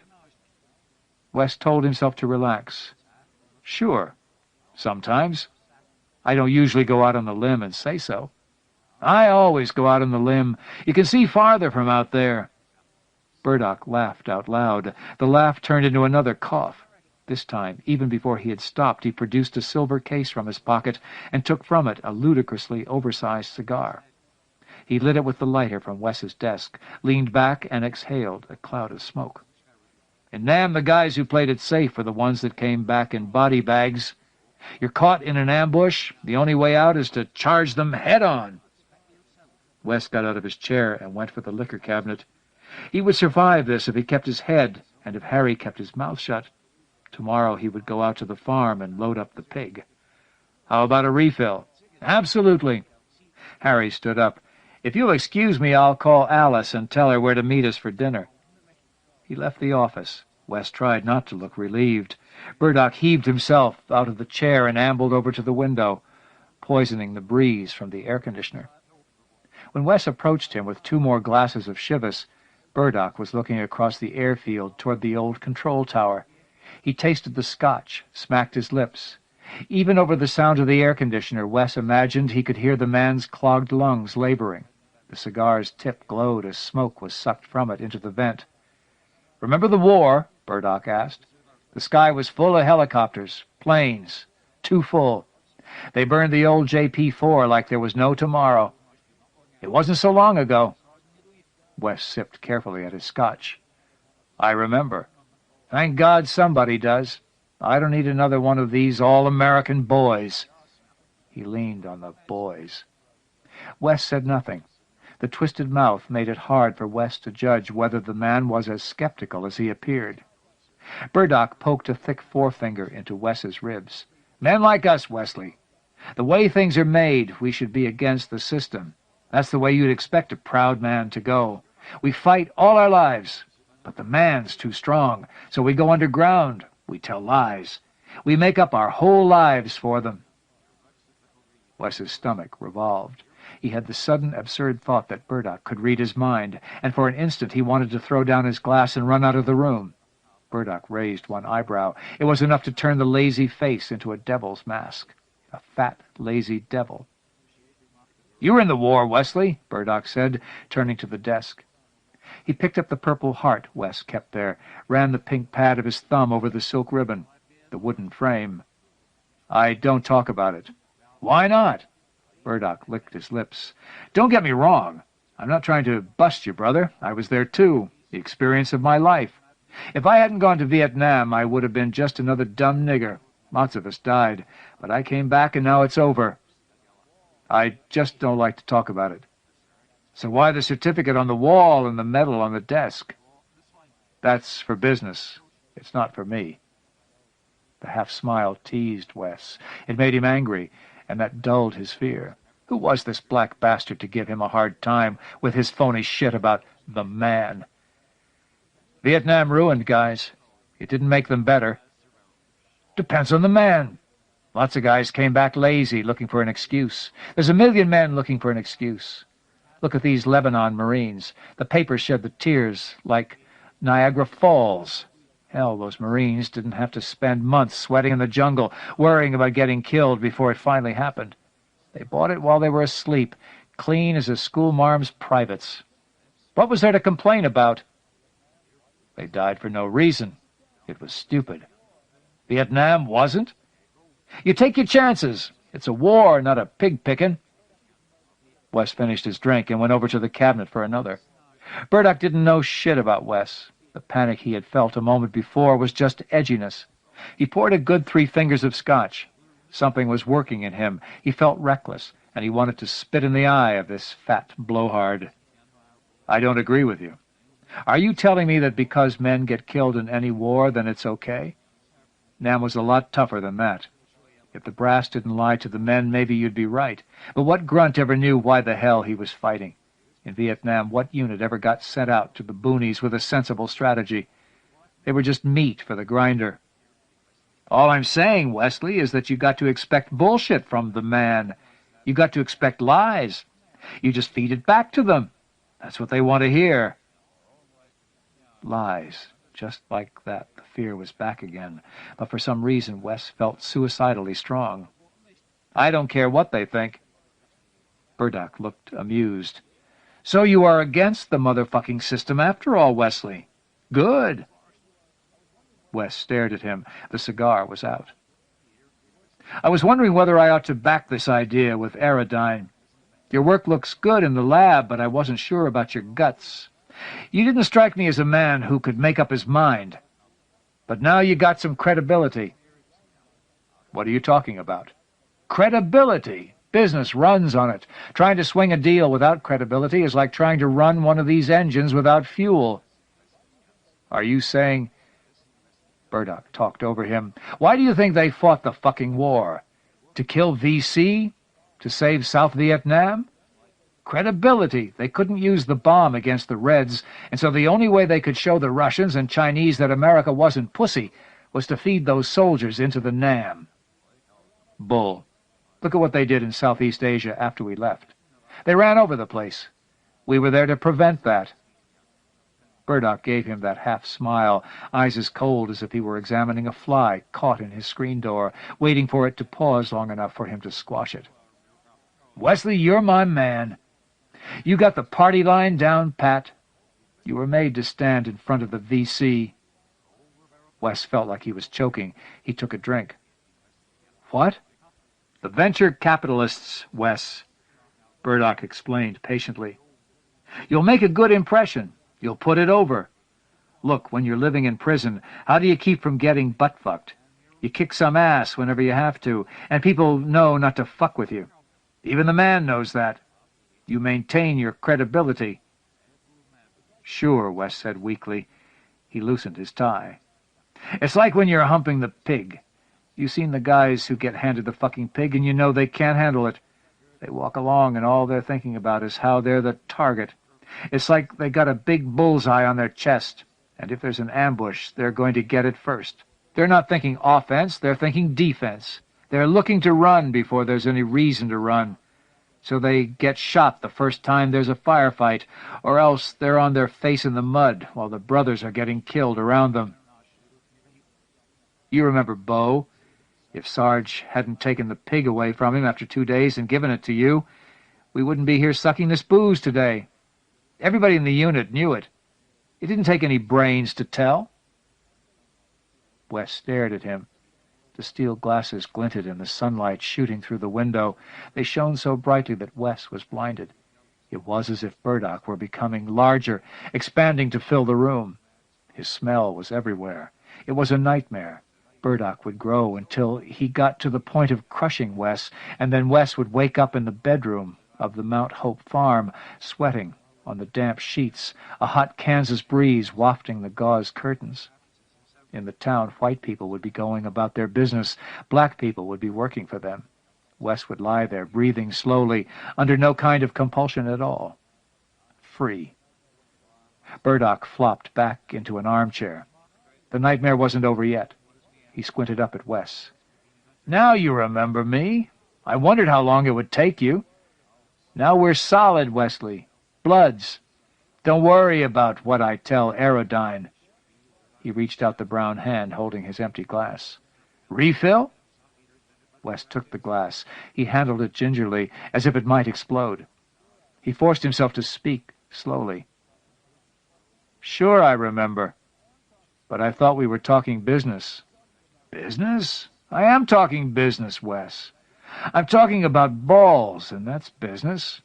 The minute I recognized you, I realized that you were a man I could work with. You've got credibility. You proved that a long time ago. You only need to prove it once with me. It's like being saved.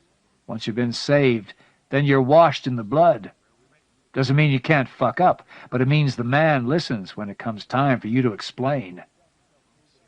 Wes poured Burdock another glass of scotch. He felt himself moving in slow motion, a scuba diver, deep under water, running out of air. He had to hold himself tightly to keep from screaming. His mind worked furiously.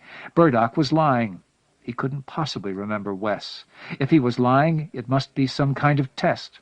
Either he expected Wes to crack and admit he had never been in the war, or he expected Wes to brass it out. Or maybe Burdock had mistaken Wes for a guy who really was in the NAM in the 196th. Maybe Harry had said something to him, and when Burdock met Wes, he just filled Wes into the blank in his memory. Christ, it was 18 years ago. Who remembered what happened when they were 20? Or else Burdock was pretending to know Wes because he was lying too, because he had never been in Vietnam either. Maybe a little offense was the best defense. "How's the wound?" Wes asked, handing him the glass. He stepped back to get out of the range of Burdock's body odor, but it didn't work. "Ever bother you?" Burdock touched the twisted corner of his mouth. He started to speak and instead started coughing again. It took him a full minute to catch his breath, and when he did, his face was an unpleasant liver color. "This? Hardly know it's there. Dead nerve never grows back, you know." "You think about it very often?" "Almost never. All that stuff about how the vets can't ever forget, how it haunts them? Bull. You know it, I know it. The ones who claim they can't are just looking for excuses." "I don't know about that." Burdock's smile was a sneer. "You don't? Well, could be. I'm not saying I don't remember. I remember humping along the Sung tram. It was about 1,000,000 degrees out, and Willie Estevez talking to himself with dysentery because he'd lost his fat rats and started drinking the river water." "He was pretty sick," Wes said leadenly. "Sick? He crapped his pants till he bled. You had a piss-poor attitude, Wesley. Too long in the boonies. That night Handjob sent us out to check on some noise he heard in the brush, and you got pissed and started firing at nothing, and we ran back and told them we'd got jumped by Charlie. And the time in that ambush on the hillside you fired the pig so long the barrel fell off, and you almost shot the spook when he tried to get you to let up long enough for him to put on the new one." At that, Burdock started hacking again, looking as if he might die right there in Wes's office. That would be one way out, but Wes knew it was fantasy. He felt nauseated, helpless. If Burdock felt ill, he wasn't letting it stop him. "Maybe you got more to remember than me, Wesley," he gasped. "Some guys got more twisted than others. Remember Duc Tan? Pinned in that break for 16 hours? Then when we got out, you plugged that girl in the love hole with your bayonet. Lordy, I guess I might remember that too. Wes sat down in the other armchair. He didn't say anything. "Still got the trophy box? I remember when Sarge tried to take it away from you during R&R, when he found you with Madame Whoopi in that hooch in Chulai. You had it open next to the bed and were trying some stuff out on her. Stank to high heaven. I wouldn't talk about that either if I was you. That's smart." Wes tried to catch his breath, but all he inhaled was a lungful of sulphurous air. Sometime during his monologue, Burdock had let out an enormous silent fart. Wes leaned on the chair's arm and put his palm over his mouth and nose. "And how we were all brothers then. The guys come in from all over the States, but after 6 months in the boonies, there's no more black and white. You're all going to die or live, and the only way you're going to live is to stick together. And then you come back stateside, and it's business as usual. The man is in charge, and you're Mr. Black Boy. Yes, sir, I wouldn't want to remember that either. Too much irony." Burdock relit his cigar, talking between puffs. "Hate irony." Puff. "Kills people." Puff. "Stop it," Wes said, and he was surprised at the steadiness in his voice. Burdock's face was round and open. "Stop what?" "I never did those things." "Don't worry, I know when to keep my mouth shut." "Stop it." Wes gripped his glass until his hand shook, spilling scotch on his trousers. He was amazed that he wasn't screaming. "You know I wasn't there." "Wasn't there?" Burdock raised his eyebrow, and it was like pulling the lever on a trapdoor. "What are you talking about? Where did you get this Purple Heart, then?" Burdock waved a cigar at the desk. "I bought it. I bought the certificate, too. I made it up, you son of a bitch." "If you weren't there, Wesley, then how come I remember you?" Wes stood up, shaking. "Because you weren't there either." "Keep it down, Wesley. Don't say something you're going to want to take back later." Burdock puffed the cigar, coughed a little. "If you like, I'll mail you my discharge papers. Langston H. Burdock, it says up top." "You're not Burdock." "Langston H. Burdock." He flapped a hand at Wes. "In the flesh. Go ahead, touch me." Wes recoiled. "You're crazy." "Doesn't that just burn you up, Wesley, the way they say that about all us vets?" The door opened and Harry came in. "Sorry I took so long. All set. She'll meet us at the Buttonwood at 7. You guys get it all figured out?" Wes stared at Harry as if he had fallen out of the sky. He turned and carefully set his glass down on the desk. Langston H. Burdock got up, smiling. "We were just talking over old times. Did you know Wes and me were in the same unit in Vietnam?" "No kidding." "I thought you might be." "Yep. Wes here was something special. I bet he never talks about it." "Not much." "Modest." Burdock looked at Wes. "Doesn't pay to be too modest, Wes." "People wouldn't believe half of it." "I hear you." Burdock set his glass down on the desk beside Wes's. "Well, let's eat." As they left the office, Burdock brushed against Wes's arm. It was a light, quick contact, so slight as to be incidental. But it wasn't. It felt as if Burdock had smeared shit on him. Harry was ahead of them, on the way to the car. "Harry," Wes called to him, shuddering, "you take Mr. Burdock with you. I want to check something. I'll catch up with you." Harry looked at him. Wes could tell he was worried that Wes had said something to queer the deal. "You'll be late." "I'll be there," Wes insisted. He saw that Harry was mad. "Okay, Wes," Harry said grimly. Burdock stopped. "Wesley, pleased to meet you. Pleased to talk over old times. There's more we should talk about." Wes stared at Burdock, and for the first time saw that the expression on the twisted face could be read as pain. Burdock had two faces. It was like a drawing Wes had seen once, that from one angle looked like a young girl, and from another like a withered hag.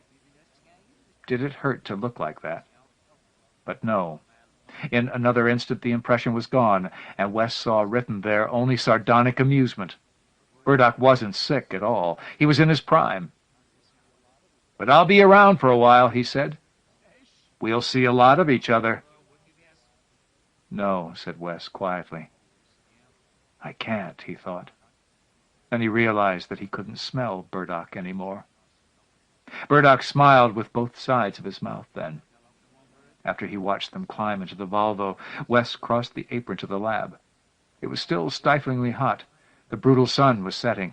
He felt so exhausted. His mind was like a lump of hot wax, melting. His face felt flushed and his forehead burned. The bloods in the Nam must have felt this hot as they stumbled through the boonies, waiting for their time to run out. The short-timers, the ones who were going home soon, they were the most nervous. Wes did not feel nervous at all. In the lab, he powered up the board and turned on the prop. On the screen it began to revolve, slowly at first, so that you could count the individual blades. But in a second they were a blur. The pitch of the engine's whine rose to a high keen, and stayed there, whirling, whirling. He remembered when it had been just an idea, a very good idea. How hard it had been to make it real. The problem he had had to solve was that when the engine got going too fast, the stresses on the blades became too much for the metal, and the prop would tear itself apart. But he had solved that problem. So far, his design had withstood every test. Wes checked the board one more time to see that everything was normal, then opened the door to the test chamber. Harlan Ellison. He has won more awards in the field of imaginative literature than any other living writer. At the 1986 World Convention, he was awarded his 8th and a half Hugo for Paladin of the Lost Hour. He has also been awarded 3 Nebulas, the Edgar Allan Poe Award of the Mystery Writers of America, 2 Jupiter Awards, Grammy and Emmy nominations, the Silver Pen for Journalism awarded by PEN, the Milford Award for Lifetime Excellence in Editing, 3-time winner of the Writers Guild of America Award for Most Outstanding Teleplay. He has been called the modern Lewis Carroll by the Los Angeles Times, and the Washington Post has referred to him as one of the great living American short story writers. In more than 30 years of steady work, he has produced 42 books, more than 1,200 stories, articles, essays, critical reviews, film and television scripts, and in the bargain has emerged as a media celebrity, including one notable 9-page assessment by People magazine that dwelled with morbid fascination on his extraordinary private life. He conceived and edited Dangerous Visions, and again Dangerous Visions, considered the seminal anthologies of original writing in the field, and Medea, Harlan's World.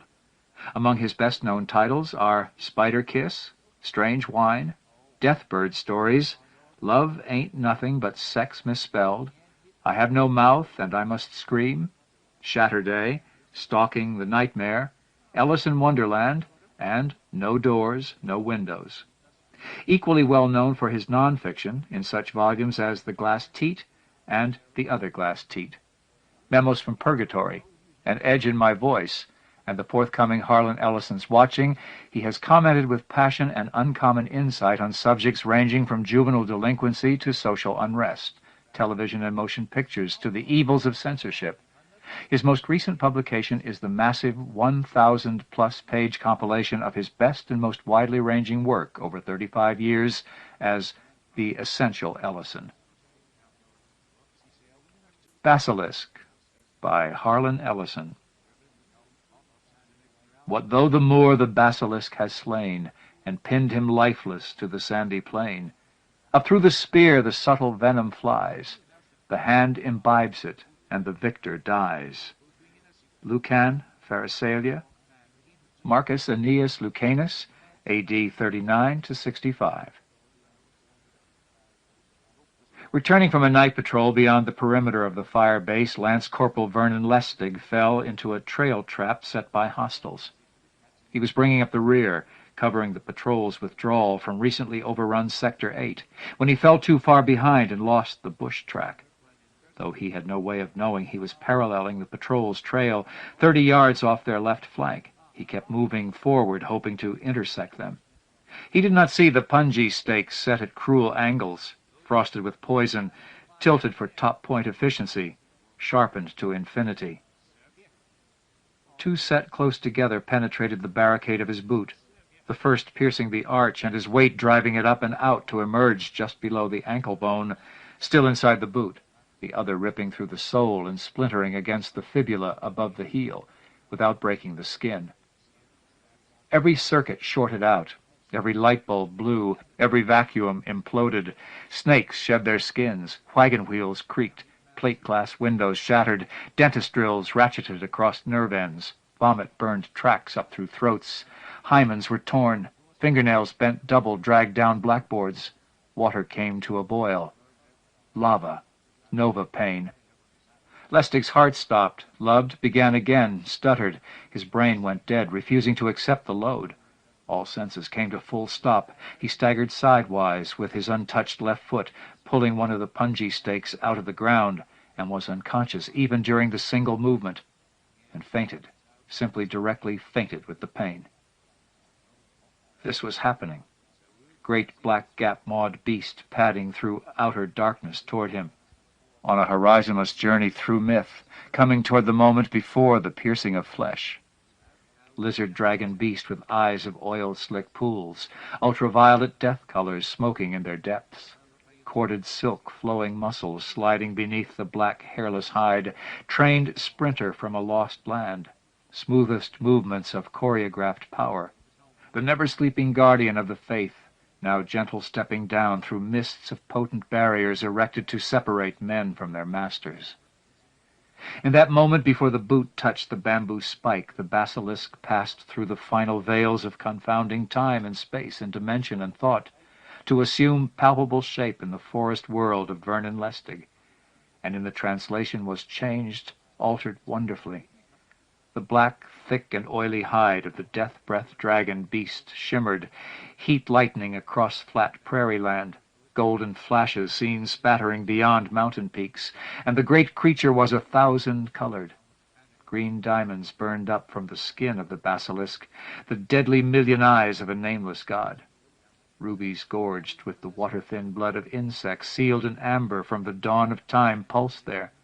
Golden jewels changing from instant to instant, shape and scent and hue. They were there in the tapestry mosaic of the skin picture, a delicate, subtle, gaudy, flash-maze kaleidoscope of flesh, taut over massive muscled threats. The basilisk was in the world, and Lestig had yet to experience his pain. The creature lifted a satin-padded paw and laid it against the points of the punji stakes. Slowly the basilisk relaxed, and the stakes pierced the rough, sensitive, black-moon shapes of the pads. Dark, steaming serum flowed down over the stakes, mingling with the oriental poison. The basilisk withdrew its paw, and the twin wounds healed in an instant, closed over and were gone. Were gone. Bunching of muscles, a leap into air, a cauldron roiling of dark air, and the basilisk sprang up into nothing and was gone. Was gone. As the moment came to an exhalation of end, and Vernon Lestig walked onto the punji stakes. It is a well-known fact that one whose blood slakes the thirst of the Phrycolacus, the vampire himself, becomes one of the drinkers of darkness, becomes a celebrant of the master deity, becomes himself possessed of the powers of the disciples of that deity. The basilisk had not come from the vampires, nor were his powers those of the blood-drinkers. It was not by chance that the basilisk's master had sent him to recruit Lance Corporal Vernon Lestig. There is an order to the dark side universe.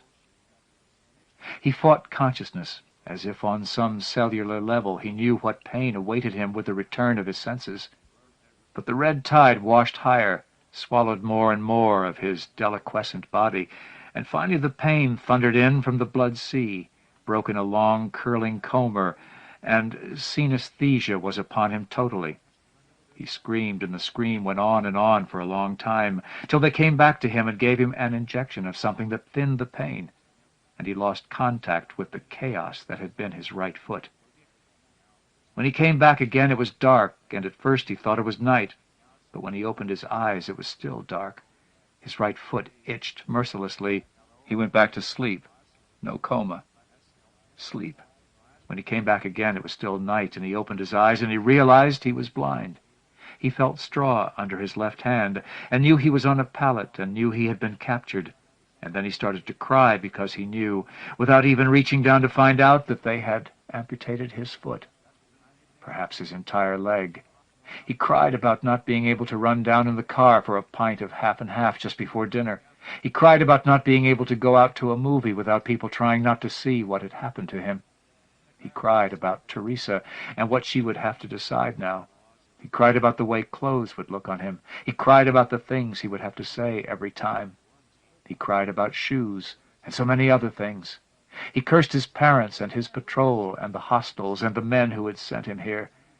And he wanted, wished, prayed desperately that any one of them could change places with him.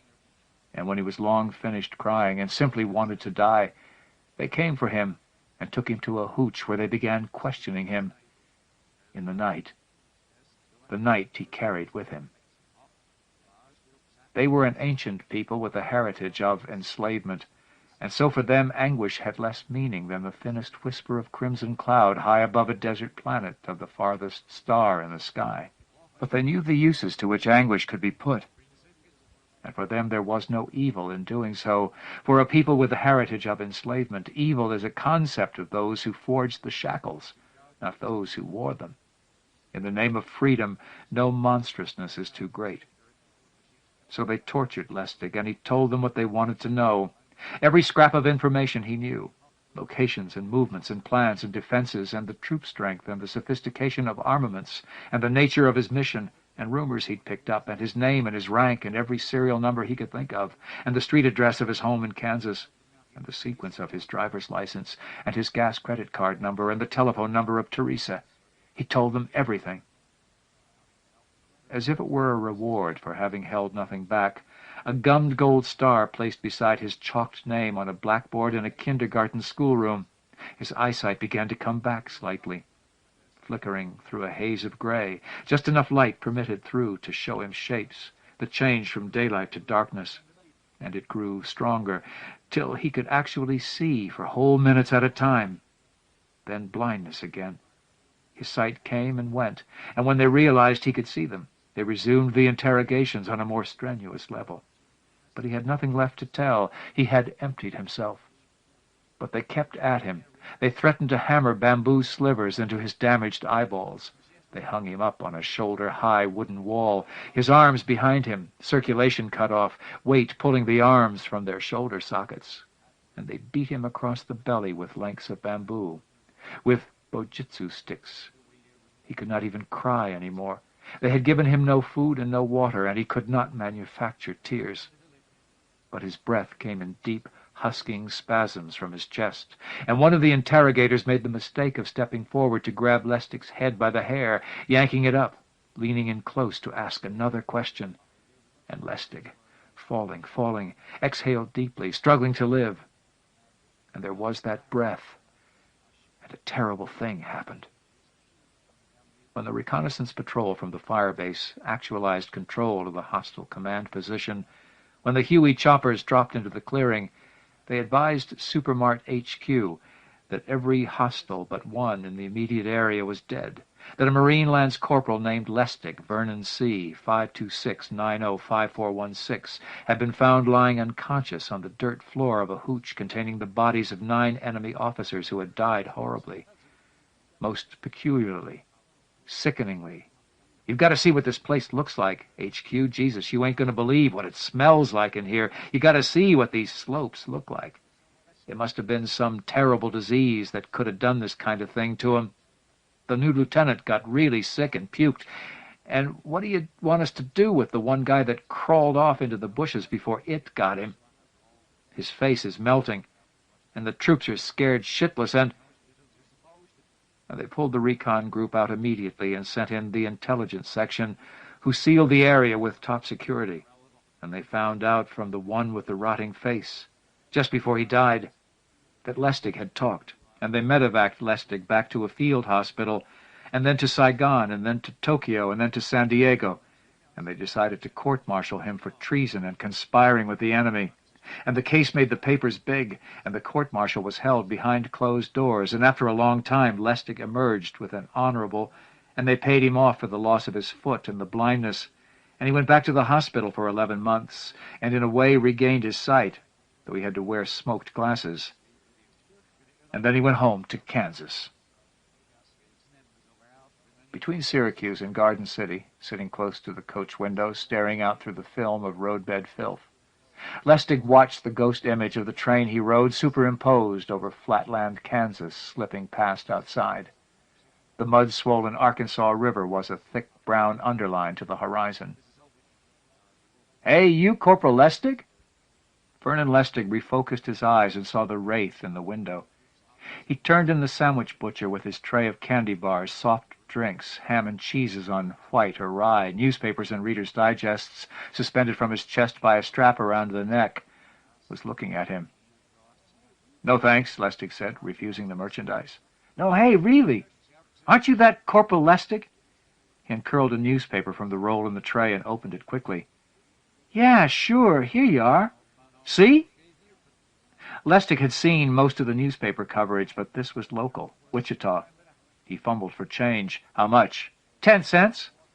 There was a surprised look on the butcher's face, but it washed down into a smile as he said, understanding it, "You've been out of touch in the service. Didn't even remember what a paper cost, huh?" Lustig gave him 2 nickels and turned abruptly to the window, folding the paper back. He read the article. It was a stone. There was a note referring to an editorial, and he turned to that page and read it. People were outraged, it said. Enough secret trials, it said. We must face up to our war crimes, it said. The effrontery of the military and the government, it said. Coddling, even ennobling traitors and killers, it said. He let the newspaper slide out of his hands. It clung to his lap for a moment, then fell apart to the floor. "I didn't say it before, but they should have shot you, you want my opinion." The butcher said it, going fast through the aisle, coming back the other way, gaining the end of the car and gone. Lustig did not turn around, even wearing the smoked glasses to protect his damaged eyes. He could see too clearly. He thought about the months of blindness, and wondered again what had happened in that hooch, and considered how much better off he might be if he were still blind. The Rock Island line was a mighty good road. The Rock Island line was the way to go home. The land outside dimmed for him, as things frequently dimmed, as though the repair work to his eyes was only temporary. A reserve generator cut in from time to time to sustain the power feed to his vision, and dimming as the drain drank too deep. Then light seeped back in, and he could see again, but there was a mist over his eyes, over the land. Somewhere else, through another mist, a great beast sat haunchback, dripping chromatic fire from jeweled hide, nibbling at something soft in its paw, talons extended from around black moon pads, watching, breathing, waiting for Lustig's vision to clear. He had rented the car in Wichita and driven back the 65 miles to Grafton. The Rock Island line no longer stopped there. Passenger trains were almost a thing of the past in Kansas.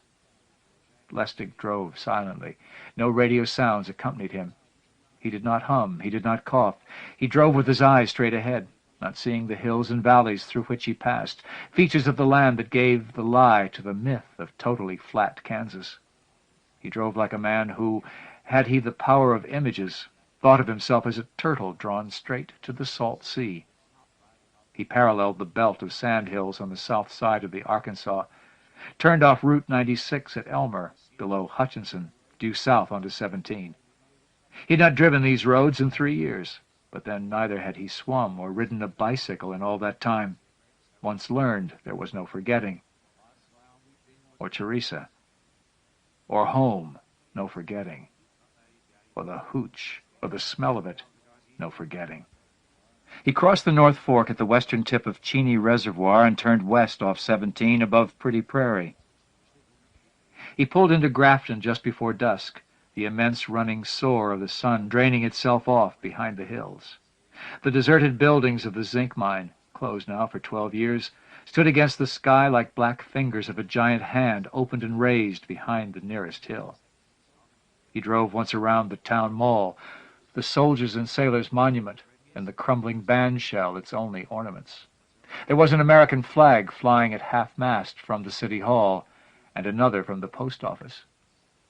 It was getting dark. He turned on his headlights. The mist over his eyes was strangely reassuring, as if it separated him from a land at once familiar and alien. The stores on Fitch Street were closed, but the Utopia Theater's marquee was flashing, and a small crowd was gathered waiting for the ticket booth to open. He slowed to see if he recognized anyone, and people stared back at him. A teenaged boy he didn't know pointed and then turned to his friends. In the rear-view mirror, Lustig saw two of them leave the queue and head for the candy shop beside the movie house.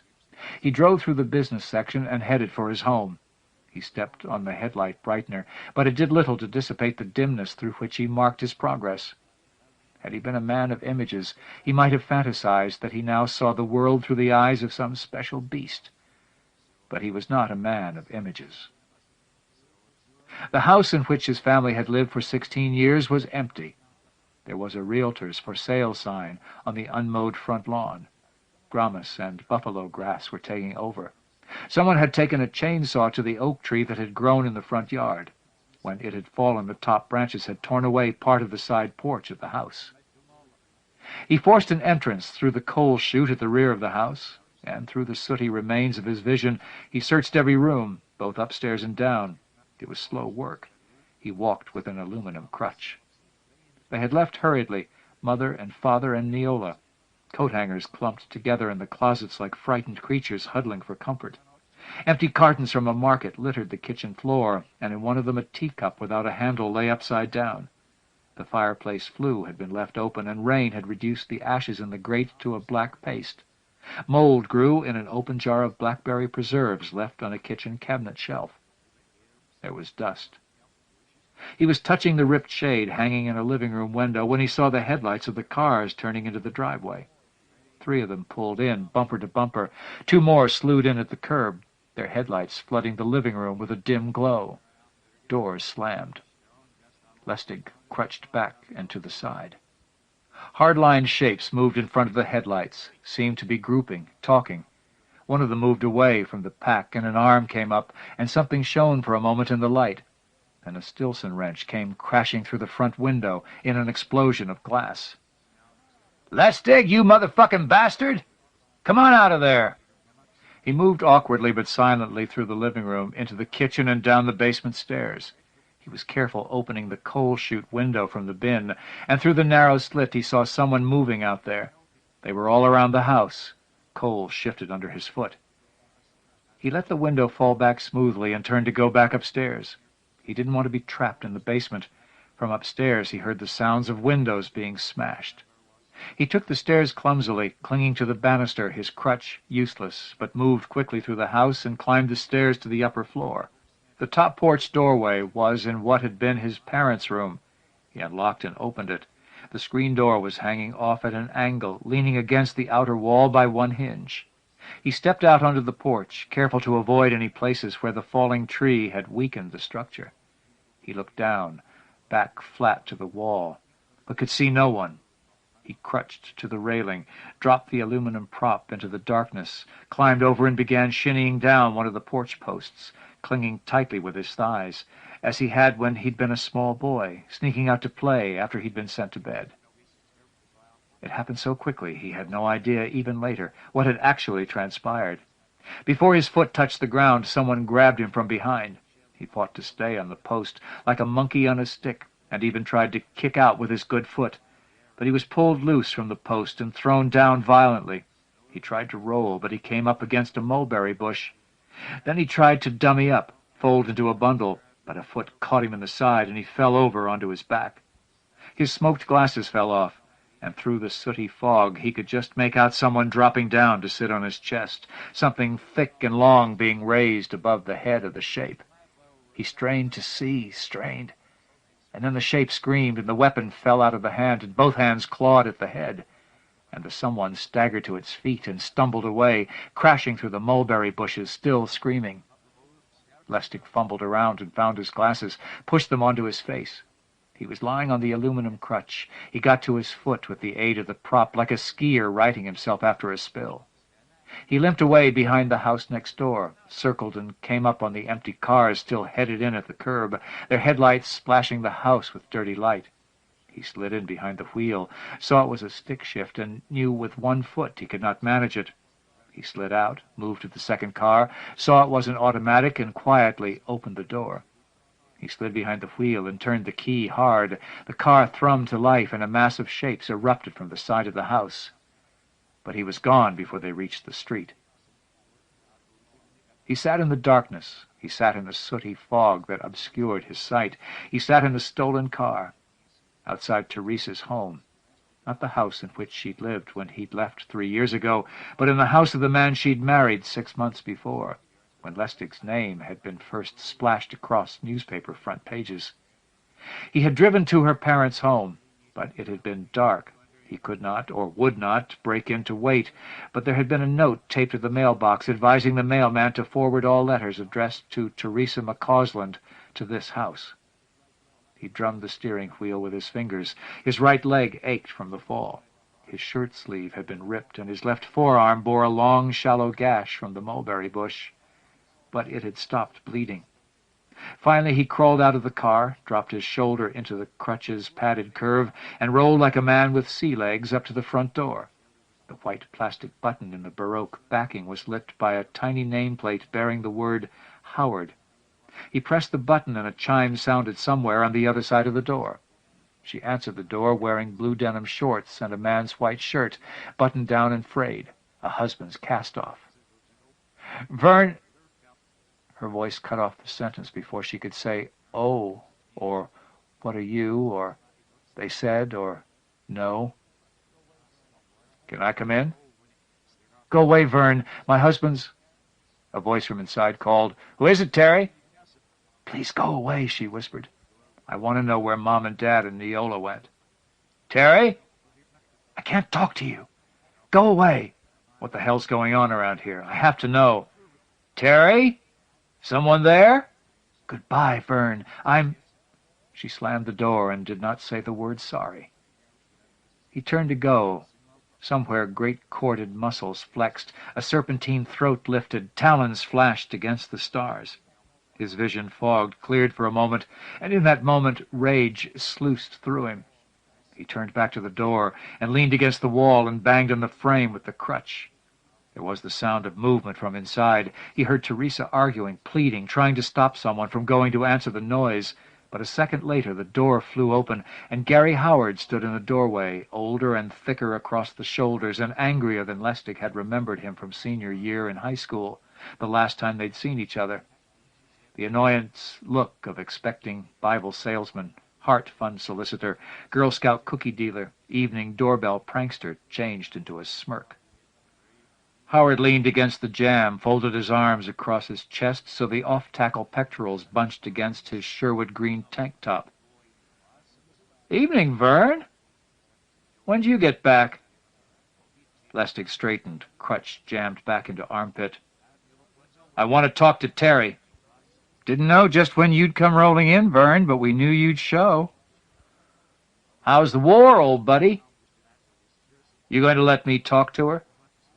"Nothing stopping her, old buddy. My wife is a free agent when it comes to talking to ex-boyfriends. My wife, that is. You get the word, old buddy?" "Terry!" He leaned forward and yelled past Howard. Gary Howard smiled a lady's choice dance smile and put one hand flat against Lustig's chest. "Don't make a nuisance of yourself, Vern. I'm talking to her, Howard. Right now, even if I have to go through you." Howard straightened, hand still flat against Lustig's chest. "You miserable, cowardly son of a bitch," he said, very gently, and shoved. Lustig flailed backward, the crutch going out from under him, and he tumbled off the front step. Howard looked down at him, and the president of the senior class smile vanished.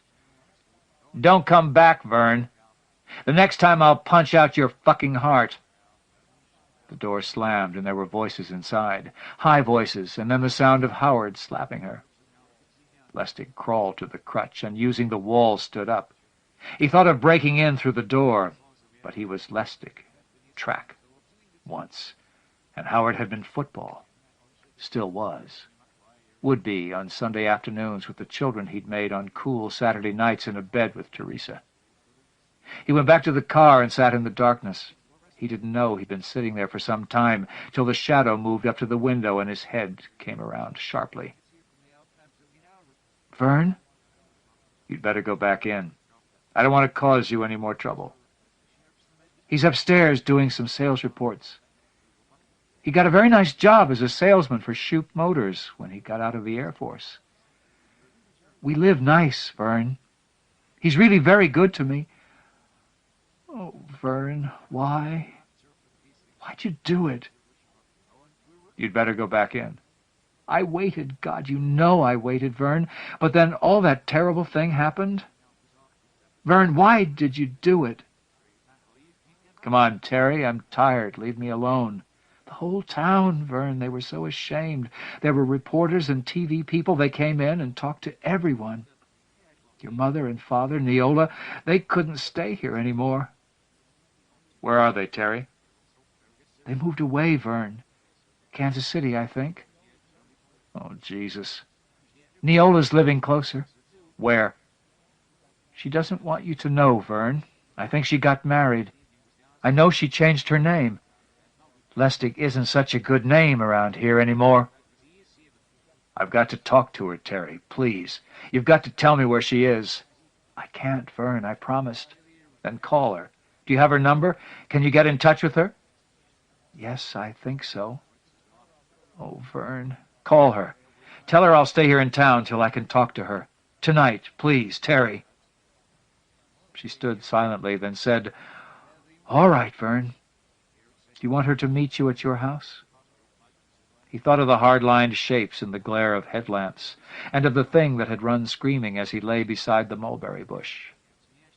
"No, tell her I'll meet her in the church." "St. Matthew's?" "No, the Harvest Baptist." "But it's closed. It has been for years." "I know. It closed down before I left. I know a way in. She'll remember. Tell her I'll be waiting."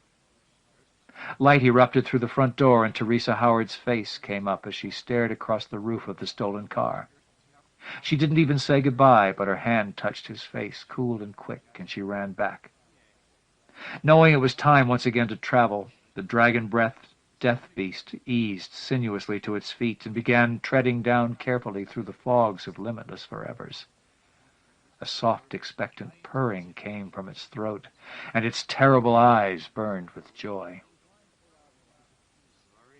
He was lying full out in one of the pews when the loose boards in the vestry wall creaked, and Lustig knew she had come. He sat up, wiping sleep from his fogged eyes, and replaced the smoked glasses. Somehow they helped. She came through the darkness in the aisle in front of the altar and stopped. "Vernon?" "I'm here, sis." She came toward the pew, but stopped 3 rows away. "Why did you come back?" His mouth was dry. He would have liked a beer. "Where else should I have gone?" "Haven't you made enough trouble for Mom and Dad and me?" He wanted to say things about his right foot and his eyesight, left somewhere in Southeast Asia. But even the light smear of skin he could see in the darkness told him her face was older, wearier, changed, and he could not do that to her. "It was terrible, Vernon. Terrible. They came and talked to us, and they wouldn't let us alone, and they set up television cameras and made movies of the house, and we couldn't even go out. And when they went away, the people from town came, and they were even worse. Oh, God, Vern, you can't believe what they did. One night they came to break things, and they cut down the tree, and Dad tried to stop them, and they beat him up so bad, Vern. You should have seen him. It would have made you cry, Vern." And he thought of his foot. "We went away, Vern. We had to. We hoped—" She stopped. "You hoped I'd be convicted and shot or sent away." She said nothing. He thought of the hooch and the smell. "Okay, sis, I understand." "I'm sorry, Vernon. I'm really sorry, dear. But why did you do this to us? Why?"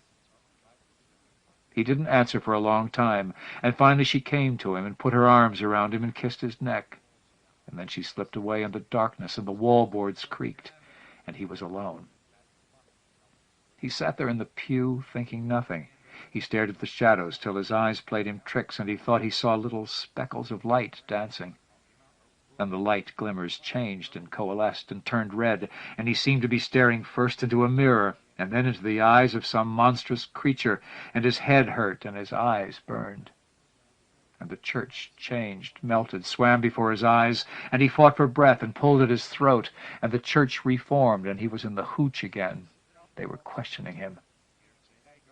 He was crawling across a dirt floor, pulling himself forward with his fingers, leaving flesh furrows in the earth, trying to crawl away from them. "Crawl! Crawl, and perhaps we will let you live." He crawled, and their legs were at his eye level, and he tried to reach up to touch one of them, and they hit him. Again and again. But the pain was not the worst of it. The monkey cage where they kept him boxed for endless days and nights, too small to stand, too narrow to lie down, open to the rain, open to the insects that came and nested in the raw stump of his leg, and laid their eggs, and the itching that sent Lilliputian arrows up into his side, and the light that hung from jerry-rigged wires through the trees, the light that never went out day or night, and no sleep, and the questions, the endless questions. And he crawled. God, how he crawled. If he could have crawled around the world on both bloody hands and one foot, scouring away the knees of his pants, he would have crawled just to sleep, just to stop the arrows of pain. He would have crawled to the center of the earth and drunk the menstrual blood of the planet for only a time of quiet, a straightening of his legs, a little sleep. "Why did you do this to us? Why?" "Because I'm a human being, and I'm weak, and no one should be expected to be able to take it. Because I'm a man and not a book of rules that says I have to take it. Because I was in a place without sleep, and I didn't want to be there, and there was no one to save me. Because I wanted to live." He heard boards creaking. He blinked his eyes and sat silently and listened, and there was movement in the church. He reached for his smoked glasses, but they were out of reach, and he reached farther, and the crutch slid away from the pew seat and dropped with a crash. Then they were on him. Whether it was the same bunch, he never knew. They came for him and vaulted the pews and smashed into him before he could use whatever it was he'd used on the kid at the house, the kid who lay on a table in the city hall, covered with a sheet through which green stains and odd rotting smells oozed. They jumped him and beat him, and he flailed up through the mass of bodies and was staring directly into a wild-eyed mandrill face. And he looked at him, as the death beast struck. The man screamed, clawed at his face, and his face came away in handfuls, the rotting flesh dripping off his fingers. He fell back, carrying two others with him, and Lustig suddenly remembered what had happened in the hooch, remembered breathing and looking, and here in this house of a god gone away he spun on them one by one, and he breathed deeply and exhaled in their faces and stared at them across the evil night wasteland of another universe, and they shrieked and died, and he was all alone once more. The others, coming through the vestry wall, having followed Neola, having been telephoned by Gary Howard, who had beaten the information from his wife, the others stopped and turned and ran. So that only Lustig, brother to the Basilisk, who was itself the servant of a nameless Dark One far away, only Lustig was left standing amid the twisted body shapes of things that had been men. Stood alone, felt the power and the fury pulsing in him, felt his eyes glowing, felt the death that lay on his tongue, deep in his throat, the wind death in his lungs, and knew night had finally fallen. They had roadblocked the only two roads out of town. Then they took 8-cell battery flashlights and Coleman lanterns and cave-crawling lamps, and some of them who had worked the zinc mine years before, they donned their miners' helmets with the lights on them, and they even wound rags around clubs and dipped them in kerosene and lit them. And they went out searching for the filthy traitor who had killed their sons and husbands and brothers, and not one of them laughed at the scene of crowd lights moving through the town, like something from an old film. A film of hunting the monster. They did not draw the parallel, for had they drawn the parallel they would still never have laughed. And they searched through the night, but did not find him. And when the dawn came up and they doused their lamps, and the parking lights replaced headlights on the caravans of cars that ringed the town, They still had not found him, and finally they gathered in the mall to decide what to do. And he was there. He stood on the Soldiers' and Sailors' Monument high above them, where he had huddled all through the night at the feet of a World War I doughboy with his arm upraised and a Springfield in his fist. He was there, and the symbolism did not escape them. "Pull him down!" someone shouted, and they surged toward the marble and bronze monument. Vernon Lustig stood watching them come toward him, and seemed unconcerned at the rifles and clubs and war-souvenir Lugers coming toward him. The first man to scale the plinth was Gary Howard, with the broken-field cheers of the crowd smile on his face. Lustig's eyes widened behind the smoked glasses, and very casually he removed them, and he looked at the big, many-toothed car salesman. The crowd screamed in one voice, and the forward rush was halted as the still-smoking body of Teresa's husband fell back on them, arms flung out wide, torso twisted. In the rear they tried to run. He cut them down. The crowd stopped.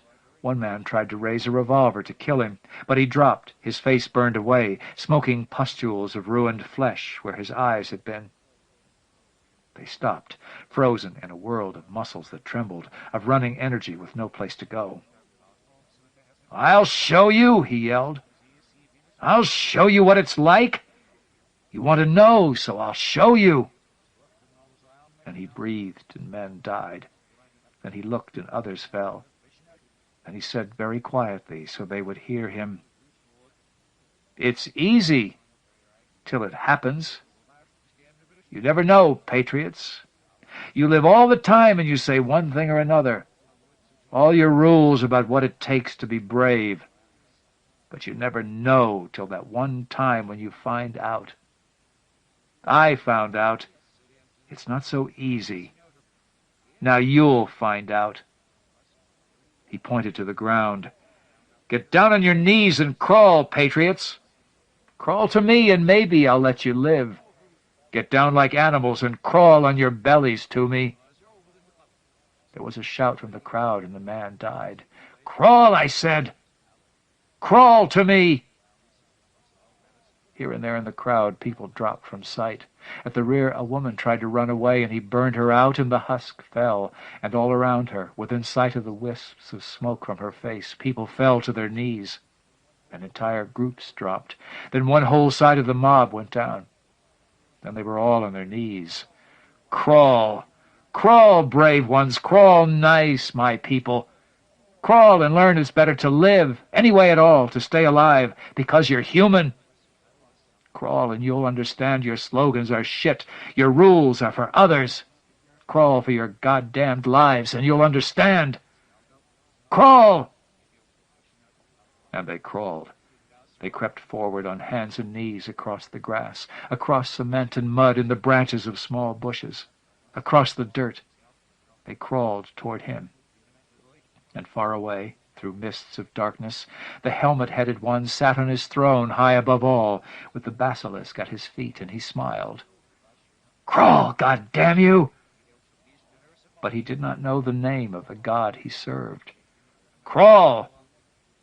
And in the middle of the mob, a woman who had hung a gold star in her front window crawled across a 32 police positive, and her hand touched it, and she folded her fingers around it, and suddenly she raised up and screamed, "For Kenny!" And she fired. The bullet smashed Lustig's collarbone, and he spun sidewise up against the Yank's puttees, and he tried to regain his stance, but the crutch had fallen, and now the crowd was on its feet and firing. And firing. They buried the body in an unmarked grave, and no one talked of it. And far away on a high throne, tickling the sleek hide of the basilisk that reclined at his feet like a faithful mastiff, even the armed one did not speak of it. There was no need to speak of it. Lustig was gone, but that was to have been expected. The weapon had been deactivated, but Mars, the Eternal One, the God who never dies, the Lord of Futures, Warden of the Dark Places, ever-potent scion of conflict, master of men, Mars sat content. The recruiting had gone well. Power to the people.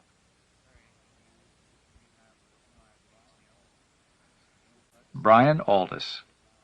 The best-selling British author Brian Aldiss is a major figure in the science fiction genre and in the literary world at large.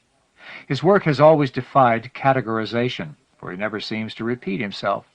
He shocked, influenced, and expanded the field with his surrealistic anti-novel Report on Probability A and his Joycean tour de force Barefoot in the Head, and then went on to write the Gothic Frankenstein Unbound, the elegant and lyrical The Malatia Tapestry, and the acclaimed Heliconia trilogy, his most recent work. This last effort is comparable only to Gene Wolfe's Book of the New Sun tetralogy, and its place of honor in science fiction is virtually assured. Other novels include the classic The Long Afternoon of Earth, The Dark Light Years, Greybeard, The 80-Minute Hour, An Island Called Moreau, Enemies of the System, and Cryptozoic, and the best-selling mainstream novels The Hand-Reared Boy and Soldier, Erect, or Further Adventures of the Hand-Reared Boy. Some of his non-science fiction novels are The Bright Fount Diaries, Brothers of the Head, A Rude Awakening, and Life in the West. The critic Douglas Barber has written that Aldiss's short stories are creating an oeuvre of which, for breadth of vision and variety of formal experimentation, is unmatched in the genre. His stories can be found in various collections, such as Space, Time, and Nathaniel, Galaxies Like Grains of Sand, Star Swarm, Who Can Replace a Man, New Arrivals, Old Encounters, The Heirs of Earth, The Saliva Tree and Other Strange Growths, Last Orders, and Seasons in Flight. Aldiss has also made his influence felt as an editor. In collaboration with Harry Harrison, he edited, among others, 9 volumes of Best SF, 9 volumes of the year's best science fiction, the seminal Hell's Cartographers, some personal histories of science fiction writers, the short-lived but excellent journal SF Horizons, Decade the 1940s, Decade the 1950s, Decade the 1960s, the Astounding Analog Reader, and Nebula Award Stories, too. He is also the editor of many other anthologies, including the Penguin Science Fiction Omnibus, Best Fantasy Stories, Introducing SF, All About Venus, Evil Earths, Space Opera, Space Odysseys, Galactic Empires, and Perilous Planets. Aldiss has also been a reviewer for the Times Literary Supplement and literary editor of the Oxford Mail. His non-fiction works include The Shape of Further Things, Speculations on Change, Science Fiction Art, This World and Nearer Ones, Essays Exploring the Familiar, and the newly published Year Spree, The Trillion History of Science Fiction. He has also written a play, Distant Encounters, which was produced in London in 1978, and a book of verse entitled Pile, Petals from St. Clade's Computer. He is a recipient of the Hugo Award, the Nebula Award, the Ditmar Award, the British Science Fiction Award, the James Blish Award for Excellence in SF Criticism, Cometa d'Argento, Prix Jules Verne, and the Pilgrim Award. He lives with his family in an Edwardian mansion in Boars Hill to the south of the city of Oxford. In World War II, Aldiss saw action against the Japanese army in Burma. My Country 'Tis Not Only of Thee, by Brian Aldiss. The little lieutenant from Chicago said, "Remember, guys, the folk in the South are on our side. We're fighting for them. You can exploit 'em, but you mustn't shoot 'em. Don't go getting no wrong ideas." Huddled together, the troops laughed. Lieutenants had been saying things like that for many years. Troops had been laughing like that for many years. At 35,000 feet, when you are heading for action in an alien land way across the wide ocean, you laugh. It helps with the nerves. People get hurt looking after democracy. From outside the craft, the scene must have appeared beautiful. The big troop carriers looked so good with their heavy bellies and stub wings. As the planes came down toward a landing through the blue evening air, cloud layers floated up to meet them, layers burnished with gold. No sign, no whisper of the catastrophe being played out below. Nor was there in the troop carriers much sign of the sense of purpose, the vision which had involved the American people in this distant struggle. As the planes entered the cloud layer, the troops inside the heavy bellies fell silent. A lid was coming down on them. The thick moisture beyond the ports made the distance to the U.S. almost tangible. Then we were through the cloud. Little could be seen. The sun was obscured. All below us was shadow. We altered course, sinking. Suddenly the ground was close, dark without detail. It promised nothing, said nothing, was silent under an ancient sense of outrage. As we came into land, a brief glimpse of ocean, with sun split wide like a split egg between cloud curtain and horizon. Tension, no speech. Smooth landing. Amazing silence as the jets cut. Muzak, everything's coming up roses for reassurance. By the look on some of the guys' faces, they were expecting to be fired on straight away. The approach and touchdown lights died. The glow around the perimeter indicated we were on a large base. An officer in a jeep was waiting for me. The troops moved off under shouted orders. They became anonymous, war statistics. I remembered that 11% of all our casualties were killed without actual combat, killed in enemy booby traps, just part of the price of involvement in someone else's civil war. At least I was not infantry. The jeep drove me around to the far side of the air base. A helicopter gunship was waiting, big and clumsy, floodlights trained on its camouflaged flank. The lights turned the evening to total darkness. I inhaled before stepping aboard, trying to orient myself after several hours of dislocating flight. All I could smell was ozone and gasoline. 2 men searched me without interest or hope. I was then free to greet a tall, hollow-chested man with graying hair cut short. He had a leathery countenance, thick eyebrows, and a belligerent jaw. Half-moon spectacles gave him a curiously mild look, despite contraindications. "My name is Grattanelli. I'm in intelligence." "You are James Lambard?" When I said I was, he wanted to see my identification. Then he relaxed. "Okay, Jim, take a seat right here. We'll be airborne soonest. Welcome to the war zone. We know you're special, and we're glad you came over. You were born here, I understand." He must have known. He had seen my papers. He must have heard by my accent. He just wanted to hear it for himself. "Okay, Jim, that's great. We're going to see to it that your mission is made as safe as can be." He intended reassurance. I found him creepy. When he smiled, he showed a gold-capped tooth. My feelings were still ruffled from the journey. I felt it as a snub that an ally, that's what I was, should have been made to travel with infantry in a troop carrier when on a special mission. The gold tooth might have been planted just to annoy me. The gunship lifted almost at once. Grattanelli told me to relax. We were flying 10 miles along the coast to an R&R base where I would be properly briefed. "You won't come across any VCs in this area." Since I had no small talk, Grattanelli, speaking above the roar of the engines, gave me a lecture on how the war was necessary to defend the free world. An expenditure of firepower was the only effective argument the enemy understood, and in fact the war would have been won at least a year ago had it not been for the support coming in to the north from outside. He let the word outside linger like a threat between us. When I said nothing, he eyed me, I thought, with hostility, and began on another tack. "Also, we would have less difficulty if the goddamn slimies, I mean the South, was not so corrupt. Corruption is everywhere. You probably heard the President's speech. We are pledged to win not only a military victory over here, but a moral victory against hunger, disease, and despair. Vast quantities of materiel have been airlifted into your country, Mr. Lambard. We have increased food relief for the countryside as well as the towns. Vehicles, machinery to build highways." He ticked the items off on his thumb. "Pharmaceutical factories, steel plants, garbage trucks, a massive aid program. What happens? They all disappear, just vanish. Might as well pour the money down the sink." "Too bad," I said. "Too bad," he echoed scornfully. "Widespread corruption. We're after the hearts and minds of these people. What do we get? This shit." I sat with my hands on my knees, avoiding his gaze. The helicopter sank onto its landing pad. Brilliant lights showed round us. A reluctance to leave the machine overwhelmed me, so sure was I that I was on the fringe of some humiliating experience. Although his condemnation was couched in familiar terms, it remained oppressive. Grattanelli gestured impatiently. I climbed out with him close behind me.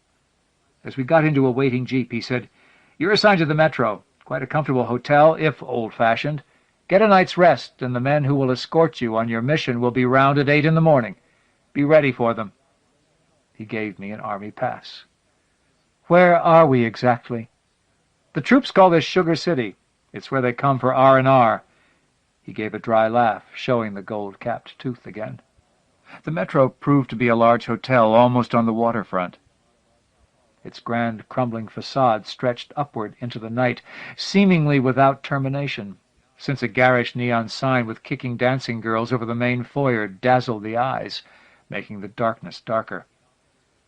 I slung my pack over one shoulder and jumped onto the pavement. The jeep bore Grattanelli away into the night. A crowd of GIs, garishly dressed local girls, and kids swarmed about the steps of the Metro. Youths roared about on Hondas, miraculously avoiding running into anyone.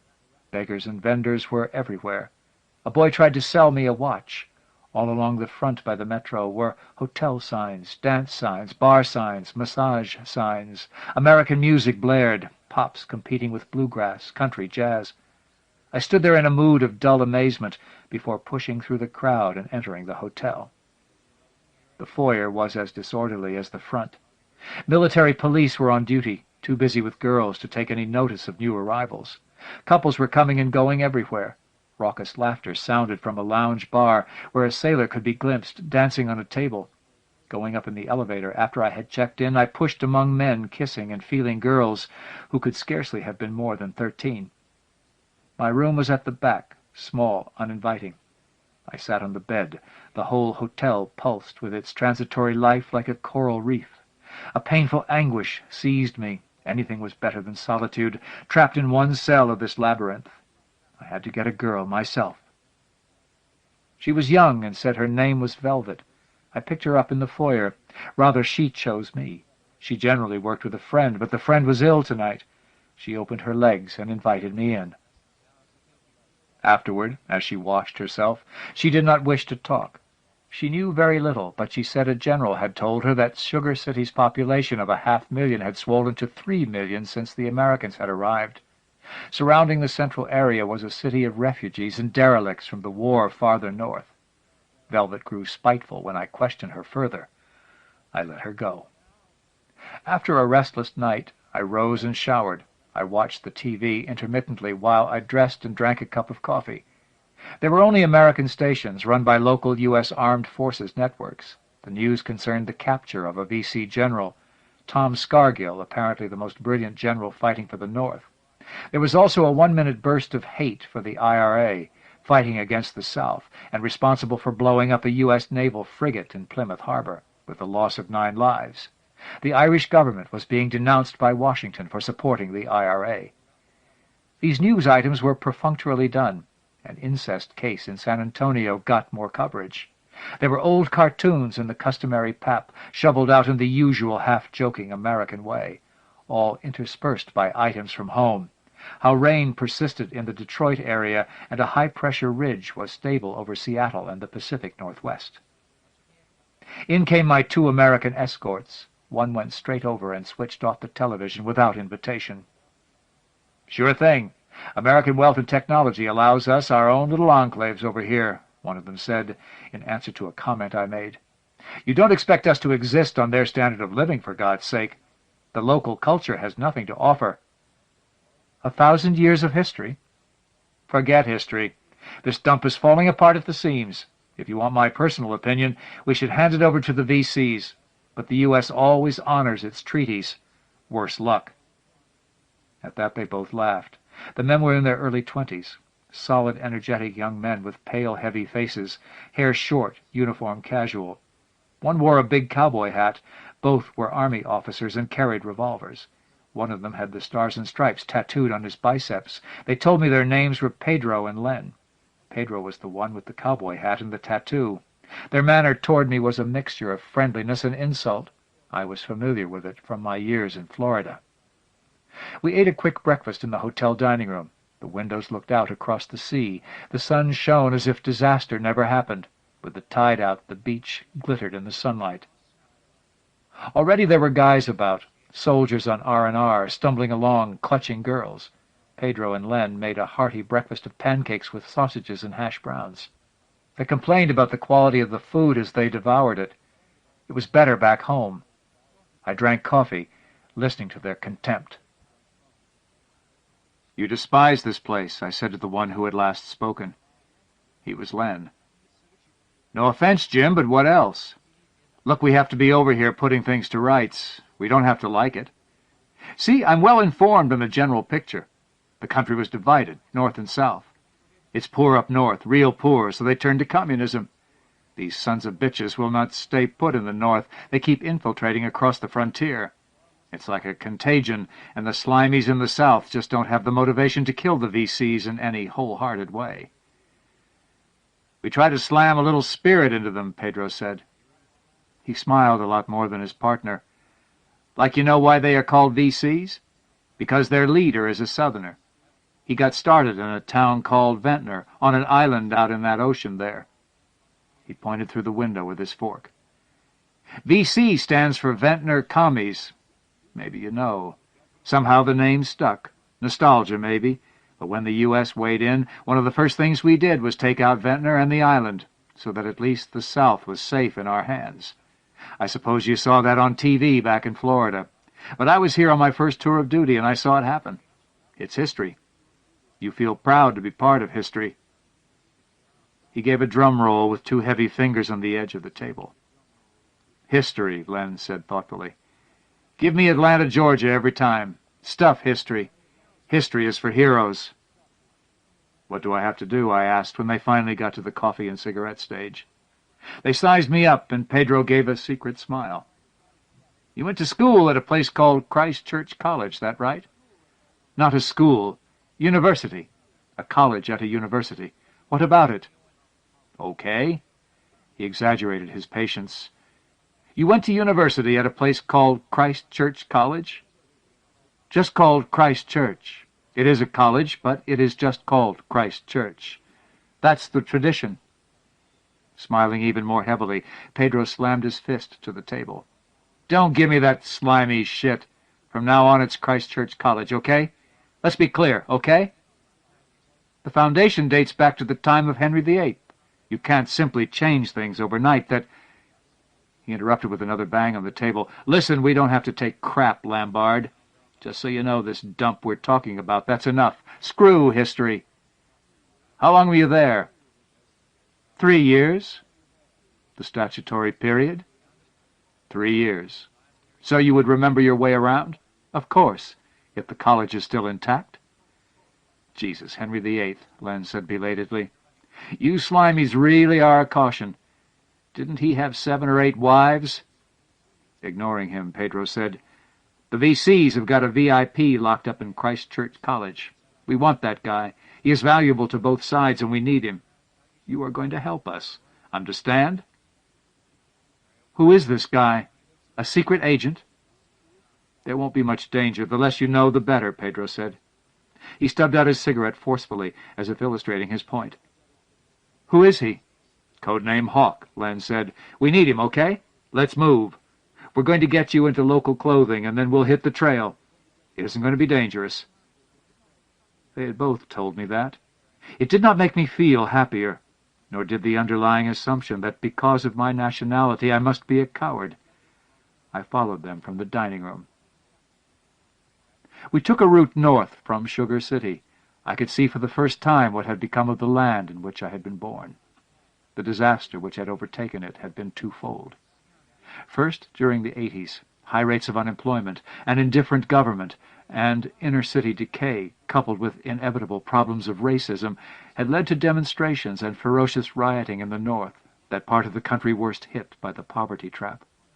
The rioting was met by increasingly repressive measures from a police force once renowned throughout the world for its restraint. Several pitched battles were fought, notably in Leeds, Liverpool, and Sheffield. Liverpool had become the HQ of a rebel army, supplied with war materiel coming from the country's traditional enemies in the Marxist camp. As the news bulletin I had seen admitted, the IRA was also active. There are always many who wish to see society destroyed. In the 90s, decline was rapid. Police were defeated at the Battle of Warrington. with 300 of them mowed down by machine gun fire.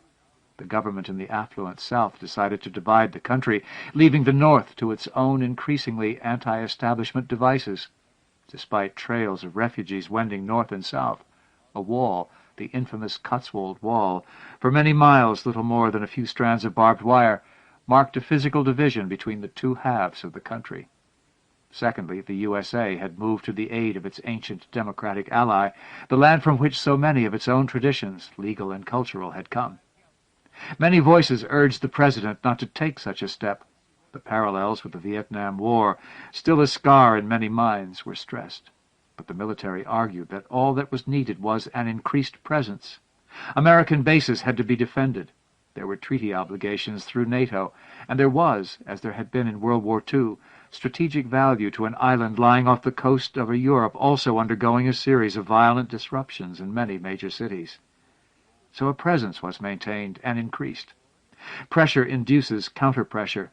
Islam insurgency was added to Marxist strength in the North. Infiltration into the South continued. Month by month, the American presence in the South was increased. There was no pulling back. "We're after the hearts and minds of these people," Granatelli had said, echoing his president's words. But those in the South, in the old capital of London, had seen the corruption that American wealth brought in its wake. They watched hungrily as sky cranes flew in meat and beer for the daily barbecues behind defended U.S. enclaves. They became sucked into the dirty trades that black marketeering brings.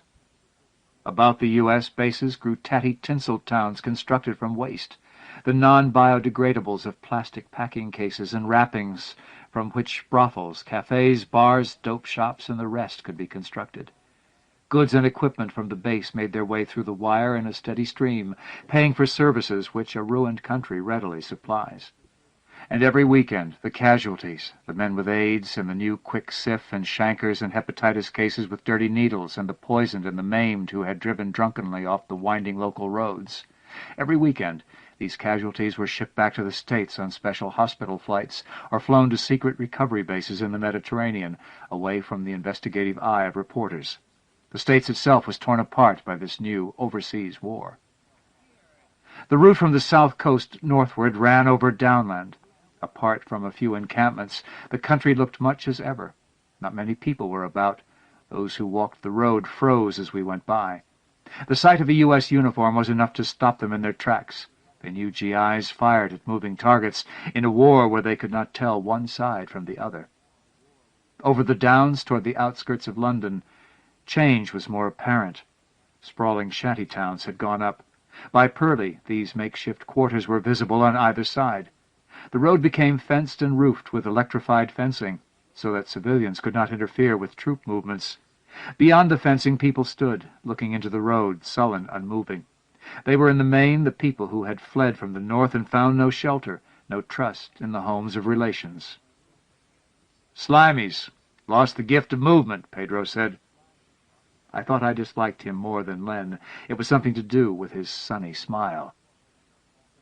Our vehicle and the two vehicles escorting us were halted at a barrier. Our credentials were checked. Someone had blown up a lorry a mile ahead, and the road was blocked. We were sent on a detour. So we drove through the heart of London. Everywhere was stamped the insignia of decay. No building had been maintained. Paint had come near no dwelling in the last 15 years. Gutters and roofs had not been repaired. Many of the streets we drove through were boarded up, perhaps by the military to facilitate their movements. As we drove along Millbank, burnt-out buildings confronted us on either side of the Thames. Military traffic could be seen patrolling on the river. Some of the famous landmarks had gone. The House of Commons, that individual Gothic building, had disappeared, and Big Ben along with it. The entire structure had been bought by a consortium of billionaires and shipped stone by stone to Arizona, where, with the aid of computers, it had been assembled just as before, to stand on the lip of the Grand Canyon, an object of reverence and curiosity for the tourist trade. It housed an unrivaled collection of old pinball machines. "We got too many of the old art treasures before the VCs ruined them," Len said. "The entire contents of the National Gallery are now safe in an annex of the Smithsonian, as maybe you heard. Worth zillions. Zillions." He repeated the word with satisfaction. The Stars and Stripes flew over Buckingham Palace, dominating the Union Jack. An immense battery of tanks and weaponry was drawn up in front of the palace. There were no tourists, no guards in scarlet uniforms and bearskins. "That's where we have your royal family, Jim," Len said. "They're safe as long as they are there, and we take good care of them." Pedro laughed. "Imagine the Canadians wanted to take them over. Some chance." We drove on, to stop for a break in a new barracks area in Hyde Park, then through Paddington to the Oxford Road. Paddington was in ruins. The whole area had been reduced to rubble. The IRA had been at work. Later, a wide road had been bulldozed through the rubble. Again, the local population was kept off the road by electrified fencing. Behind the fencing, clusters of stalls had been set up. I saw men and women climbing over piles of bricks to see what trade was to be had. All were thin and crudely dressed. As our cars went by, they froze. I noted that Len and Pedro kept carbines ready in case of trouble, but there was none. Vegetation had sprung up among the ruins. Beds of a pink flower, rose bay willow herb, created a little beauty among the blackened debris. Driving up the Thames Valley was no longer the pleasant experience it had been when I had first gone to the University of Oxford. Here were more indicators of the disaster which had overtaken my country. Whole towns evacuated, prison camps set up, immense fortifications, airfields, mobile guns on the move, convoys, once a wood on fire. The only moving figures we saw were Americans. They were everywhere, marching, directing the traffic, swarming over vehicles, drinking. Old Glory hung everywhere, limp in the mild afternoon sun. I was in an occupied country. Before Henley we had to detour to avoid a pitched battle. The U.S. forces, perhaps out of contempt for the opposition, were careless. They commanded heavy armor, but not vigilance. The average GI had no stomach for defending Europe, so the guerrillas from the north, with a few well-placed mines, were often able to raid camps for supplies or capture whole convoys. 3 tomcats screamed overhead, cannons blazing. The noise went straight through to the very fibers of being. "Give it to the bastards!" Len shouted after them. He went into a story about how he had been on a patrol outside Norwich when one of the men triggered an IRA mine of the kind known as a jumping jenny. When a boot touched a concealed prong, the mine jumped a meter in the air before exploding. Len's friends were reduced to an area of raw shredded meat around the spot, with red tissue and white bone splinters sprayed everywhere. Len was lucky. He had just skipped behind a big tree to urinate. He was the only one to survive. Len seemed more friendly after he had told me this. "I'm sorry about your friends." "Forget it." I remembered when I had first gone up to Oxford, to Christ Church, that most beautiful of colleges. The start of my first academic year. Oxford seemed to me a peaceful and civilized place. True, there was much talk of the country's economy declining, with manufacturing industry closing down. And there were strikes and the occasional riot. Troop movements increased, along with demonstrations. But none of it touched Oxford. Oxford had been there since the 13th century. It was impossible to imagine its green lawns besmirched, its welcoming libraries looted. Wrapped up in our own little lives, we had not taken alarm. But my father had. My father ran a successful chain of trendy clothes stores, some in high streets, some within department stores. He often visited his shops in the north. At the Glasgow store he received a threatening letter. Someone did not approve of the way the profits of the branch went south. My father ignored the letter. On his next visit he was attacked by 3 men in a side street when returning to his hotel. He carried an illegally purchased British Army revolver. As the men came up, he drew the gun and fired. One man fell. Panic seized my father. As the other 2 froze, he shot them too. I remember his return home in a state of shock. The incident changed our lives. My father became a haunted man. He saw the Civil War coming, sold up the clothes chain at our house, and took us over to live in the States, in Florida, where many other English were settling. I managed to get a porter's job on the local air base. In Florida, we are the poor whites. Why are we so unpopular? Because the war is unpopular. American viewers are tired of seeing their boys being blown up outside Leicester and Stow-on-the-Wold. Escalating costs, escalating deaths. For these we are in some way responsible. I believe it. We are responsible. We didn't care enough in the good years. We didn't care when millions of people went on the scrap pile of unemployment. We thought all the American talk about democracy and eternal vigilance was crap. So it may be, but we tried to live without democracy and eternal vigilance, and it finished us. Throughout the 80s, our divided society had ceased to believe in the idea of equal rights for the individual. Oxford was only a few miles south of the Cotswold Wall. Big U.S. air bases lay nearby, together with a store of missiles and nuclear weapons, so far unused but kept perpetually on the ready for the next stage of the war, which many saw as inevitable. Infiltration from the north was constant. Both sides saw that when London was blotted out, Oxford would make a suitable second capital for government. Hitler had had the same idea long ago, refraining from bombing the ancient city in consequence. Now it was less privileged. Evidence of damage was clear as we studied the city through binoculars from the adjacent hill. I wondered as I viewed it, did you teach us aright? Pedro and Len gave me a casual briefing. By now I had the two of them separate and distinct. Their manner was basically sullen, perhaps of a cultivated sullenness in order to keep me in my place, but more likely an attitude fostered by their resentment at being here at all. But Len, I now perceived, was the stronger of the two. He was a stolid individual, even likable in a way. His cold, deliberate manner was part of his approach to life, a life which, from various hints he let fall, seemed to have been spent surviving in the tougher districts of Atlanta, Georgia. He did not like England, but to Len it was merely an extension of back-street existence. In some curious way, Len, neither he nor Pedro would reveal their surnames, wanted to secure my liking. He explained to me with care that the U.S. was in my country legally in response to treaty obligations and the obligation of a long-standing relationship between our two nations. Pedro laughed when he heard this. I did not laugh. Pedro was from Detroit. His real name was Peter, but his wife was Mexican. Watching him as we traveled, for my life might depend on understanding the two officers, I saw his nervousness. His sullen manner hid fear. He took his cues from Len and tried to imitate his manners. He was a minor academic in civilian life, now trying to be one of the bunch. Perhaps his tattoo was another of his bids to be thought something other than he was. He had acquired it in Sugar City. As he saw that Len and I were reaching a kind of tacit understanding, Pedro became more personally edgy.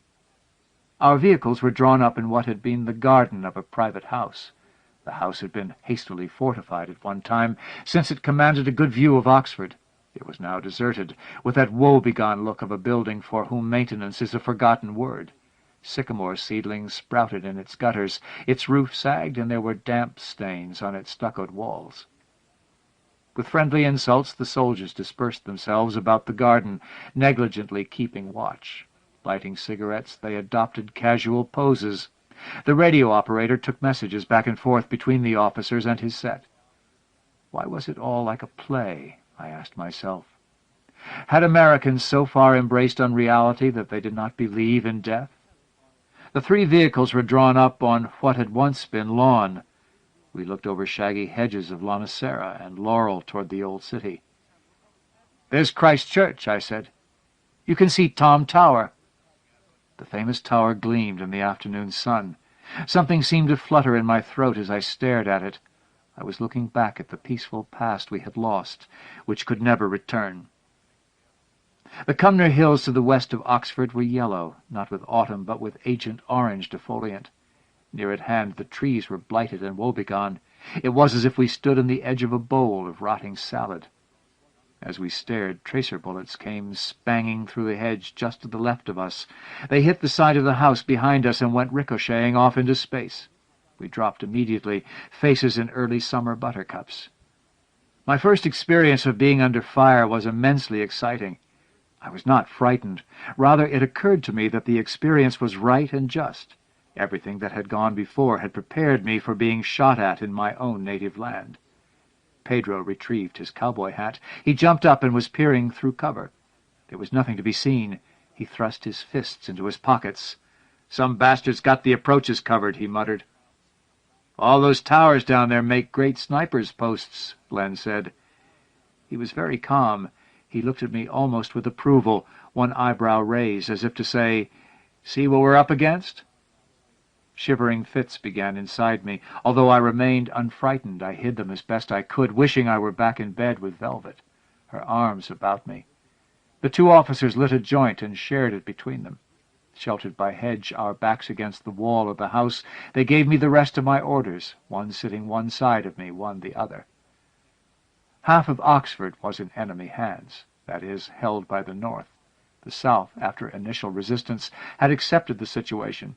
Separated only by no-go areas, the two sides lived in truce together, thus proving the American hypothesis that both were rotten with communism. It was left to the States to stir things up in the old city and awaken British fighting spirit now and again. "We go get Hawk as soon as we get the signal over the air," Pedro said, leaning his head against the wall behind and inhaling deeply. "When do we get the signal?" He shrugged. Neither he nor Len answered me. Pedro's smile had become a grimace. I could not look at him. The soldiers were reappearing from various hiding places, sheepishly lighting up fresh cigarettes. No more shots sounded. Perhaps the firing had been random. We sat mute. After a while, Len rose and went across to the radio operator. Pedro followed. Opening his hand, Len took over the operator's headphones. He stood tethered to the vehicle by the headphones. "No decision," he said finally to Pedro. They lit another joint. When it grew dark, Len kicked in the door of the house. We established occupancy, taking the radio with us. Screens were put up against the window of a downstairs room. There was no electricity, but a battery light was lit. After a while we ate sausage and beans from self-heating cans, followed by ice cream and coffee. Consultations with the men were intermittent. Although they were there to protect us, the arrangements appeared casual. A machine gun was mounted in the grounds of the house, and a sentry posted. Pedro and Len brought out collapsible beds. I slept beside them, rolled in a khaki army blanket. Toward dawn I was awakened by their boots on the bare floor and their subdued voices. The other men were in the room, and all were in a state of suppressed excitement. I propped myself on one elbow. "Get up, Jim," Len said. "We're on the move." "What is it?" "Signal came through, that's all. Get up." They were looking at each other from under eyebrows with pleased, eager expressions. I was excluded from their circle of quiet triumph. "Operation Hawk," Pedro said with relish. He shaved with a cordless razor. Dawn was seeping from behind the blackout. I peered round the screen. The garden was gray with a discarded look, as if it were an old indoor film set. Nothing moved there. Everything had gone away. One of the drivers hustled in with a canister of coffee and mugs. We drank standing up. Still the Americans talked in low voices full of expectation, their occasional glances in my direction excluding me from their secrets. We pissed in the garden before climbing into the vehicles. As we rolled forward, Pedro opened up a bag and passed me a revolver. He grinned at me without showing his teeth. "Stick this in your pocket.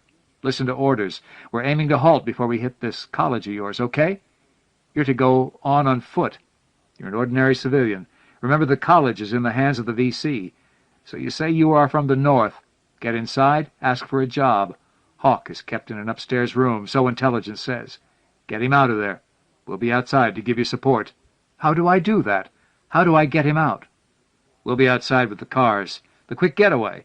First you bring him out. He's in the bursary, according to our intelligence." I found myself waving my hands at him. "Who is this Hawk? What's his real name? This is crazy." Len leaned forward and said reassuringly, "He's no one. We need him, Lambard, and we trust you." Here he gripped my knee to steady my resolve. "We'd join you. Happened we didn't look so American."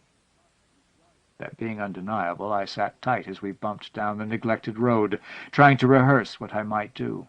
After all, I was going to be among my own people, in my own college. Although I had been out of touch with events, except as reflected through the distorting lens of American TV, I could rely on my native wits to see me through. The revolver helped my courage. The memory of my father's bravery in killing 3 attacking Northerners put spirit into me. As we rolled into the town, past a checkpoint set up by the forces of the South, a dull roar like that of an earthquake filled the air. Like the roar of an earthquake, it seemed to come from all sides at once. Overhead, in the pale blue sky, planes were flying. Pedro pointed upward with the muzzle of a carbine and let out a cheer. The planes moved steadily, lines of them, high, heading westward.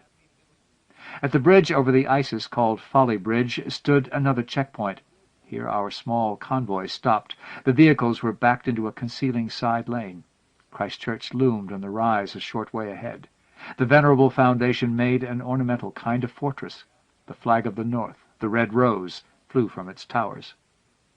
People I passed in the street harbored a skulking look, a tendency to hide their chins behind their shoulders. The old and the very young were represented only. Several carried boxes or bore bundles of sticks. Most of the women walked with dogs. Their clothes were neutral in color, their eyes downcast but mobile in their set faces. I thought, they scarcely look English. A woman with an old tartan rug over her shoulders went to the great gate of Christ Church under Tom Tower. She carried a basket of goods, possibly laundry, her manner anxious. Someone opened the door set in the gate, and she slipped through. Momentarily uncertain, I paused, glancing round. Glenn was following, some way back down the street. He made no gesture when he saw me looking at him. I went ahead under the shadow of the portal and knocked on the worn door. When the door opened, I explained to the eye presenting itself that I was looking for work. A porter dragged the door wider and admitted me. I was immediately seized. 2 men in camouflage jackets pinned me to the inside of the great gate. They searched me roughly. My revolver was removed from my pocket. I stood with my face pressed to the rough timber, listening as one of the men examined the weapon. "No firing pin," he said, contemptuously. I heard my revolver thrown into a nearby bin. They both laughed and stood back. They let me go without question, motioning me away. What had been a spacious quadrangle, Mercury, was now filled with sheds containing the vehicles of mobile units, battered lorries and Land Rovers. Under the cloisters surrounding Mercury, stalls had been established to sell what I could not see. People were coming and going, mainly young men in a kind of uniform and young women scantily dressed. A sense of unreality possessed me as I witnessed this degradation of a revered seat of learning. It might all have been a strange charade, enacted for my benefit, a parable of folly. To add to the feeling of unreality, planes were still droning overhead on their westward path. The sky was now full of them. Nobody in the quad was paying them any attention. A few people were casting glances in my direction. The influence of American propaganda caused me in part to regard the VC as enemies. Yet, since I had not been personally involved in the Civil War, I felt in part that they were merely fellow countrymen. All the same, I began to walk as if with innocent purpose toward where the bursar's office had been situated in my day. Discreet windows, which had once been closed, were now thrown wantonly open. Glass was missing in many cases. Trousers, skirts, long johns hung over the sills to dry. I reached the stone staircase and ascended to the upper level. Looking back, I saw that one of the soldiers who had frisked me was following me. This decided me to act fast. I would enter the bursar's office and ask for work. Perhaps I should demand to join the VC. Perhaps I should reveal that I was an old student of Christ Church. Perhaps there would be some clue as to who or where Hawk was. The door still bore a small brass plate saying, "Bursar." I knocked and went in. An elderly man, very square, sat with arms folded against the window. Near at hand was a tough black sergeant in a red beret and green uniform, pointing a submachine gun at me. In that frozen moment I heard the plane still passing overhead, wave after wave. The red rose hung over the stone fireplace. I turned too late. The soldier who had been following me ran up and stuck a gun into my spine. I did as I was told, moving reluctantly into the room. The door was slammed behind us. The 3 men regarded me with satisfaction. The man in the window came over to inspect me. He had an immense expanse of face, most of it whiskered or wrinkled, with a great nose and a mouth that remained slightly open, as if he was about to bite. He scrutinized me unblinkingly, almost as if I were a piece of furniture. "Papers," he said, holding out a hand. "Are you Hawk?" "Papers." I handed them over. "James Malcolm Lambard. Good. Sit in that chair." I did as I was told, and the tension in the room eased. "Your father, Arthur Lambard, is a war criminal." "My father is dead, and he was certainly no criminal." "His name remains registered as a war criminal with the government of the North. 3 deaths to answer. His anti-communist activities are well known. Terrible confusion ran through me. Among the old college photographs and engravings on the wall was a portrait of Lenin. It disoriented me. "There's been a misunderstanding," I said. "I have come just to meet a man called Hawk." "We'll be sending you to a prisoner-of-war camp near Bootle, Lambard. A tribunal will try you and adjudge your classification. There is no Hawk. It's a code name. Once you step into Christchurch with a revolver with no firing pin and ask for Hawk, you are delivered, like a parcel." He was turning away as he spoke, throwing my papers on his desk and motioning to the armed men to march me off. I jumped up. Before I could take a step toward him, I was seized roughly and held. "This is all crazy. I've done nothing wrong. Let me go at once," I shouted madly until the sergeant punched me in the ribs. "You're cooperating with the American enemy." The man at the window spoke without looking round at me. "But if I understand you, you are cooperating with them too." "Not cooperation. It's an arrangement on a war footing." He turned round to me as if suddenly pleased and said, "We collect little men like you, Lambard. The Yanks are happy to hand you over. When we get enough of you, we exchange you for a big name the Yanks are holding. There's another war going on, a diplomatic war, and it looks good for both sides if we exchange a few bodies we don't need. The United Nations approves of that sort of thing, keeps the Third World quiet. You may be part of a deal for our General Scargill, held by the Yanks. Just behave yourself, you'll be okay." As the guards led me from the room, I shouted, "I thought you people hated the Yanks. You're in league with them." He had returned to the window to stand looking out at the plains overhead and did not reply. The door slammed. As they led me away, the black sergeant said, "You want to keep your mouth shut, mate, or you'll be in trouble. Of course we hate the bloody Yanks, but the real enemy's the South. The Yanks will have to go away in the end, same as they did in Vietnam. Pack up and go." "They'll never go. They believe they have a duty to this country. They still have a vision of saving the world." We came out into Mercury. Armed vehicles were revving up. I could see other prisoners, a dejected bunch, standing handcuffed behind a lorry. The sergeant gave me a push from behind. "Saving the world from what? That persistence of vision will ruin them, and us. You know nothing, Lambard. You bloody chose to clear off into their camp. The Yanks will overreach themselves like they did before. Then the U.S. public will get pissed off of the whole shooting match. They won't want to know about Europe, will they? Won't want to stump up the taxes necessary to save the world." A fit of trembling made me weak. I staggered, and the stone building seemed to whirl about me. I fought not only to keep my balance, but to fend off the extent of my betrayal. "They saved the world before. Europe, World War II. His hand was tight round my arm, steadying me and shaking me at the same time. His big face came close to mine.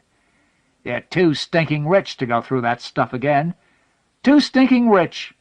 Now stop blowing your mouth and move it. Listen, when I get back, if I'm exchanged, I'm going to tell this whole rotten Hawk story to the world. Then you'll—" He hit me with his fist in the stomach, so that I doubled up, gasping for breath. So much fury at the injustice of things rose in me that it burst out as hot tears, springing from my eyes to the stones below my feet. The sergeant straightened me up, saying quite gently, "Who's going to believe what you say? No one will listen, on our side or on their side. You're discredited, Lambard. Now come on, move it, man." His words were lazily delivered without malice, and he stood there a moment while I got my breath back, thinking there was rough justice in what the sergeant said. Much had been discredited by war, not I alone. The planes still roared overhead. "Saving the world for democracy. Shit!" he said, and laughed. I said nothing. He was producing a chit and signing me over.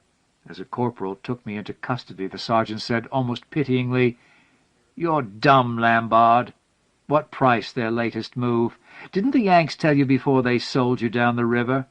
They're reenacting Cambodia now." Seeing that I didn't immediately take his meaning, he said, "Washington has just decided to attack the IRA direct. The loonies have begun the strategic bombing of Ireland. a neutral country. Raising my eyes, I saw the long-range bombers crossing a sky that was now a clear, hard blue. As we prisoners were herded into the waiting trucks, loudspeakers round the quadrangle blared forth the martial noise of the national anthem, "There'll always be North England." Joe Haldeman. Joe Haldeman was drafted in 1967 and fought in the Central Highlands of Vietnam as a combat engineer, where he was seriously wounded in action. He was awarded the Purple Heart and returned home in 1969. It is not surprising that the war has informed and influenced his fiction, notably the fine early novel War Year, a realistic account of a young draftee's tour of duty in Vietnam, and his award-winning science fiction novel, The Forever War, considered to be one of the landmark books of the 1970s. In a letter to the critic Joan Gordon, Haldeman writes that The Forever War operates on a metaphysical level as a discussion of Vietnam, war, and its effect on American society. The novel, a frightening depiction of a 1,000-year war fought by soldiers who are alienated from their own time and culture because of time dislocations caused by faster-than-light travel, won the Hugo, Nebula, and Ditmar Awards as the best science fiction novel of 1975. He took another Hugo in 1977 for his short story Tricentennial, which can be found in his collection Infinite Dreams. He is also the author of the collection Dealing in Futures. In 1983, he won the Risling Award for Best Science Fiction Poem of the Year.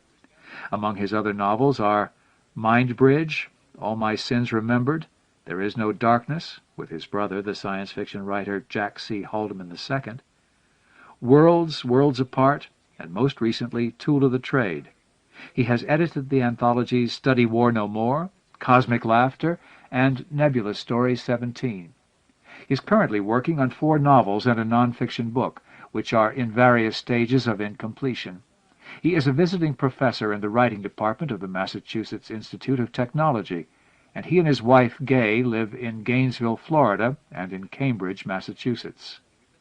In the April 1986 issue of Isaac Asimov's science fiction magazine, Haldeman writes, "The march of technology may affect the gruesome details of war, what device kills you and how well and how fast it works, but the fictionally important parts don't change. Pain, confusion, fear, heroism, cowardice, all are the same from Homer to Hemingway, from dumb rocks to smart bombs." DX by Joe Haldeman. So every night you build a little house. You dig a hole and cover it with logs. Cover with logs, with sandbags against the shrapnel weather. A house you sleep beside and hope not to enter. Some nights you wake to noise and light and metal singing. Roll out of the bag and into the house with all the scorpions, centipedes, roaches, but no bullets flying inside it.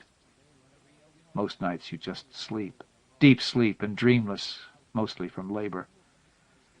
This night was just sleep. In the morning you unbuild the house, hours of work again for nothing. Kick the logs away, pour out the sandbags into the hole, roll up the sandbags for the next night's bit of rural-urban renewal. Eat some cold, bad food, clean your weapon, drink instant coffee from a can. Most carefully repack the demolition bag, blasting caps, TNT, plastic time fuse, det cord. 10 kilograms of fragile, most instant death. Check the tape on the grenades. Check the pins. Inspect ammo clips. Clean the top rounds with illegal gasoline. Then shoulder the heavy rucksack. Secure your weapons and tools and follow the other primates into the jungle. Watching the trees, walk silently as possible through the green, watching the ground. Don't get too close to the man in front of you. This is good advice. Don't let the enemy have 2 targets. Remember that. Don't get too close to any man. Only a fool or an officer doesn't grab the ground at the first shot. High-pitched rattle of M16s. Even if it's rather distant, louder Russian rifles answer. Even if it's a couple of clicks away. Manly chug of heavy machine guns. God knows which way they're shooting. Grenades, flat bang. Like fools or officers, we get up off the ground and move. all that metal flying through the air. And do we move away from it? No. We make haste in the wrong direction. Like fools or officers, we head for the action, making lots of noise now. Who cares now? But careful not to bunch up. Remember, don't get too close to any man. It's over before we get there.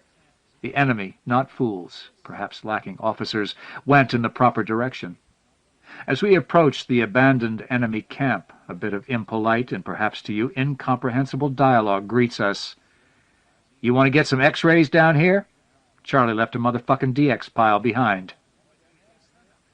Terms. X-rays are engineers. Demolition men. Us. Charlie is the enemy. DX means destroy. A DX pile is a collection of explosives that are no longer trustworthy. When you leave the camp, finally, you put a long fuse on the DX pile and blow it up. Both motherfucker and DX are technical terms that can serve as polite euphemisms. Private, you want to DX that motherfucker? Instead of, Private, kill that man. We've been lucky. No shooting, just a pile of explosive leftovers to dispose of. And we'd done it before. It was quite a pile, though, taller than a man. Artillery shells, mortar rounds, satchel charges, rifle grenades, all enough to kill everybody with some left over, festooned with chains of .50 caliber ammunition. The major wouldn't let us evacuate his troops and put a long fuse on the pile. We had to stand there, nervous and guarded. They'd been working hard. First they get lunch and a nap, then we can move them out and we can blow it. We liked his we. We didn't know it was wired for sound. It was booby-trapped. Remember, don't get too close to any man. Don't know that farmer has an actual farm waiting back in Alabama, and don't know that Crowder has new grandbabies and is headed for retirement when he gets home. And don't know that Doc was a basketball champ in his black high school and really did want to be a doctor. Because they all are one short beep of a radio detonator away from a sound so loud you don't hear it really. Gray smoke. Blood. It just hits you like a car. Everywhere blood and screaming. Doc, both his long legs blown off, dies quickly. Sergeant Crowder, separated from one foot, is unconscious or stoic. Farmer had his belly spilled, but lived long enough to shout, "Professor, where'd they get you?" And, since I didn't have enough breath for a complete catalog, foot, shins, knees, thigh, groin, genitals, arm, ears, scalp, and disposition, I settled for the balls. "Oh, my God," Farmer said. Then he died. 2 days later, I woke up in a dirty hospital, sewed up like Frankenstein's charge. Woke up in time to see Crowder leave with a sheet over his eyes. And so it was over. In a way. The whole squad DX but me. There is nothing for it. There is nothing you can take for it. They are names on a wall now. They are compost in Arlington. And somehow I am not. But give me this. There are 3 other universes like this. In one, Farmer curses the rain, wrestles his tractor through the mud, curses the bank that owns it, and sometimes remembers that he alone survived. In another, Crowder tells grown grandchildren for the 100th time over a late-night whiskey his one war story that beats the others all to hell. In the third, Doc stands over a bloody patient, steady hand, healing knife, and sometimes he recalls blood years past, and sometimes remembers to be glad to be alive. In these worlds I am dead, and at peace. Further reading. This list of books and stories is by no means comprehensive. It is rather a personal and thus idiosyncratic selection. We have included genre as well as non-genre subject material, which we hope may be of interest. Novels and collections. Robert A. Anderson, Cooks and Bakers, New York, Avon, 1982. Ed Dodge, Dow, New York, Macmillan, 1984. Berkeley, 1984. Charles Durden, No Bugles, No Drums, New York, Viking Press, 1976. Charter, 1978. William Eastlake, The Bamboo Bed, New York, Avon, 1985. Martin H. Greenberg and Augustus R. Norton, editors. Turing Nam, The Vietnam War Reader, New York, William Morrow, 1985. Joe Haldeman, War Year, New York, Holt, Reinhardt, and Winston, 1972. Pocketbooks, 1978. Joe Haldeman, The Forever War, New York, St. Martin's Press, 1974. Gustav Hasford, The Short Timers, New York, Harper & Row, 1979. Bantam, 1980. Smith Hemstone, Attractive Time, Boston, Houghton Mifflin, 1966. Wayne Carlin and others, editors. Free Fire Zone, New York, McGraw-Hill, 1973. Jerome Klinkowitz and John Somer, editors. Writing Under Fire, Stories of the Vietnam War, New York, Delta, 1978. Ron Kovic, Born on the 4th of July, New York, McGraw-Hill, 1976. Pocketbooks, 1977. Tom Mayer, The Weary Falcon, Boston, Houghton Mifflin, 1971. Michael Moorcock, My Experiences in the Third World War, London, Savoy Books, 1980. David Morrell, First Blood, New York, M. Evans and Company, 1972. Fawcett Crest, 1973. Ballantine, 1982. Charles Nelson, The Boy Who Picked the Bullets Up, New York, William Morrow, 1981. Avon, 1982. Tim O'Brien, Going After Cachato, New York, Delacorte, 1978. Delta, 1979. Del Laurel, 1980. Tim O'Brien, If I Die in a Combat Zone, Box Me Up and Ship Me Home, New York, Delacorte, 1973. William Pelfrey, The Big V, New York, Liverite, 1972. Avon, 1984. John Clark Pratt, The Laotian Fragments, New York, Viking Press, 1974. Robert Roth, Sand in the Wind, Boston, Little Brown, 1973. New York, Pinnacle, 1974. Jonathan Rubin, The Barking Deer, New York, George Braziller, 1974. Avon, 1982. John Sack, M., New York, Avon, 1985. James Park Sloan, War Games, New York, Houghton Mifflin, 1971. Avon, 1973. Stephen Philip Smith, American Boys, New York, G.P. Putnam's Sons, 1975. Avon, 1984. Tom Suddick, A Few Good Men, New York, Avon, 1978. Jada Thacker, Finally the Pawn, New York, Avon, 1986. Patricia L. Walsh, Forever Sad the Hearts, New York, Avon, 1982.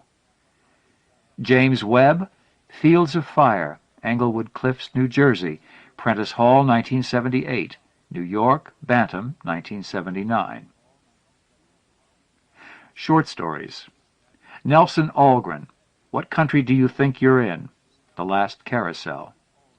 Asa Baber, How I Got Screwed and Almost Tattooed by Huck Finn.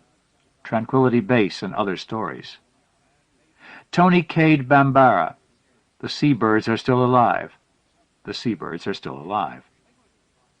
M.F. Beale, Survival, The Fact of Fiction. Charles A. Bellinger, Once Upon a Time When It Was Night. Angels in My Oven. Kay Boyle, You Don't Have to Be a Member of the Congregation. Little Victories, Big Defeats. John Brunner, The Inception of the Epoch of Mrs. Be Done By As You Did. From This Day Forward. Charles Carper, The Land of the Free. Story, The Yearbook of Discovery, 1969. Jess Carr, A Flicker of the Torch. A Creature Was Stirring in Other Stories. Robert Chastain, On the Perimeter. New American Review, No. 13. Robert Chastain, The Appointment. Shipride Down the Spring Branch, and Other Stories. Ying Jen Chen, A Rose in June, Born of the Same Roots. Stanley Cohan, I'm Sorry, Mr. Griggs, A Special Kind of Crime. Jack Dan, Among the Mountains, Time Tipping. Fielding Dawson, The Triangle on the Jungle Wall, Crazy Cat, The Unveiling, and Other Stories. Emilio de Gracia, Brothers of the Tiger, Likely Stories. Len Dighton, First Base, 11 Declarations of War. Hank Dempsey, The Defensive Bomber, Nova 3. Philip K. Dick, Faith of Our Fathers, Dangerous Visions. John Dominey, Over 4,000 Square Miles, Bedlam. David A. Drake, The Dancer in the Flames, Whispers 4. Kevin Dwan, War Chips, Intro 6. William Eastlake, The Biggest Thing Since Custer, 50 Years of the American Short Story, Volume 1. Harlan Ellison, Night of Black Glass, Stalking the Nightmare. Leslie Epstein, Lessons, The Steinway Quintet, plus 4. Lawrence Ferlinghetti, Where is Vietnam? New Directions in Prose and Poetry, 19. James Ferry, Dancing Ducks and Talking Anus, The Best American Short Stories, 1982. Karen Joy Fowler, The Lake Was Full of Artificial Things, Isaac Asimov's Science Fiction Magazine, October 1985. Ruth Geller, Pat's Friend Norm, Pictures from the Past and Other Stories. John Bart Gerald, Walking Wounded, The Best American Short Stories, 1969. Margaret Gibson, All Over Now, Considering Her Condition. Charles L. Grant, Come Dance With Me on My Pony's Grave, The Magazine of Fantasy and Science Fiction, July 1973. Shirley Ann Grau, Homecoming, The Wild Shifting West. David Grinstead, A Day in Operations, The Fact of Fiction. Joe Haldeman, Counterpoint, Infinite Dreams. Barry Hanna, Midnight and I'm Not Famous Yet, Airships. Gustav Hasford, The Short Timers, excerpt, Yesterday's Tomorrows. Larry Heineman, The First Clean Fact, The Best American Short Stories, 1980.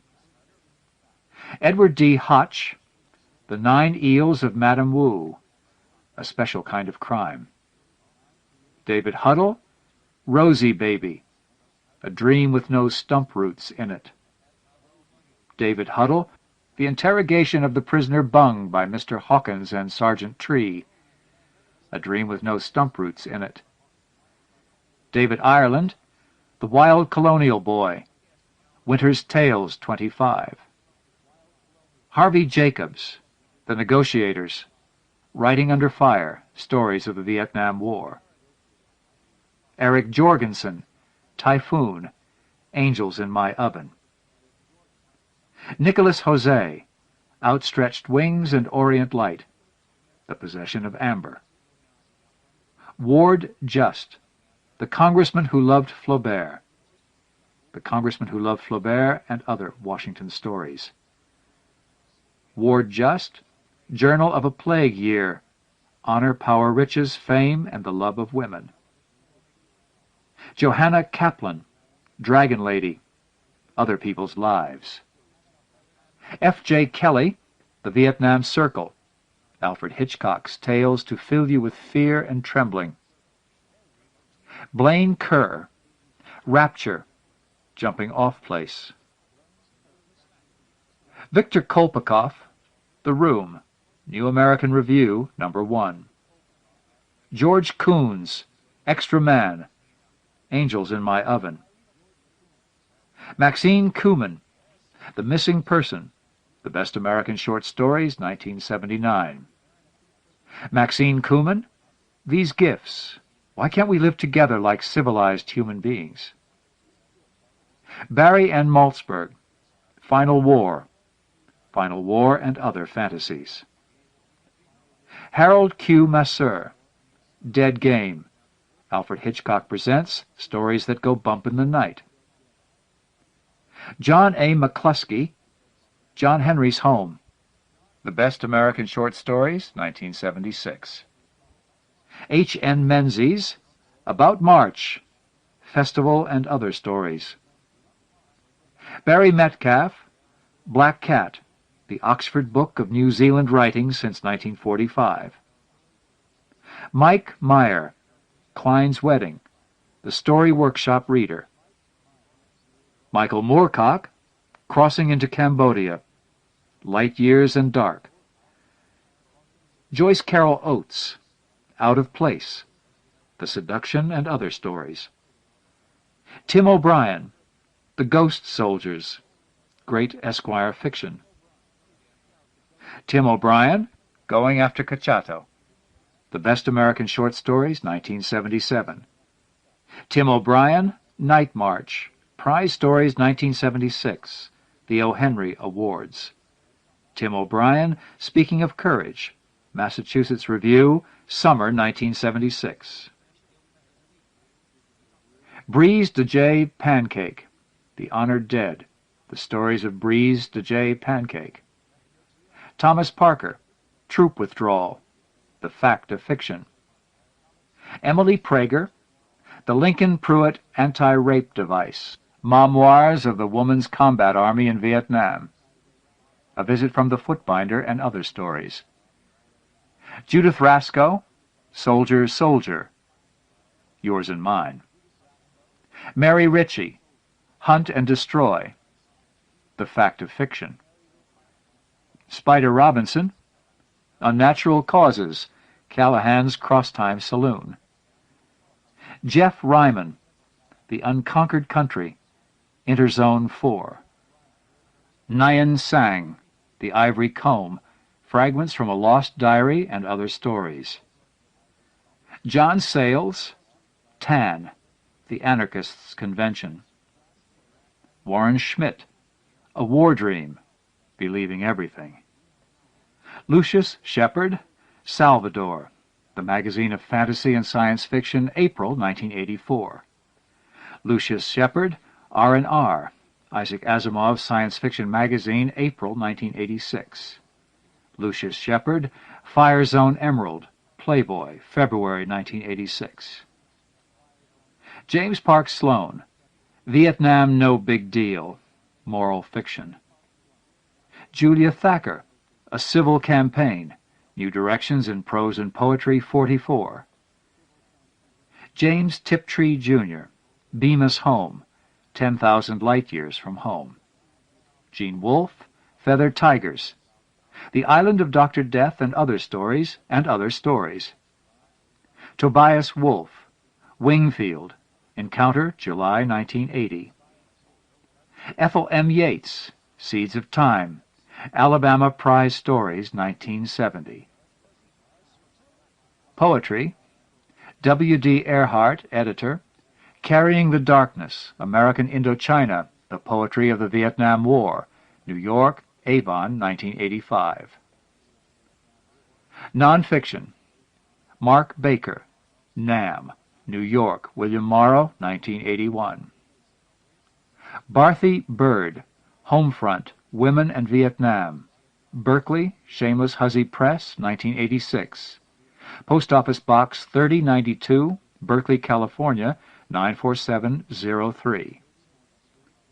Philip Caputo, A Rumor of War, New York, Holt, Reinhardt and Winston, 1977. Bernard Edelman, Dear America, Letters Home from Vietnam, New York, Norton, 1985. Francis Fitzgerald, Fire in the Lake, Boston, Little Brown, 1972.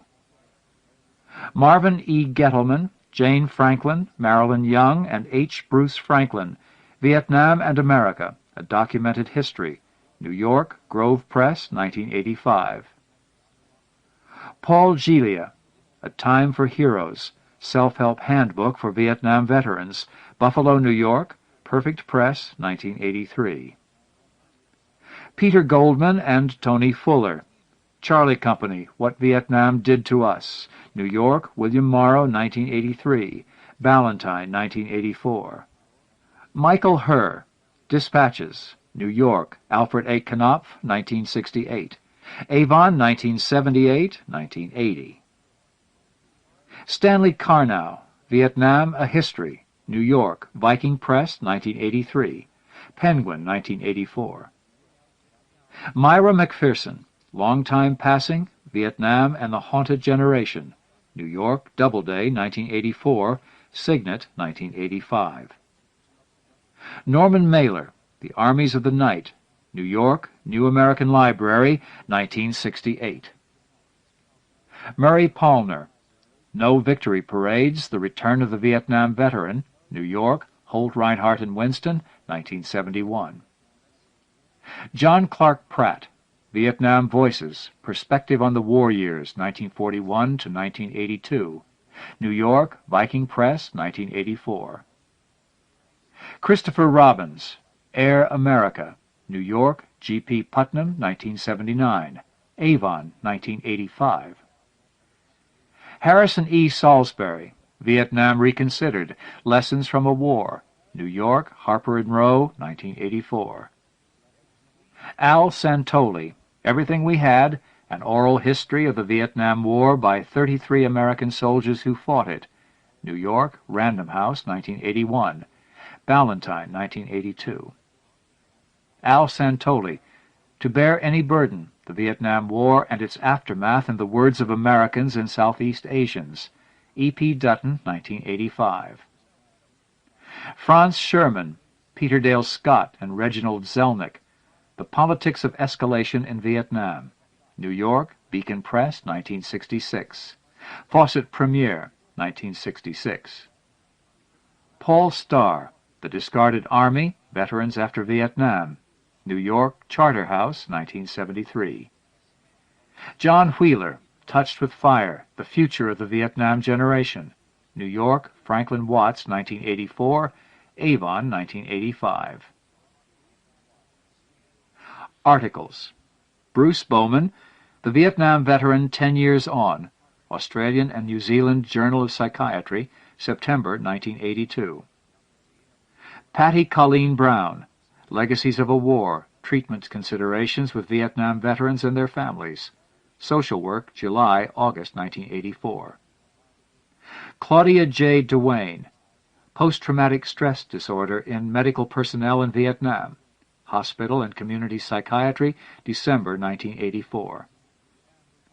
David W. Foy and others, Etiology of Post-Traumatic Stress Disorder in Vietnam Veterans, Analysis of Pre-Military, Military, and Combat Exposure Influences, Journal of Consulting and Clinical Psychology, February 1984.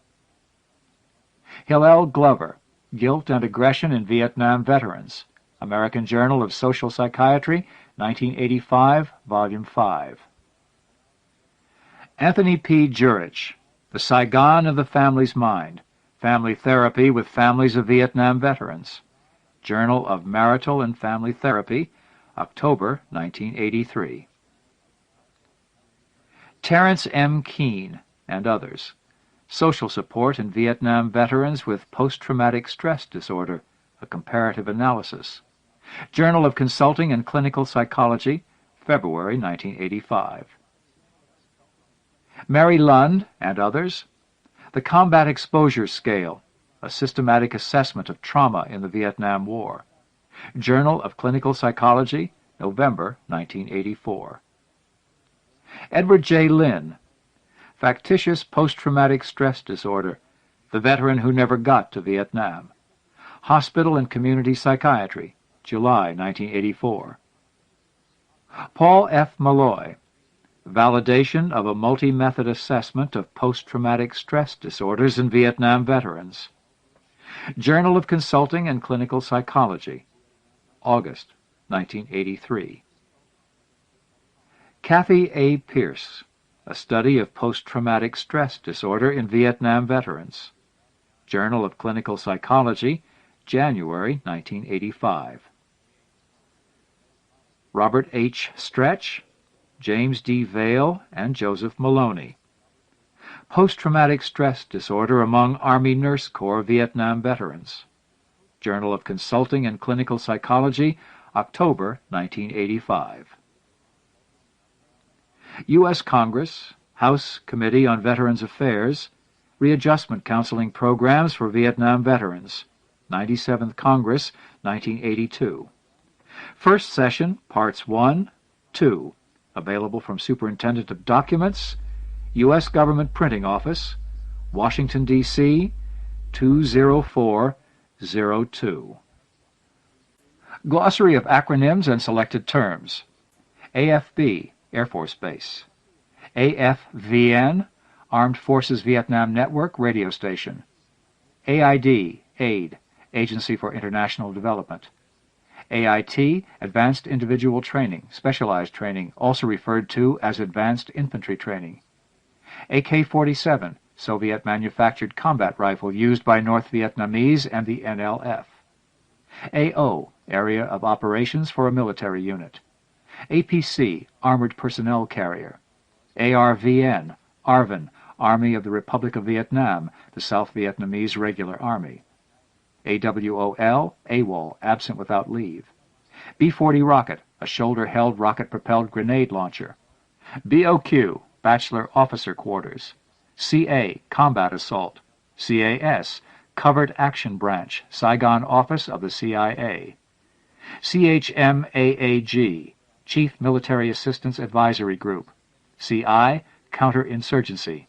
CIA, Central Intelligence Agency. CIB, Combat Infantryman's Badge awarded to Army infantrymen who had been under fire in a combat zone. CIDG, Civilian Irregular Defense Group. CINC-PAC, SINCPAC, Commander-in-Chief Pacific. Claymore, an anti-personnel mine. CO, Commanding Officer. CONUS, CONUS, Continental U.S. Corps, military regions dividing Vietnam as follows. I Corps, the 5 northern provinces of South Vietnam. Second Corps, the Central Highlands and Central Coastal area of South Vietnam. Third Corps, the provinces immediately surrounding Saigon. Fourth Corps, the southern provinces of South Vietnam. COS, Chief of Station, CIA, Country Team. CP, Command Post. CQ, Charge of Quarters, an officer officially in charge of a unit headquarters at night. DEROS, DEROS, Date of Expected Return from Overseas. DIA, Defense Intelligence Agency. DMZ, Demilitarized Zone, the area at the 17th parallel, 17 degrees north latitude, which divided North and South Vietnam. DOD, Department of Defense. DRV, Democratic Republic of Vietnam, North Vietnam. E&E, Escape and Evasion. EOD, Explosive Ordnance Disposal, Specialists in Disarming Explosive Devices. FAC, Forward Air Controller. FO, Forward Observer. FOA, Foreign Operations Administration.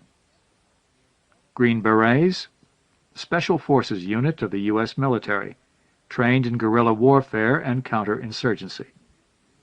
HM, Navy Hospital Corpsman, a medic. Hooch, a hut or simple dwelling. Hot LZ, a landing zone under enemy fire. ICA, International Cooperation Administration. ICC, International Control Commission for Vietnam and Laos. ICSC, International Commission for Supervision and Control in Vietnam. IDA, Institute for Defense Analysis. ISA, International Security Agency. JCS, Joint Chiefs of Staff. KIA, Killed in Action. Lao Dong, the Communist Party of Vietnam. LBJ, Long Bin Jail, a military stockade at Long Bin Post. Also Lyndon Baines Johnson, the President. LCM, a medium-sized landing craft, used to transport troops ashore. LP, a listening post, a forward observation post of 2 or 3 men, also an amphibious landing platform used by the infantry. LRRP, Long-Range Reconnaissance Patrol, a team of 5 to 7 men sent into the jungle to observe the enemy without making contact. LST, Troop Landing Ship. LRP, the slang term for LRRP, derived from the pronunciation of the acronym.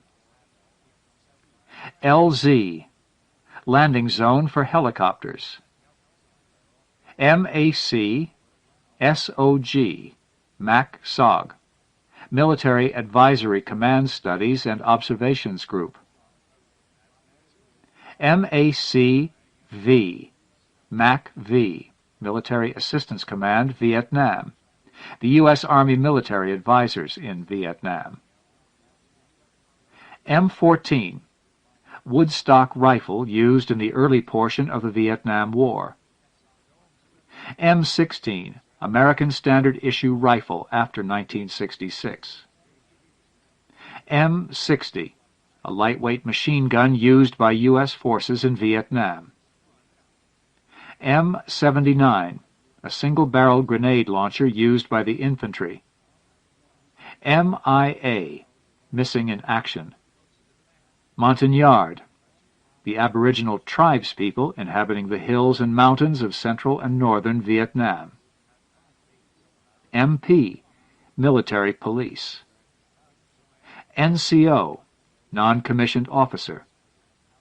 NLF, National Liberation Front of South Vietnam. NSA, National Security Agency. NSC, National Security Council. NVA, North Vietnamese Army. NVN, Democratic People's Republic of Vietnam, North Vietnam. OBE, Out-of-Body Experience. OP, Observation Post. OPS, Operations. OR, Operating Room. PAT, PAT, Political Action Team. PAV, PAV, People's Army of Vietnam. PAVN, PAVN, People's Army of North Vietnam. Perimeter, outer limits of a military position. PFC, Private First Class. Point, the forward man or element on a combat mission. PRG, Provisional Revolutionary Government of South Vietnam. PSYOPS, Psychological Operations. PSYWAR, Psychological Warfare. PX, Post-Exchange, Military Store. Ranger, a soldier especially trained for reconnaissance and combat missions. R&R, Rest and Relaxation, a 3 to 7 day leave from the combat zone. Recon, Reconnaissance. RPG, Rocket-Propelled Grenade. RTO, Radio and Telephone Operator. Seabees, Navy Construction Engineers. SEAL, SEAL, member of the Navy's Sea, Air, Land Special Operations Team comparable to Army Green Berets. Short Timer, a soldier nearing the end of his tour in Vietnam. SKS, Soviet Semi-Automatic Rifle. SF, Special Forces, a unit of the U.S. military especially trained in guerrilla warfare and counterinsurgency, known as Green Berets because of their identifying headgear. The Special Forces were the first troops sent into Vietnam by President Kennedy in the early 60s. SP/5, Specialist 5th Class, equivalent to a sergeant. SP/4, Specialist 4th Class, equivalent to a corporal. Tet, the Lunar New Year, a Buddhist holiday. Tracer, a round of ammunition treated to glow or give off smoke. USAF, USAF, U.S. Air Force. USIA, U.S. Information Agency. USIS, USIS, U.S. Information Service. USOM, USOM, U.S. Operations Mission. VC, Viet Cong. Viet Cong, the South Vietnamese guerrilla forces in rebellion against the government of South Vietnam, the enemy. Originally, the name was a term of derision used by the South Vietnamese government for the Lao Dong, the Vietnamese Communist Party. Viet Cong loosely translates as slaves or peasants. Ville, a Vietnamese village. WIA, Wounded in Action. World, the United States. XO, Executive Officer. Lyrics from Dream Baby, How Long Must I Dream, by Cindy Walker, copyright 1962 by Combine Music Corporation. All rights reserved. International copyright secured. Reprinted by permission. Lyrics from I Feel Like I'm Fixin' to Die Rag on page 17, copyright 1965, by Joe McDonald, Alcatraz Corner Music Company. All rights reserved, used by permission. The Village by Kate Wilhelm, copyright 1973 by Thomas M. Dish. First published in Bad Moon Rising, Harper & Row, reprinted by permission of the author. A Dream at Noonday by Gardner Dozois, copyright 1970 by Damon Knight. First published in Orbit 7, Putnam, reprinted by permission of the author. Deathtracks by Dennis Etchison, copyright 1982 by Stuart Schiff, copyright 1982 by Dennis Etchison. First published in Death, Playboy Books, reprinted by permission of the author. The War at Home by Louis Shiner, copyright 1985 by Davis Publications Limited. First published in Isaac Asimov's Science Fiction magazine, May 1985, reprinted by permission of the author. Basilisk by Harlan Ellison, copyright 1985 by the Kilimanjaro Corporation, reprinted by permission of and by arrangement with the author and the author's agent, Richard Curtis Associates Incorporated, New York, all rights reserved. End of In the Field of Fire, edited by Jeanne Van Buren Dann and Jack Dann. Narrated by John Stratton in the studios of American Foundation for the Blind, Incorporated, for the Library of Congress, November 1987. For special distribution as authorized by Act of Congress under Public Law 89-522 with the permission of the copyright holder and the publisher, Tom Doherty Associates, Incorporated, 49 West 24th Street, New York, New York, 10010. End of book.